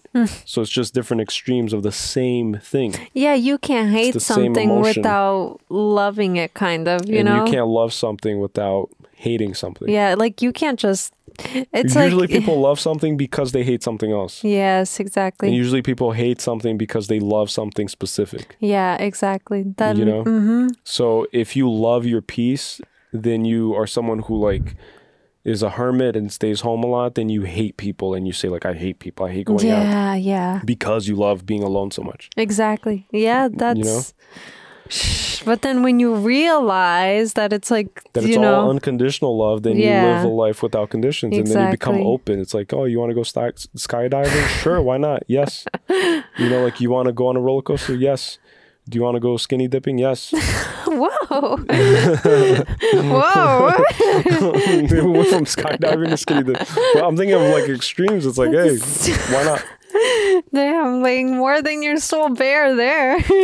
But anyways, in the cave is where the Reverend Mother, right, Lady Jessica, takes the water of life. It's in a cave. It's very interesting. And it's where Paul went too. And then that's where you see past illusions. Yeah, and it's like metaphorical. Like you have to enter the cave of your, you know, soul kind of in order to uncover the wisdom of the sorrow and the pain that brings wisdom. It's like, that's what it is. And I even like kind of like cringe whenever I mention it, because we've mentioned it so many times, but I've been like policing myself to not mention it in every reaction video, which I've been doing a good job. But Plato's allegory of the cave. Yeah, like that's where you realize the illusions of life and the projections of the shadows and the illusion of duality. Illusion of any sense of control, any semblance of control. You realize that the puppet masters are not kind of self-sustaining in and of themselves. Like they rely on the subjectivity and of people being susceptible to their control. So the puppet master won't have a job if the people who believe in the shadows aren't there. Exactly. And that's why the governor bows down and kisses his ring. The governor is nobody but a man. Yeah. And that's what we were talking about with like famous people. If we all, for example, decided tomorrow that this certain celebrity is not famous anymore. Cancel culture is that. It's like then now they're not famous anymore. You know? It's like but you can't cancel the culture. Yeah. You can't cancel the culture. They try to cancel culture. We can't cancel the culture. That's so funny. But it's true. Like you can't cancel the culture. I wrote that the best leader, or rather the true leader, is one that does not assume the role of the leader, which is what happened with Paul. It's like he still wanted to kind of like, he was like resistant, but not in like a fearful way, but it's because he knows what like the responsibility that comes with assuming the role of a leader. It's like you have to make the right decisions by all of the people who are following your lead, right? It's like you're leading people. And so, but yeah, the best leaders, or the right leaders, or the only true leaders, are the ones who do not assume the role initially. It's like, which falls into Plato's philosopher king, you know, like it's the ideal ruler is the one that can harmonize these worlds of like the intellectual, spiritual pursuit of Sophia, of like knowledge, of wisdom, and also with the human kind of like propensity towards hedonism, towards like feelings of the senses and fulfilling of the senses. Yeah. And then Paul Atreides is also a tragic hero who is encumbered and has to carry the burden of his own potential, because he knows that his potential will save the world, but it also cause a lot of deaths. Yeah. And that's the enlightenment with the shadow of responsibility and sacrifice. But the reluctant king is always the best one, as long as that king has the potential to be the king. Yeah, yeah. If he's reluctant, it's better than someone who wants power for the sake of power, or who believes that power itself, in and of itself, is the solution. Yeah, which is like Fade and the Baron and everybody. Yeah, it's like and the Even Emperor. the Emperor. Yeah, it's like it's all a matter of like asserting power and maintaining the power, and but then their power is so. It's like it's so not real. It's like it's plastic. Yeah, it's like it's a glass house. It collapses. Yeah, yeah. The glass house is a perfect thing. One thing I wanted to point out was that we see. Okay, so Paul's father dies, right? The Leto Atreides, and now he kind of has to take care of his mother. Right? Because that's usually in the Old Testament of the Bible, it talks about how it's actually an interesting idea in different stories, but like in one, for example, is like the story of Ruth, where damn, I forget the mom's name, but the mother in this story has 2 sons and a husband, but her husband dies, and then her 2 sons have to assume the role of taking care of her, because in the Old Testament it was kind of a law where if you became a widow at a young age, you can go back and live with your father. But if you became a widow in your old age, then your children have to take care of you. Oof. But then her children also end up dying. Her 2 sons end up dying, and then she is only left with the 2 daughters-in-law. But then she tells the daughters-in-law, like, okay, you are now widows, young widows, you both have to go back to your father. But Ruth, in her like loyalty to her husband who died, sticks with the mother-in-law and just like stays by her side and doesn't leave her alone because she has nobody. And so like that's the honorable story of Ruth. But then anyways, it's just interesting because Paul, it's very interesting because Lady Jessica gives Paul kind of like the tools to become the man he's become, right? Like she's raised her son in the ways of the Bene Gesserit, which she wasn't supposed to do. She's prophesized his rise. Him becoming the Lisan al-Ghaib, like becoming the one, right? Like she's kind of been a part of the whole prophecy of like them giving people the hope of that coming, and then him becoming that. But then the interchange of that is that he has to assume that role too, because there's kind of like a moral law of like taking care of your mother when she doesn't have a you know. Right. Like, he can't just ride on a worm with Chani into the sunset. Yeah, exactly. And just abandon his mother, abandon his house, abandon his, like, lineage. Yeah. And then that's why she also, like, he kind of shows her the ways of the Fremen that he's learned. It's like, then she kind of starts to, like, has to live. Yeah, it's like... And she gives him like a healthy distance too. Like, she gives him a healthy amount of freedom. Yeah. Freedom of choice. Like, she's not constantly in his ear being a helicopter parent and telling him exactly what to do and what choices to make and who to date and what to... It's like she disappears for a while, goes on her own journey, does whatever she has to do, and they have each other's back and they're there for each other. But it's also that kind of understanding of like, I'm on my journey and you're going to respect it. If I become the Messiah, you're going to bow to me like everybody else if I ask you to, or if I order you to. So it's this like understanding type of thing, you know? Yeah. And that was interesting, the whole bowing thing. Like the only ones who were still standing were 3 women, Chani, the princess, and his mother. Yeah. Which are now going to be the pivotal women. Yeah, which are the queens of his kingdom, you know? Like these are the royalty. Like, the royal divine feminine in his world are those 3. One is the future, one is the past, and one is the present. Chani has his present heart, his mother has his past, and this girl, this princess, is his future. Yeah, and then they're probably... Oh, man, I wonder how that's going to turn out. It's like that kind of... I really feel sad for Chani. Like... I do, you know, it's like, it's part of you know, I do believe that, just like he said, like, he loves her and he needs her to know that and stuff, but it just like it definitely came as a shock to her. Like, you could tell that she wasn't expecting it. Like, I think that she was genuinely expecting him to kill the emperor. To kill the emperor, yeah. To kill the emperor, not show mercy, and then to play the political game, because like, that's what he did. Exactly. Is that he played the political game instead of just ordering everybody's death, because it's what Chani kind of like, her anger wants revenge also. Like, that's the human trait, is revenge. Yeah. And every good story revolves around like a revenge plot.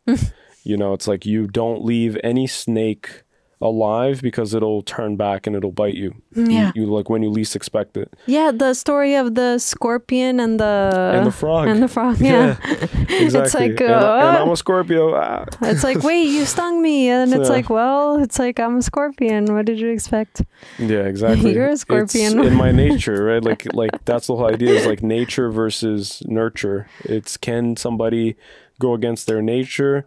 What are the motivations to be able to fight against your nature? And is it possible to completely relinquish and shed your nature and take on a whole new identity? Yeah. Or take on a existence of non-identity? And that's what awakening, and that's what ego death is. It's like, you go against whatever perceived nature you have, to the point where even your basic biological human nature of hunger and lust and craving of love and affection and intimacy and all that stuff, it gets buried and it gets completely dissolved. It's like, you don't operate in the same realm of other people who look like you. It's like other humans, because you've understood it and you've gone past it. Yeah, that makes a lot of sense. Like, that's what the Buddha was, and that's the point, you know? And then to what you're saying, it's like, it's not impossible to shed your nature. So you just have to let go of wanting. Yeah, that's just also a facade, that you're like, oh, it's in my nature. That's also a facade. Like, it's not impossible to shed nature. Like, that's why most things shed their nature, like snakes shed their skin, right? It's like caterpillars turn into butterflies. It's like, you have to be willing to... Eggs hatch, you know? Like, and it's also like, humans are the most adaptable creatures, and that's a superpower that we all forget, because usually, like, it would be the smartest thing is to adapt to each moment and to what's neat. Like, what each moment requires is what you should be. And not you being in each moment requiring something. Yeah. It's like that's what people live like. It's like they need this hunger to go away. Like I need to eat something because my stomach is rumbling. I feel these uncomfortable feelings and I want to suppress it and I want to quickly relieve myself of this discomfort. But then that's what causes disease, you know, like disease is the inability, ironically, to live with your own diseases. Yeah, it's dis-ease. It's the dis-ease of the body. It's like you're trying to numb it all the time, and that's why you get early grave. You're trying to ease these like perceptions of like not being at ease. And it's temporary because if you eat this donut, you're going to be hungry in 2 hours, 3 hours. Especially a donut. It's like you're not getting any nutritional whatever, thing from burger or whatever. Like it could be a plant-based burger. It doesn't matter how healthy you paint it or a vegan impossible meat patty, whatever it is that you believe in. Yeah. It's just the idea of needing anything. Yeah. You know? Yeah, exactly. Like you don't need anything. I'm hungry right now, but I don't need it. It's I'm hungry, yeah. I'm hungry, but I realize it, and I am gonna eat. But even if I don't eat tonight, then I'll be fine. Like yeah, I'll me survive, too. You know. I put when Lady Jessica's talking to Paul, and then she says, "Free your mind, you will see beauty and horror." Yeah, that's pretty crazy. Free your mind. It's like it's a blessing and a curse, but it's like it's a curse because then you kind of have to, like, you're bearing the weight of all that you're going to discover. It's like it's literally a cross to bear. It's like it's a cross of humanity. Yeah, that's like the story of Jesus. It's like he was gonna bear the weight of the entire world's sins. And he does. And then it's like, and he knew that before it even happened. And he still didn't run away. Did it anyways, yeah. Faced it. And that's, you know, like that's the whole gist. Yeah, that's the whole gist. It's like, it feels like a curse. And even Jesus, the humanity, the human aspect of him, wants to avoid suffering, right? Like everybody wants to, right? Feels fear of feeling pain, but then you have to just be able to, because like, the ego has a mind of its own, and the ego wants to preserve the body because the ego identifies itself with the body. Yeah. But then the soul has to win this fight, this three-way tug of war, which is the mind, body, and soul. Yeah. The mind is the ego, the body is the senses, and then the soul is the innate knowing that the oneness of all and this is finite. But for that, like, you have to battle two in order to allow the one to go. Yeah. Versus, you know, like, it's easier for the mind and body to team up against the soul. Usually. Exactly. That's how it works. That's like the default. Yeah. It's like, no, but I think this and I feel this. Yeah. So it's like, there is no God. Yeah. It's like, stop talking about the soul. Because, like, we've had comments like that too. It's like, why do you guys keep talking about the soul? Like, this soul nonsense, this God nonsense. It's like, all right, you know, like, this is a free form of conversation. It's called, like, we're being humans right now, and we're just talking on what we want to talk about. And then what's interesting, this is a random thought, but, like, I just really admire, like, these themes and these messages in the movies. Like, every time it's showing, like, the one, kind of, right? And they always kind of have to go against the grain. It's like they have to confront the biggest blockages and barriers, right? But then to the whole point of, like, the what's his name again? Jean-Paul Sartre, you said? Jean-Paul Sartre. He taught, like, there's a quote that he has, I think it was something like, it's better to die at one's feet than to live on one's knees, because it's true. It's like, that's what Paul Atreides shows. It's like they told him, oh no, you can't speak unless you're a leader, so you have to kill Stilgar. And then he says, no, why would I kill, why would I deprive us of the best of us? Yeah, exactly. So then it's like, he decides, like, even if it were the case that he dies for speaking, he's gonna die at his feet, he's going to use his voice, and he's going to decide that, right? And to live otherwise is bad faith. Yes. It's like, that's the whole point of that philosophy. But then it's better than to live at one's knees. Like, if you just bow to everything that you've been kind of accustomed and programmed to learn and know it to be the truth, right? Then you're gonna just live on your knees forever. It's like, yes, that's the whole concept. Like, you're gonna just, like, that's gonna be the... And if you want to find God, then you should be looking at the sky more than you look at your feet. Yeah. Or you look at the ground. It's like, if you look at the ground, like, you're not going to really uncover much. But if you look at the cosmos, then you might find what you're looking for. Yeah, you have to stand up, though. It's like, you have to take a stand. Like, that's why there's that, like, cliche, right? Stand it's for like, something or fall for anything. Yeah, exactly. But it's just interesting. Like, I really thought that, like, his character, it's like, it really shows it too. It's like he never really had fear per se. Like, you could sense that maybe there was like a reluctance. There's probably a little bit of fear, like, it's whatever. But I don't know. It's very different. I think that the voice is what empowers him. Yeah. Being able to know the voice and have his mother teach him the voice. I think that the biggest teaching that he got was loyalty, honor from his dad, and the voice from his mom. Yeah. It's like those two mesh, like honor and the inner knowing, then you can accomplish anything, and you're not scared of things that most people are scared. And you like look at like divisions, like he looked at the Fremen like divided, and he just like looked and he's like, what's so funny? It's like he's just trying to like understand them. Yeah. On like a level that they might not see it. Yeah, he's not like taking it personal or, you know, it's like he understands, and then, you know, and he's like, I'm not the Messiah, I'm not the Muad'Dib, I'm not the guy, you know, like, my mother has been trained to transmute poison by the Bene Gesserit. It's like, it's not a miracle, like, you guys need to relax. I don't want to be the Messiah. I just want to fight with you guys. It's like, chill out. Yeah. And then he kind of like rolls his eyes and is like, oh my God, like, listen, like, I know you guys believe this. And then he kind of like lowers himself to a more like primitive way of speaking. It's like, listen, it's not about good or bad. It's not about red or blue, hot and cold, love and hate. Yeah. It's like, I'm here to liberate the universe.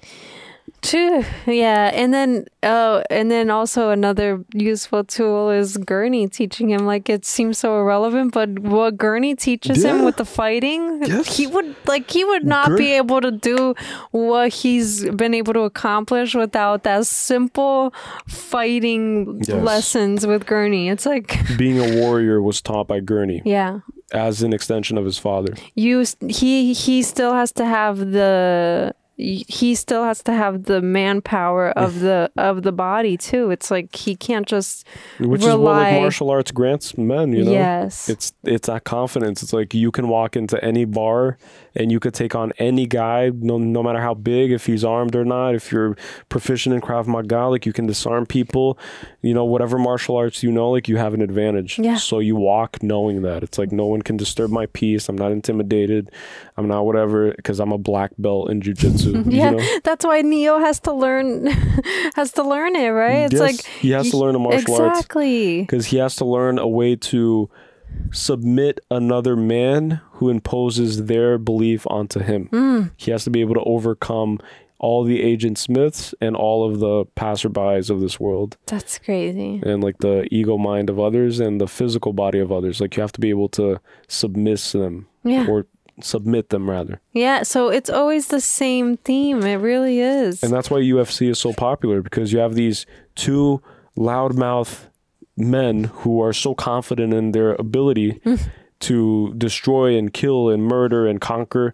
And then you have these two warriors that you put them inside of a cage, and then one of them gets shut up. And like, that's so insane for like most people who don't know anything about fighting, because they'll watch that embedded and be like, what Conor McGregor, oh my God, he's the most loudmouth guy. He's so good, he's so strong, he's so agile. Did you see the way he knocked out that other warrior? And then now he's like silent and he's scarred and he has a bump on his head, you know? Oh man, I've seen some scary stories of people like getting, of people like, fights. Like stories of people ending up paralyzed and ending up. Oh yeah, there's a lot of that. Oh man, when you mentioned that, right the most of, even in like regular sports, it could be as mundane as basketball, you know, like there's a lot of risk. Oh man, one bad fall. Yeah, I thought that. So, just random thought. I was gonna say something on what you were saying. Whatever, it doesn't about matter. the warrior, about the martial arts, about being able to submit. No, whatever. But it's not important. If it was, I would remember it. Gurney. The sound design was insane because there would be moments that you would hear like heartbeat, like if it was accelerated, but the beating, it's like the beating seems to like be a constant. It's like, and then the stillness, right? Like in those moments of like quiet, it's like the quiet moments are the most tense, ironically. Like there's the moments where it feels like it should be the most tense, like the high kind of like beats per minute, right? Of sound happening. But then the most tense ones are the ones where it's like quiet, like right, like during the fight between Paul and Fade. It's like all you hear is the fight. You don't hear anything else. It's like it's as if no one was in the room except for them. Yes. But which implies like the maximum level of respect. Yeah. Because like silence to me is the white light of sound. Yeah. Because in silence is contained all the sounds. Just like in white light, it's contained the full spectrum of light. The full spectrum of colors, right? So it's like the silence is the richness of the universe. Yeah. And that's why the universe is silent. But then if you go on YouTube and you put like planet sounds, like you'll hear the sounds. Yeah. And that's the primordial of existence. It's the humming, it's the reverberation, it's the throat singing of the universe, of creation that reverberates throughout all of existence. Ooh, and then the noise you hear is just noise. Yeah, it's just noise, yeah. And that's why when you meditate in silence. Otherwise, it would tell you, like, get all of the sounds of your world, traffic, horns, and New York City. Like, you have to meditate at the heart of Manhattan. And that's how you reach enlightenment. No, it's on the top of a mountain, complete silence. Yeah, or nature. In tune with a frequency that's like... natural. The frequency of nature, yeah. It's like it has to be something. But that was interesting. The sound design is pretty incredible. It's excellent. When he was adapting the ways of the Fremen, like he was becoming a Fremen, like being initiated as a Fremen warrior, he removes the Ring of Atreides. But then at the end, he reassumes the Ring of Atreides. So because... it just shows his adaptable nature. It's like you have to be willing to shed identities and adapt to, adapt to being formless, kind of, if that makes sense. And you basically create your own Chipotle bowl of the best parts of each identity that you want to take on. And then that's what he is at the end. It's like that's why he puts on the ring, but then he also is a Fremen, but then he's also a Bene Gesserit, but then he's also Duncan's friend. He's also his father's son, his mother's son. And now he's gonna be he's the Duke of Arrakis now, and he's gonna be the new emperor, and he's gonna be... It's crazy. It's really crazy. But it is. All of these little things.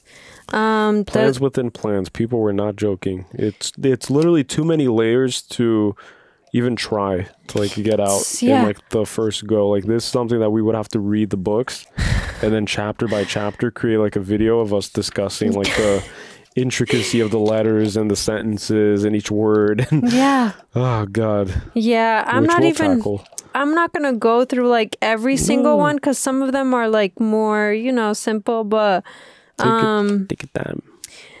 But then, for example, the whole idea with Chani again, where they're like talking, and then she's like, "Oh, you're a duke or whatever," and then she's a Fremen, but then. It's interesting because he agrees that they're equal, and then it's interesting the idea of like a duke who has it all being equal to a Fremen who indigenous, who's just like it's very much more simple, but they're equals. Did you know that I have a book by, I think the author is called Sebastian Younger, and it's called Tribe, and it's a super small book, but the idea real quick is just that there was a study done, or there are cases where colonizers, right?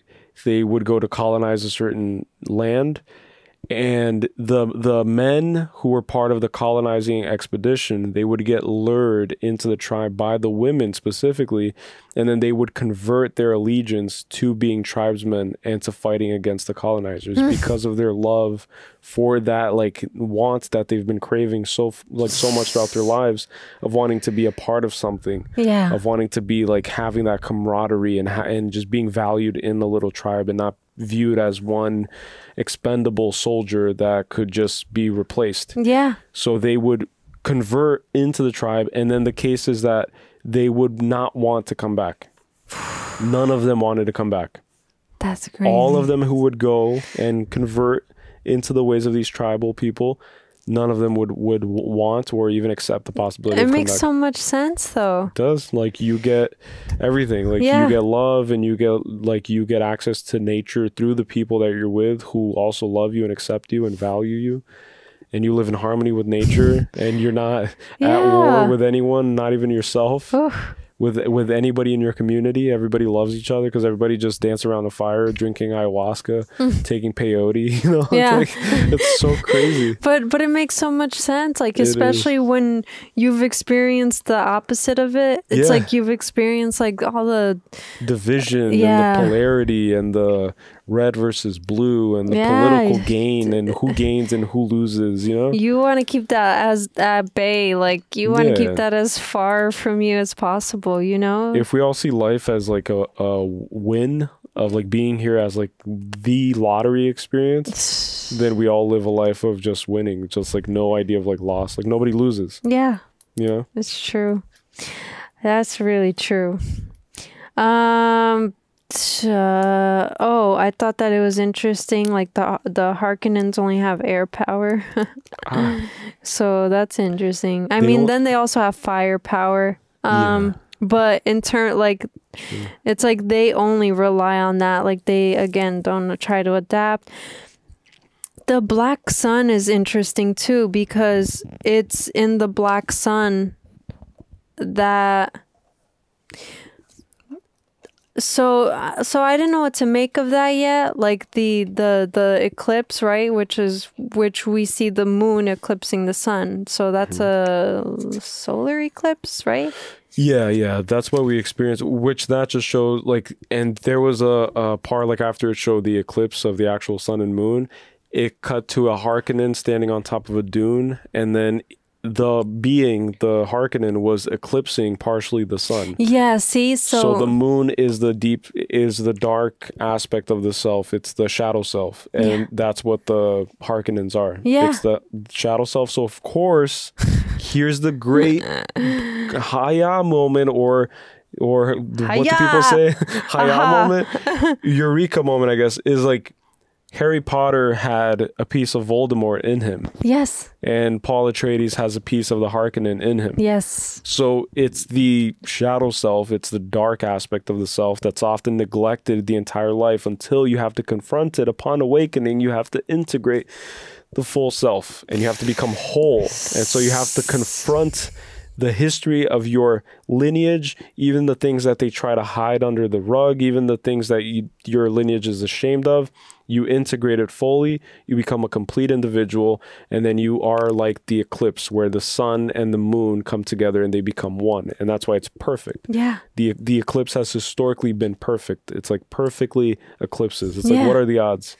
Yeah, and it's why it's kind of like a phenomenon, because it only happens like every so often. It's not like a day and night. Every day the sun goes up and the moon goes up, and the proportions, you know, these spheres that just are designed to perfectly every now and then come together. Full moon and the sun in full. It's like, oh man. And that's the completion of existence, because the moon governs the subconscious, it governs the mind, and then the sun is the empowering creative aspect, and then the moon is also creative, but it's more of the nurturing kind of like guiding principle. And that's why at night you look up to the cosmos for guidance. Yeah. And the moon illuminates your way, but then the stars point to the direction.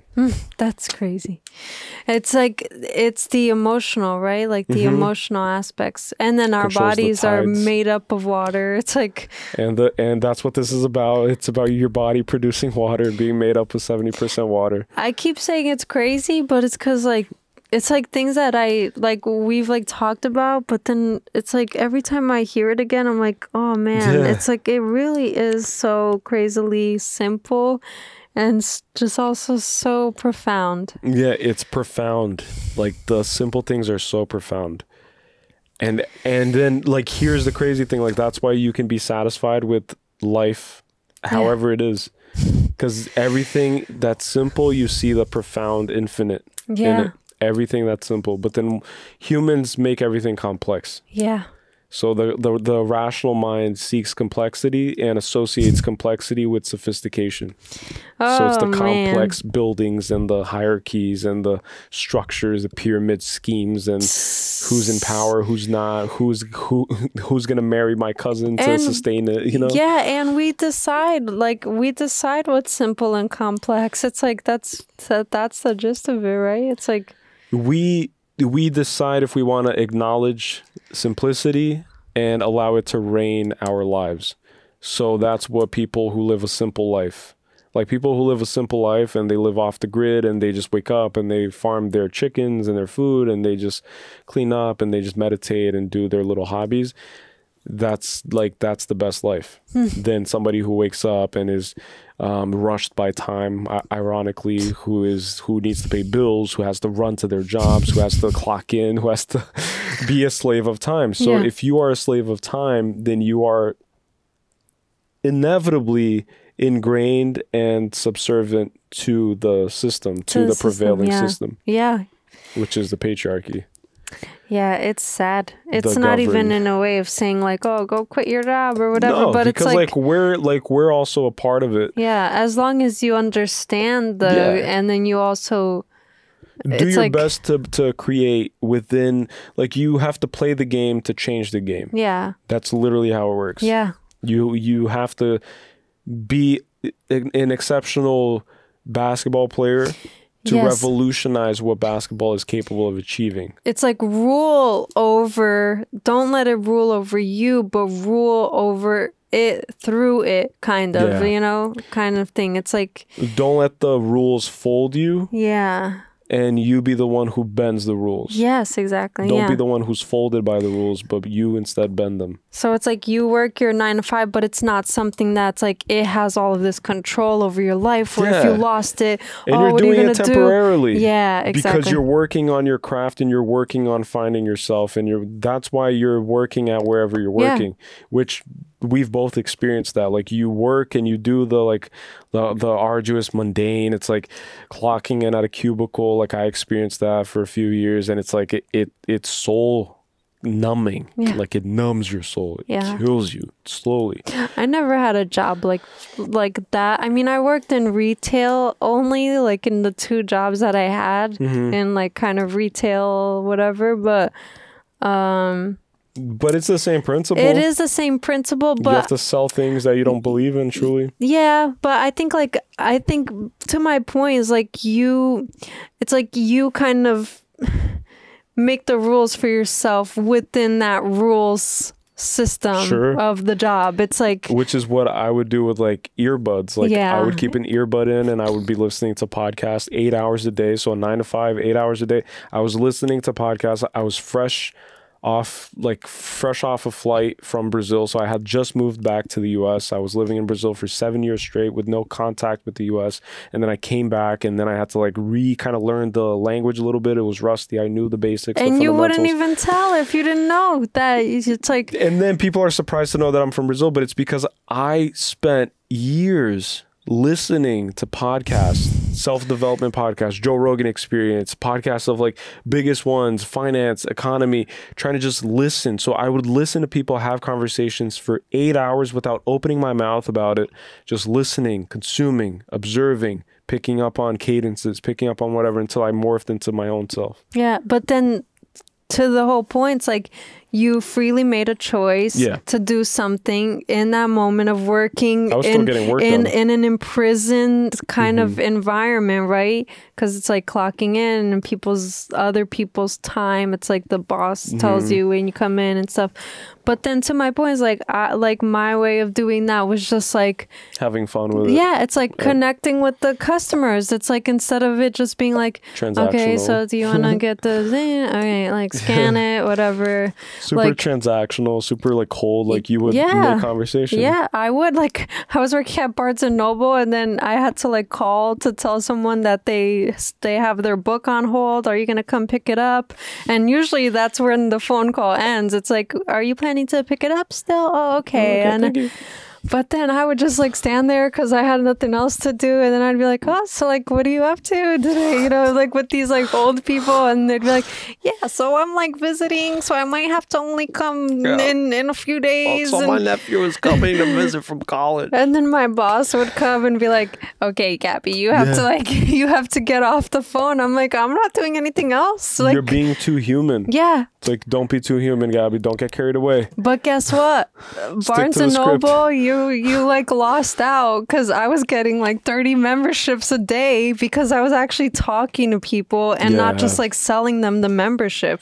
People it's like, know when they're being sold to. Yeah. Too. Like it's because we've become so cynical. It's like I know immediately when someone's trying to sell me something, even if it's not a tangible object, if it's not a tangible product, if it's an ideology, if it's a belief system, I'm like looking at them, I'm like, all right, dude, cut the shit. Yeah. Cut the shit. Listen, this is not going to work for me. I'm not going to convert into a Jehovah's Witness. I'm not going to be this or that. No, thank you. Like, when it feels that way, it's like people's automatic response usually is like resist. It's like, no. It's like, it's just funny. Like we literally had a script taped on the backs of every register. And then as you're standing there, you have to say, you'll be saving 25% off today. And then like on future purchases, you will save an extra 15% off your future purchases. So it'll already pay for itself in your next purchase. It's like, what's funny is that at my job, I had to do the same thing because I didn't start in sales, but then I kind of like elevated into sales, and it was the same idea. It's like, hello, I'm calling on behalf of and I just wanted to see if you would be still interested in and maybe adding this into them. And then it was like always kind of like this uppity, but then I would try to find like little avenues of like little pockets of topics, whether on the phone, but not usually on the phone because people were really like objective about it. But around the office especially, it's like with other people, if they brought a book, you know, like this guy Chuck, who I used to work with, he had the Power of Habit, I think it's what it's called. It's this yellow book with like a wheel on it, which I've always felt called to read, but I just never got around to it. But then he started bringing it in, and then I just like on my way out to lunch, I just like stopped by his cubicle and was like, yeah, like whatever, like I saw that you have that, like do you recommend it? And then we had a conversation about it. Yeah, it's I never spoke to the guy in like weeks or months. I barely had like other than hello and good morning, you know? Yeah, and I feel like books and movies, like they are books, movies, music, art is like such a easy way to connect with people. The like, culture aspect. It is. And so like that's why at least at Barnes and Noble it was very easy to talk to people because you're talking about books. It's infinite possibilities. Like people could talk about books all day long. People could talk about movies like hello. We're sitting here. How long have we been here for Dune Part 2? It's like I have to pick up my grandson. The movie was like a little less than 3 hours, but we've been sitting here for double the time maybe. It's like I don't know how long it's been. But isn't that the whole case where like directors usually they tell the story of how they used to work at the matinee? Is it matinee at like the box office at like theaters and stuff? It's like back in their day, and then they would get to watch movies for free on like downtimes during the weekdays when there wasn't a crowd. I would just sneak into movie theaters and watch movies, and then those are the ones that want to create the movies because it's like they found a pocket of truth in this realm of lies, which is this like low-end dead-end job of just being a ticket boy, you know? Like you see the vision and you see what other people are capable of producing on screen, and then you have the audacity to believe in yourself and then become a director in your own right. Yeah. Which is what I learned after we did Pulp Fiction. I learned that was like kind of the whole case with Quentin Tarantino, because like somebody commented that in the comments section and said like, I don't know if you guys know, but Quentin Tarantino used to work at a movie theater. And then it's crazy because Pulp Fiction to this day, like it's one of my favorite movies that we've seen, and I can't wait to jump into like further understand the progression of these directors, because to me it's more than just a simple kind of like creating it for profit, because I don't view movies like that. I think it's a vision that somebody sees the world in a certain way and then wants to paint it on a moving canvas and then show it. You know? Don't have to. No, you're not yapping a lot. Why would you say that? I just always feel so self-conscious about yapping. Gosh, don't think like that. I thought that it was interesting that Fade murdered his mother, and meanwhile, again, Paul and his mother, even though their relationship is like, it's not like this completely perfect, like loving and whatever, but it's like they do love each other, they do respect each other, and they do care for each other. He obviously would never kill his mother, I don't think, at this point. But Fade would kill his mother, would kill his own child, so yeah, he would. It's like, but then see, like you live by the sword and you die by it too. So whatever your sword, whatever sword you pick, like that's, you know, it's kind of how it works. Choose wisely. Know thyself and choose wisely. Oh, when our resources are limited, fear is all we have. Oof. I thought that was so insane, because that's literally our reality. It's like when there was the pandemic, everyone was afraid. Yeah, everybody was. Resources were limited. Toilet paper, of all the things. All of a sudden, they stopped. It's like, but look, because it was so limited, people felt even more afraid when it's just toilet paper. Yeah, like you can make do with, like, it's like you can figure it out. You can use a bath towel and wash it. Shower. It's like, yeah, you could shower. You're stuck at home. I'm like trying to think of like a practical whatever. You're stuck at home. You're working from. There's nowhere to go. You have water. Like it's not like if water ran out during a pandemic, then we would be completely royally effed. It was happening though. Like you would go into a grocery store and then there was like working water in your house. Oh yeah, true. You know, it's like you could always shower, and worst case, hey, you could drink water from the sink. I've done that. There are people who grow up on that. Me and my brother were talking about this. We had like a water cooler like growing up, like like one of those that you press the button but with the gallons, but then it would go bloom, bloom. Like it would make so much noise. That's what I grew up in Brazil. It was either that or sink water. Yeah, and then but my mom was such a light sleeper, and she would sleep in the living room because she would watch TV and sleep on the couch. So for us to get water in the middle of the night, impossible with that bloom, like so much noise, like whoosh, and then if you guys woke her up to get water, she would like she would be like, what are you doing up late? And it would be like such a so we would go into the bathroom, like close the door, and then like run the sink water quietly drink sink water from the bathroom. Crazy. So I'll drink whatever water. Most of the time at restaurants, guys, the ice is tap water. At least the ice is tap water in any drink that you're drinking. And it comes with fecal matter. Yeah. Well, yeah, it probably does. There's fecal matter in the ice. In the fast food, yeah, for sure. At restaurants, like they've done research. There's fecal matter in the ice at restaurants, and there's fecal matter on every escalator that you ride in a public setting. Because people don't wash their hands and they're touching and they're grabbing on the guide rail. That's why whenever I step on an escalator, I never touch the rails ever. And then just stand there and just keep my balance like a normal person. The water on planes too, right? Like they make coffee with the same water that's used for the bathrooms. The like the recycled toilet water, I think. That's crazy. Yeah. Don't drink coffee water unless you're first class. They probably do it with bottled water for the first class people. The first class, it's like they pop open Poland Springs and then they just like reuse Fiji bottles, you know, because airlines were going under. It's like they get like, if this was Fiji, then they get like cheap ass freaking whatever, and then just like, I don't know. This is pretty close to Fiji. No, like this is good quality water. I'm just saying like metaphorically. Yeah. I know, I started like actually saying it's like but that quote was crazy. It's like our resources are limited, fear is all we have, and like that's the whole concept of the movie. It's like water is limited, and so like that's why a lot of like the Harkonnens, at least it's like they try to dominate using the fear of people like against them. You know what's funny though? Like they said that it's limited, and when your resources are limited, fear is all you have. But they are surrounded by the most valuable resource in the universe, which is spice.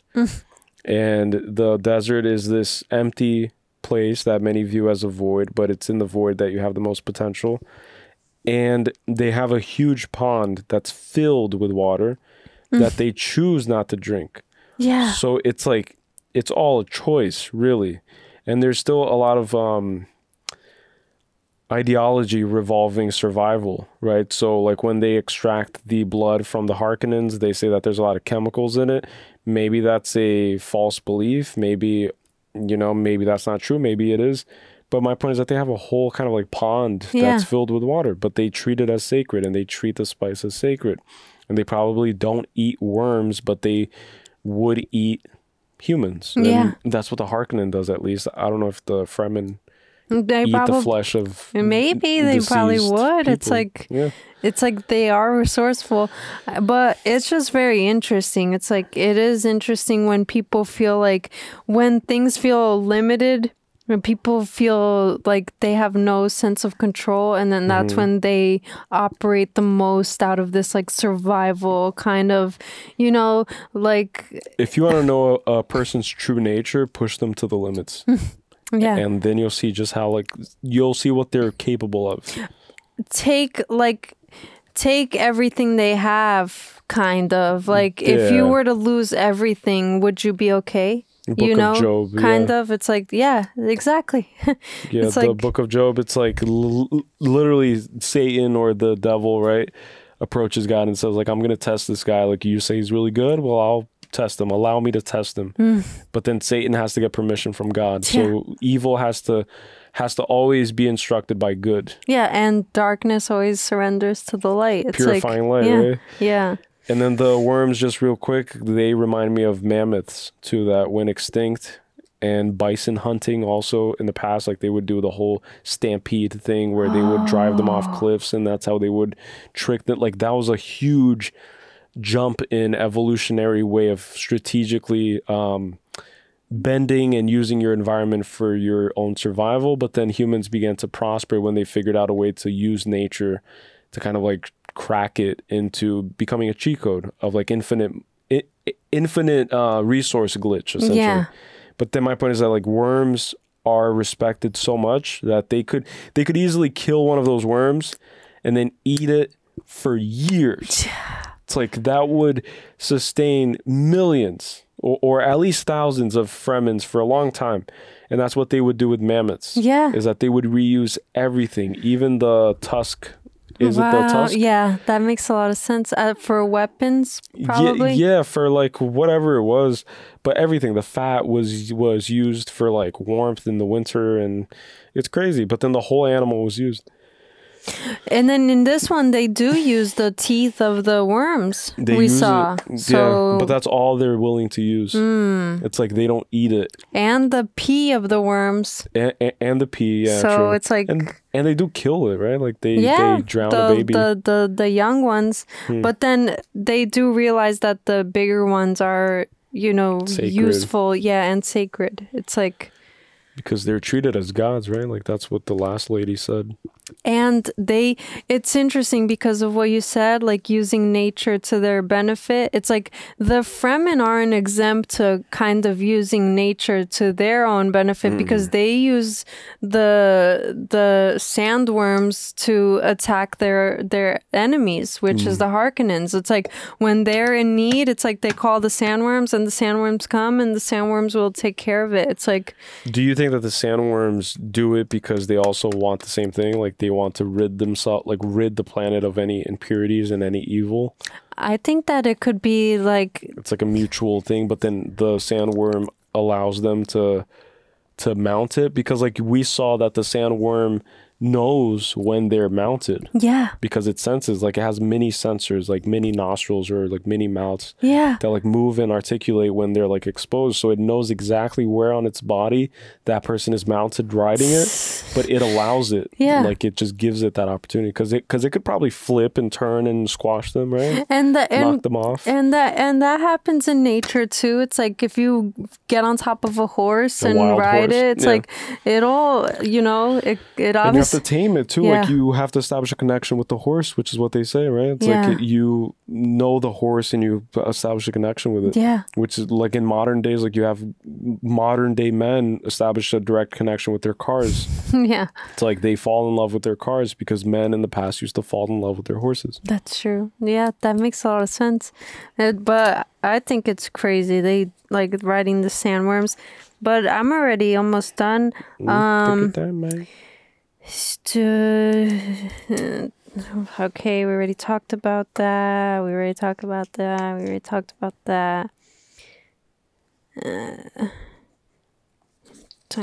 that. Air and sea power, which I already said too.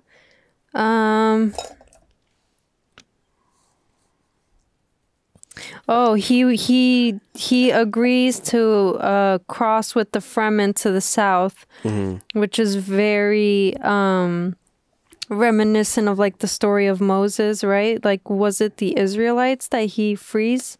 Yeah. And parts the Red Sea and kind of like guides them through. So that's like interesting. It's always the same kind of motifs, the same tropes. Yeah.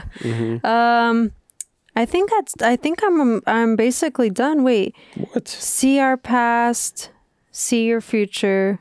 Yeah, we already talked about that with the ancestors. The blue ribbon and Chani, I thought it was interesting. The Holy War Begins was the last note I wrote. Yeah, and then I just thought of the whole like Zoroaster thing because that was like a cosmic. That's crazy. Battle like I didn't that. even know about that. That was like a holy war basically. And insane. Anyways, yeah, that's it. I'm really excited to watch the next one. I wish. Yeah, like I because of Harry Potter with the part ones, like I'm not a fan of the whole like. Because like on like a selfish level, like I want to consume all of it, but I'm also very, I don't know, like I'm very understanding of it. That like something as complex as this, as epic as this, has to be experienced in kind of like chunks. Yeah. Just like Harry Potter, like you can't give all the gold because like most people won't even value it. It's like you have to give it, you know, like you have to. In Portuguese we say, não joga pérola aos porcos, joga lavagem. Eles preferem assim, você tem de usar piolhagem. It's like something like that. It's like you have to kind of play the game and like make people want more, you know, and that's how, like, that's what these movies do. And Crazy. yeah, and you also like you can't rush something as like complex as these things. It's like good things take time, right? It's like that's the whole concept. It's like and chase what's meaningful and not what's expedient. Yeah. Jordan Peterson, JP. But yeah, I finally feel what everybody tells us, that they're like, I'm so jealous. You guys get to just watch everything like back to back. It's like now I have to wait for Dune Part 3. I kind of want to call it's the like, director. You guys were asking us to watch Dune Part 2 already. Now I have to wait for Dune Part 3 with you. It's like. But we have the books. Yeah. But then even the books, apparently the last book hasn't been written. So, and the author But there's a lot of books though. There's 6, I think, right? Wow. And we'll get them all and we'll dissect them all. Yeah. And do a little book club, which we've been talking about a lot. And I know it's been like The Boy Who Cries Wolf at this point and The Boy and Girl Who Cries Wolf, but we're going to get to it. We're ready. We've been working, guys. All right. A lot of work behind the scenes, that's personal why we took healing. Shrooms and that's why we're here, right? Yeah. And just know this, and this is going to sound maybe unbelievable. Maybe you'll think that I'm full of shit for saying this, but all of my personal growth has been for this experience. And I was going to say for you guys, but I held myself back in order to not like make myself like seem like too much of an idiot on camera. But it is true. It's like all of it has been for the sake of doing more of this. Yeah. It's like all of the healing, all of the time taken away from it. It's not like I'm like lounging, just eating Cheetos and playing video games and just watching, you know, my life just like pass me by. It's like I'm just working and digging deep and trying to better understand myself so that I can present the best version of myself to you guys. Yeah. And every time just get better every time. And that's what like ironically like put me in my head in the last reaction. It was like, oh, like I'm doing this for like, it's like for other people kind of. It's like it matters a lot, but then it's freeing. Like if you flip it, and like that's what I hope to like help people with. It's like understanding that you can flip the fear on its head, you can flip the doubt on its head, and you can empower yourself with it. So whatever it is, it's like you kind of like weaponize yourself with it. Yeah, because you move in purpose, right? So if you change what you define as being fun versus like going from like partying, clubbing, escapism, watching sports, going to stadiums, and like that's what you define as fun, but then you flip it and you align it with your purpose where it's like helping other people get by. It's like we've had comments of people saying that like we've helped them get through very dark moments of their lives, and like they watch our videos and they just like get like inspired, or they get a motivation, or they feel like some form of camaraderie. Whatever they get from it, it helps them. Yeah. And like that's fun. It's like fun meaning like it's fun to do it knowing that there's like a positive outcome that can't easily be like replicated if you don't pour your heart and your soul into everything. So every movie, like I've said before, if we're doing Kung Fu Panda, if we're doing SpongeBob, watching all of SpongeBob eventually, I'm gonna give all of everything I have. But that's why it's like it is freeing to flip it on its head that way. It's kind of like just have fun. Knowing, it's like knowing knowing that I could just reach one person, like if I can, like if whoever is out there listening, it's like I lived my entire life in anxiety, in insecurity, in like a very stuck way. And if I could be, even if it's just in this moment, like that you're watching, it's like in this moment you're watching me do this, like watching me speak, and I'm telling you, I was crippled with anxiety and insecurity, like debilitating anxiety and insecurity, waking up with anxiety, going to sleep with anxiety. Not being able to sleep because of anxiety. Yeah, it's like if I had anxiety, I wouldn't sleep. Like if it was like this heavy anxiety, insecurity holding me back from my life, kind of from doing something like this, like because I was convincing myself that I was insecure, that I was incapable because of whatever I thought that was like implemented to me in my life that made me feel that way, all of these experiences. But then I could just decide that that's not the case anymore. You could just like choose. I could just decide that I'm not going to be afraid. I'm not going to be anxious, and I'm not going to be insecure, because and you're not going to be a victim of Jean-Paul Sartre's bad faith. And then you're going to change. It's like, and in doing so, it just has so much more power because it can help somebody else find the same for themselves. And then that's where it's not even that, oh, like now I've experienced that, so like that's it. It's like I want to, like, I just keep that for myself, and I'm just glad that I discovered it for myself, that I could just not be insecure anymore. It's like, no, the real power is kind of like coming from somebody else being able to feel that. Like that's when I hear people relating to me on like the insecurity front stuff, it's like I feel that because I lived it, and it's like, but I want to like empower. I don't want you to relate to me because I'm insecure. I want you to relate to me because I've outgrown it. Because you're doing this in spite of. It's like because I faced it. It's like, and now it's like now that's it. It's like I want to be the face of that. I don't want you to relate to me for the weaknesses that I convinced myself were my reality. It's like I want you to relate.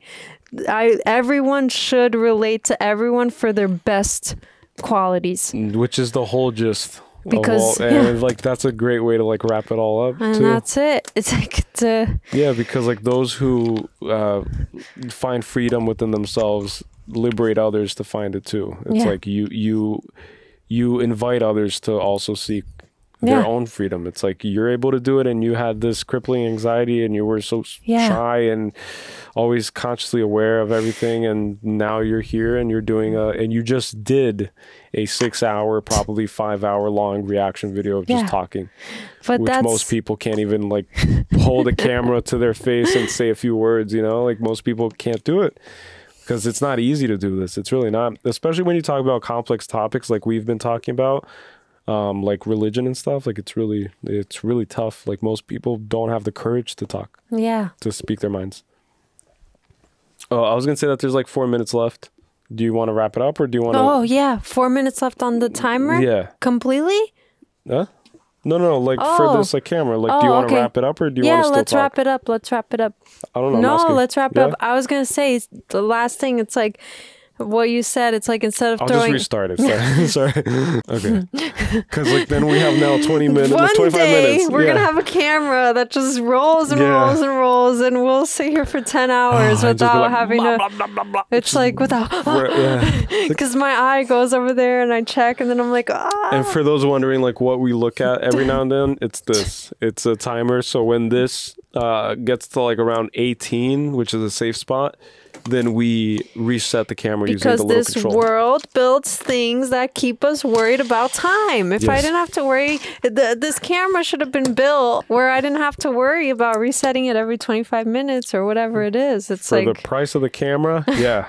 But anyways, yeah, don't like throw a pity party and like join a pity party. It's like let's throw a different party. Yeah, it's like an empowerment party. Like, exactly. It's like misery loves company. That's like the trope, right? But it's like no, the best company is when we're all like elevated. It's like when we're all freeing ourselves. It's like that's the best.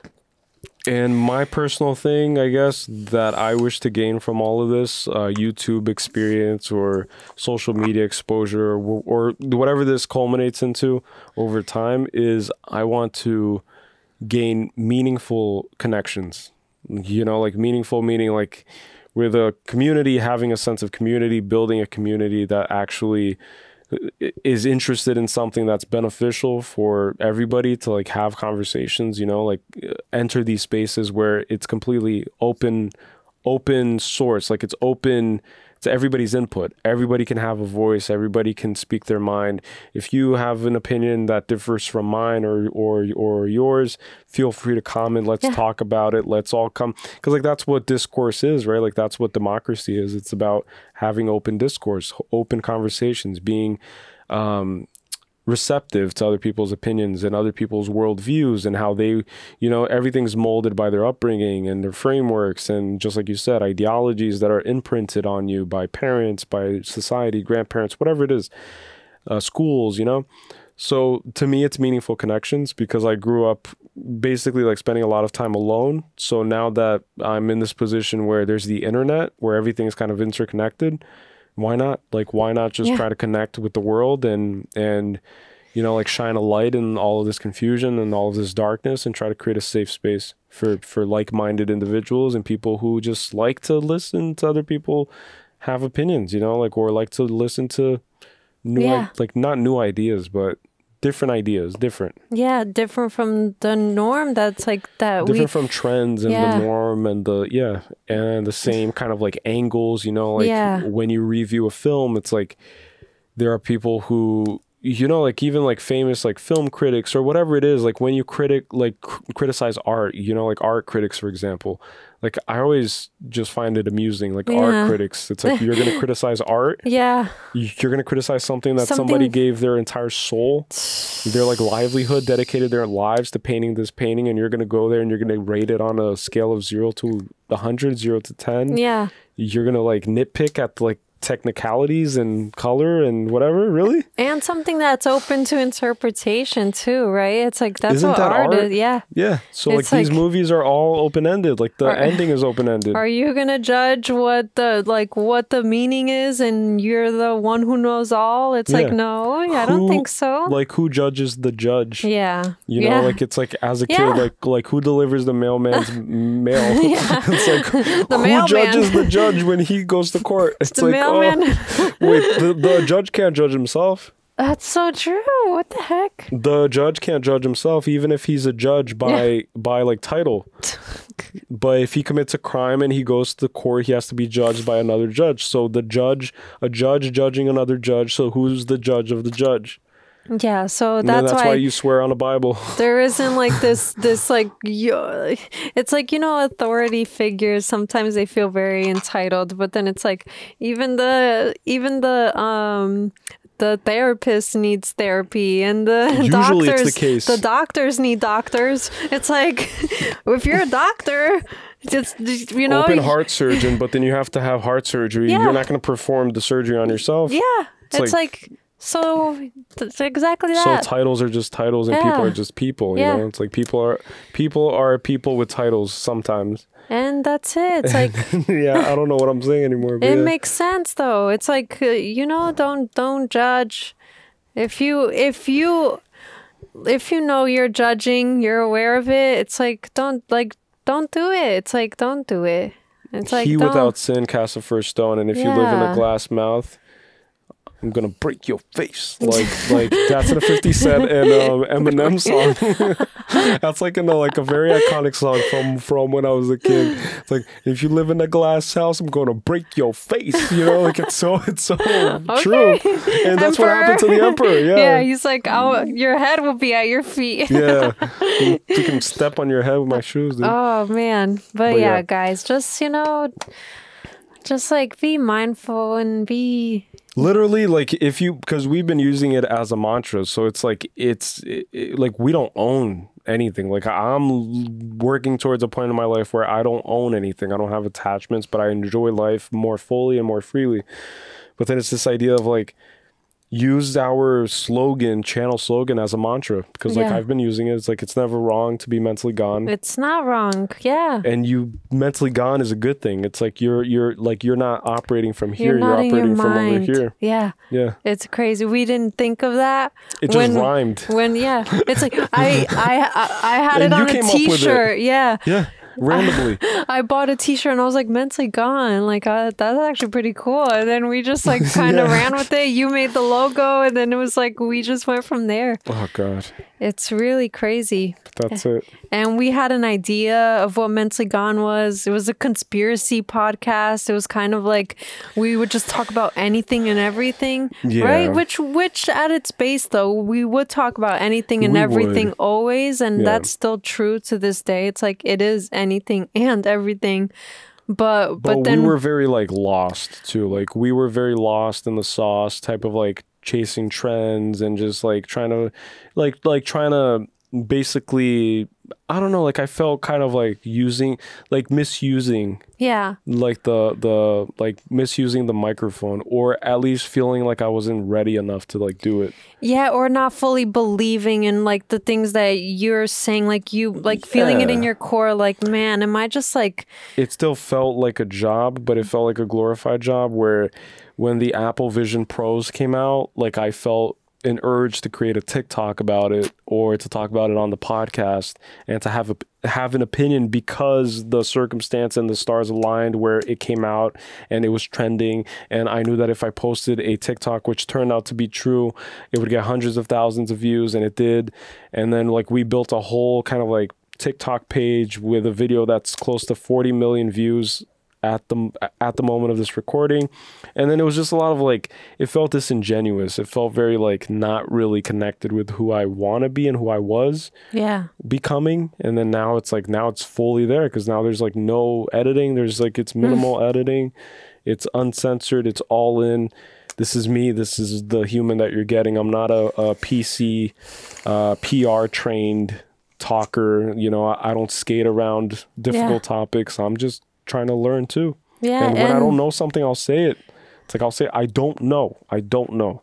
You know? Yeah, and no criticism, you know? I don't think that people should be quick to criticize or anything. It's like we're all just like, we're all learning. It's like nobody gave us a guidebook when we came into this world. Like we weren't handed, okay, like this is all of the answers and this is how you're going to make it through. Yeah, it's like quite the contrary, you actually. literally have to do it yourself, really, but then use what's around you. It's like use everything. We're using movies, but we also use books on our off time. We use things that we read and things that we watch, like random videos, if that, like YouTube, whatever, documentaries, it's things like that. Anything. Try to learn, try to just you know, absorb the good. Take the good with the bad. But then know that it's like you're like you doing that, like that's a lot of power. You're doing that. It's like you're learning, like you're growing in this way and you're deciding that for yourself and you're deciding that you're not gonna just, I don't know, like that you're not gonna conform, you're not gonna feel restrained your whole life, that you're not gonna like just be free. Even if it costs me my life, I'm gonna be free. Yeah, that's it. I'm gonna fight for my freedom even if it costs me everything, and I'm gonna do it knowing that it'll cost me everything, and fighting for everyone's. It's like you know, it is kind of that. It's like just trying to be like not a beacon, because that sounds very pretentious, but be a no, it is. It's like it's like, hey, like be like a fresh batch of goodies that I don't know, like not a fresh batch of goodies. I get exactly what you mean. Refreshing. Yeah. It's like in a world of so much kind of like the same thing. It's the Costco guys. It's the boom or doom. It's the hawk tool. Spin on that thing. You know, like it's like all of these. Like it's literally driving people crazy. It's mind control. It's everything. It's like if you want to talk about conspiracy, it's like, dude, it's brain rot. It's rotting the brain. Like that's the goal. It's like bombard you with things that rot your brain. And rarely ever can you find anything in this current world where it enriches your soul. Yeah. Aside from art, movies, music, you know? But so that's what we want to focus on. Books, movies, music. Those are the artists that still survive in this world of, you know? Yeah, timeless. It's timeless. But, you know, that's basically it. It's like just everybody kind of, you know, it's like just freeing ourselves. Let's like all come together and just it's like, you know, be happy, be free. Yeah, that's it. It's like there's so much judgment now, and there's so much negativity, and so much, I just want everybody to know also that I have the thickest skin at this point in my life, like the thickest skin you can imagine in terms of like any criticism. Yeah. Towards anything. It's like you guys can do whatever you want, do your worst essentially, and just know that all the effort you're putting into like typing and like trying to attack me and trying to like hurt me or whatever, I'll even read it because I like kind of like experiencing the good and the bad of life, but I'm so kind of like beyond this like understanding of duality, like beyond this thing, like I'm arriving at a place of true indestructible peace. Yeah. And it's slowly but surely, it's taken a lot of time. At times it feels like I relapse into my worst nature. At times it feels like I'm like backstepping a million steps from progress, like progress wise.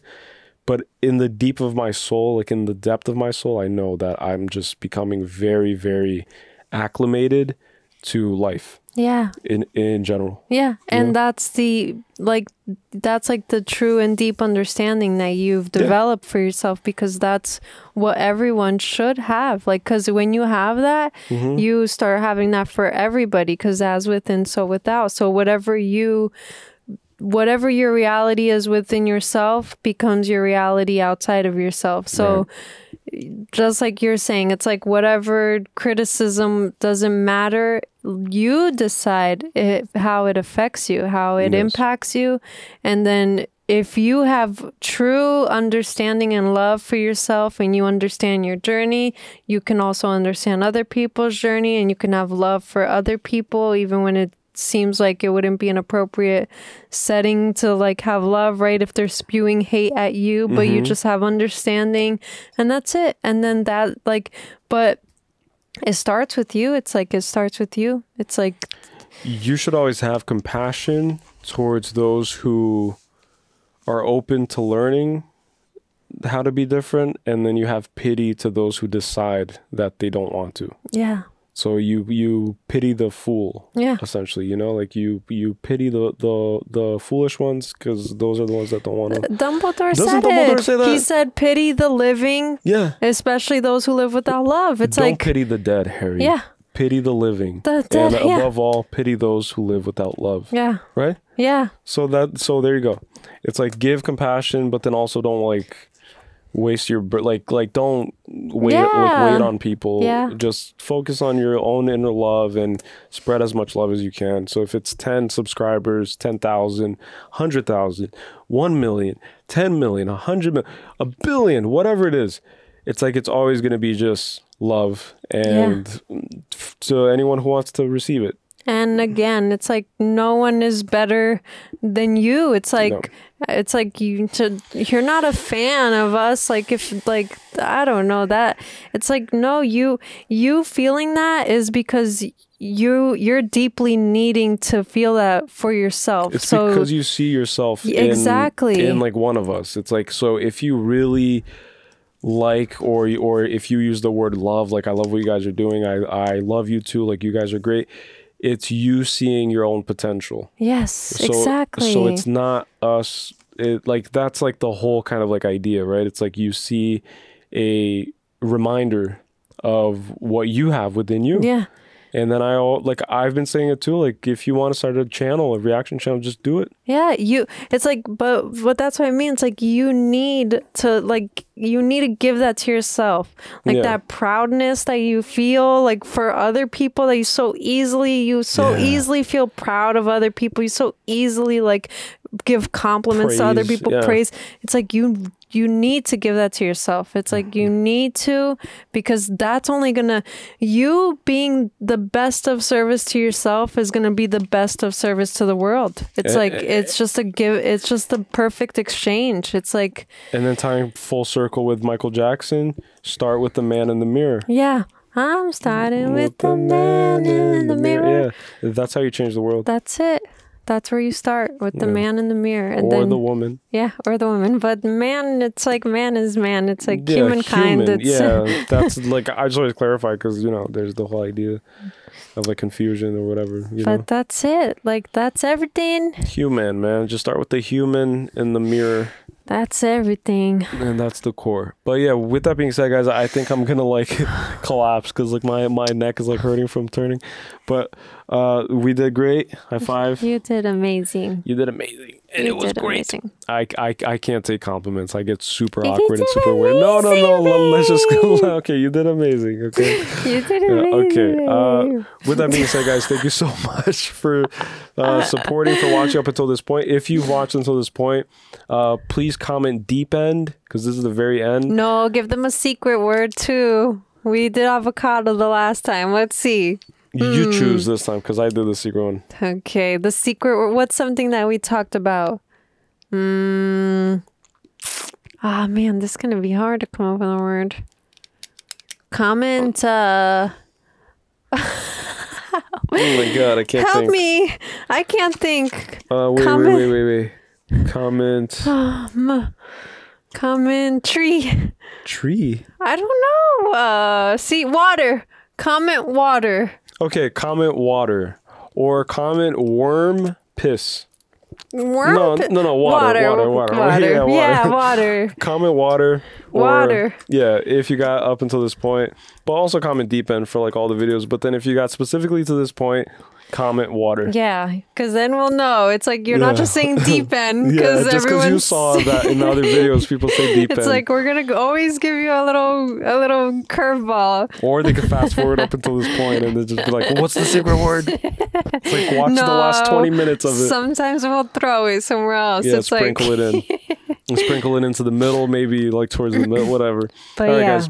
So thank you so much. If you enjoyed this type of content, if you enjoyed this channel, don't forget to like, subscribe, share this with a friend who might also enjoy us, and help us build this community, help us build this place of like-minded individuals. Thank you to every comment that you guys leave, every person who writes a comment. We literally try to read all of them, but we really try to respond to all of them. At times it's impossible because other videos are also garnering new comments and there's an influx of comments, so we try our best, but like we will always try to read them. Yeah, so with that being said, don't forget that it's never wrong to be mentally gone. Peace to the world.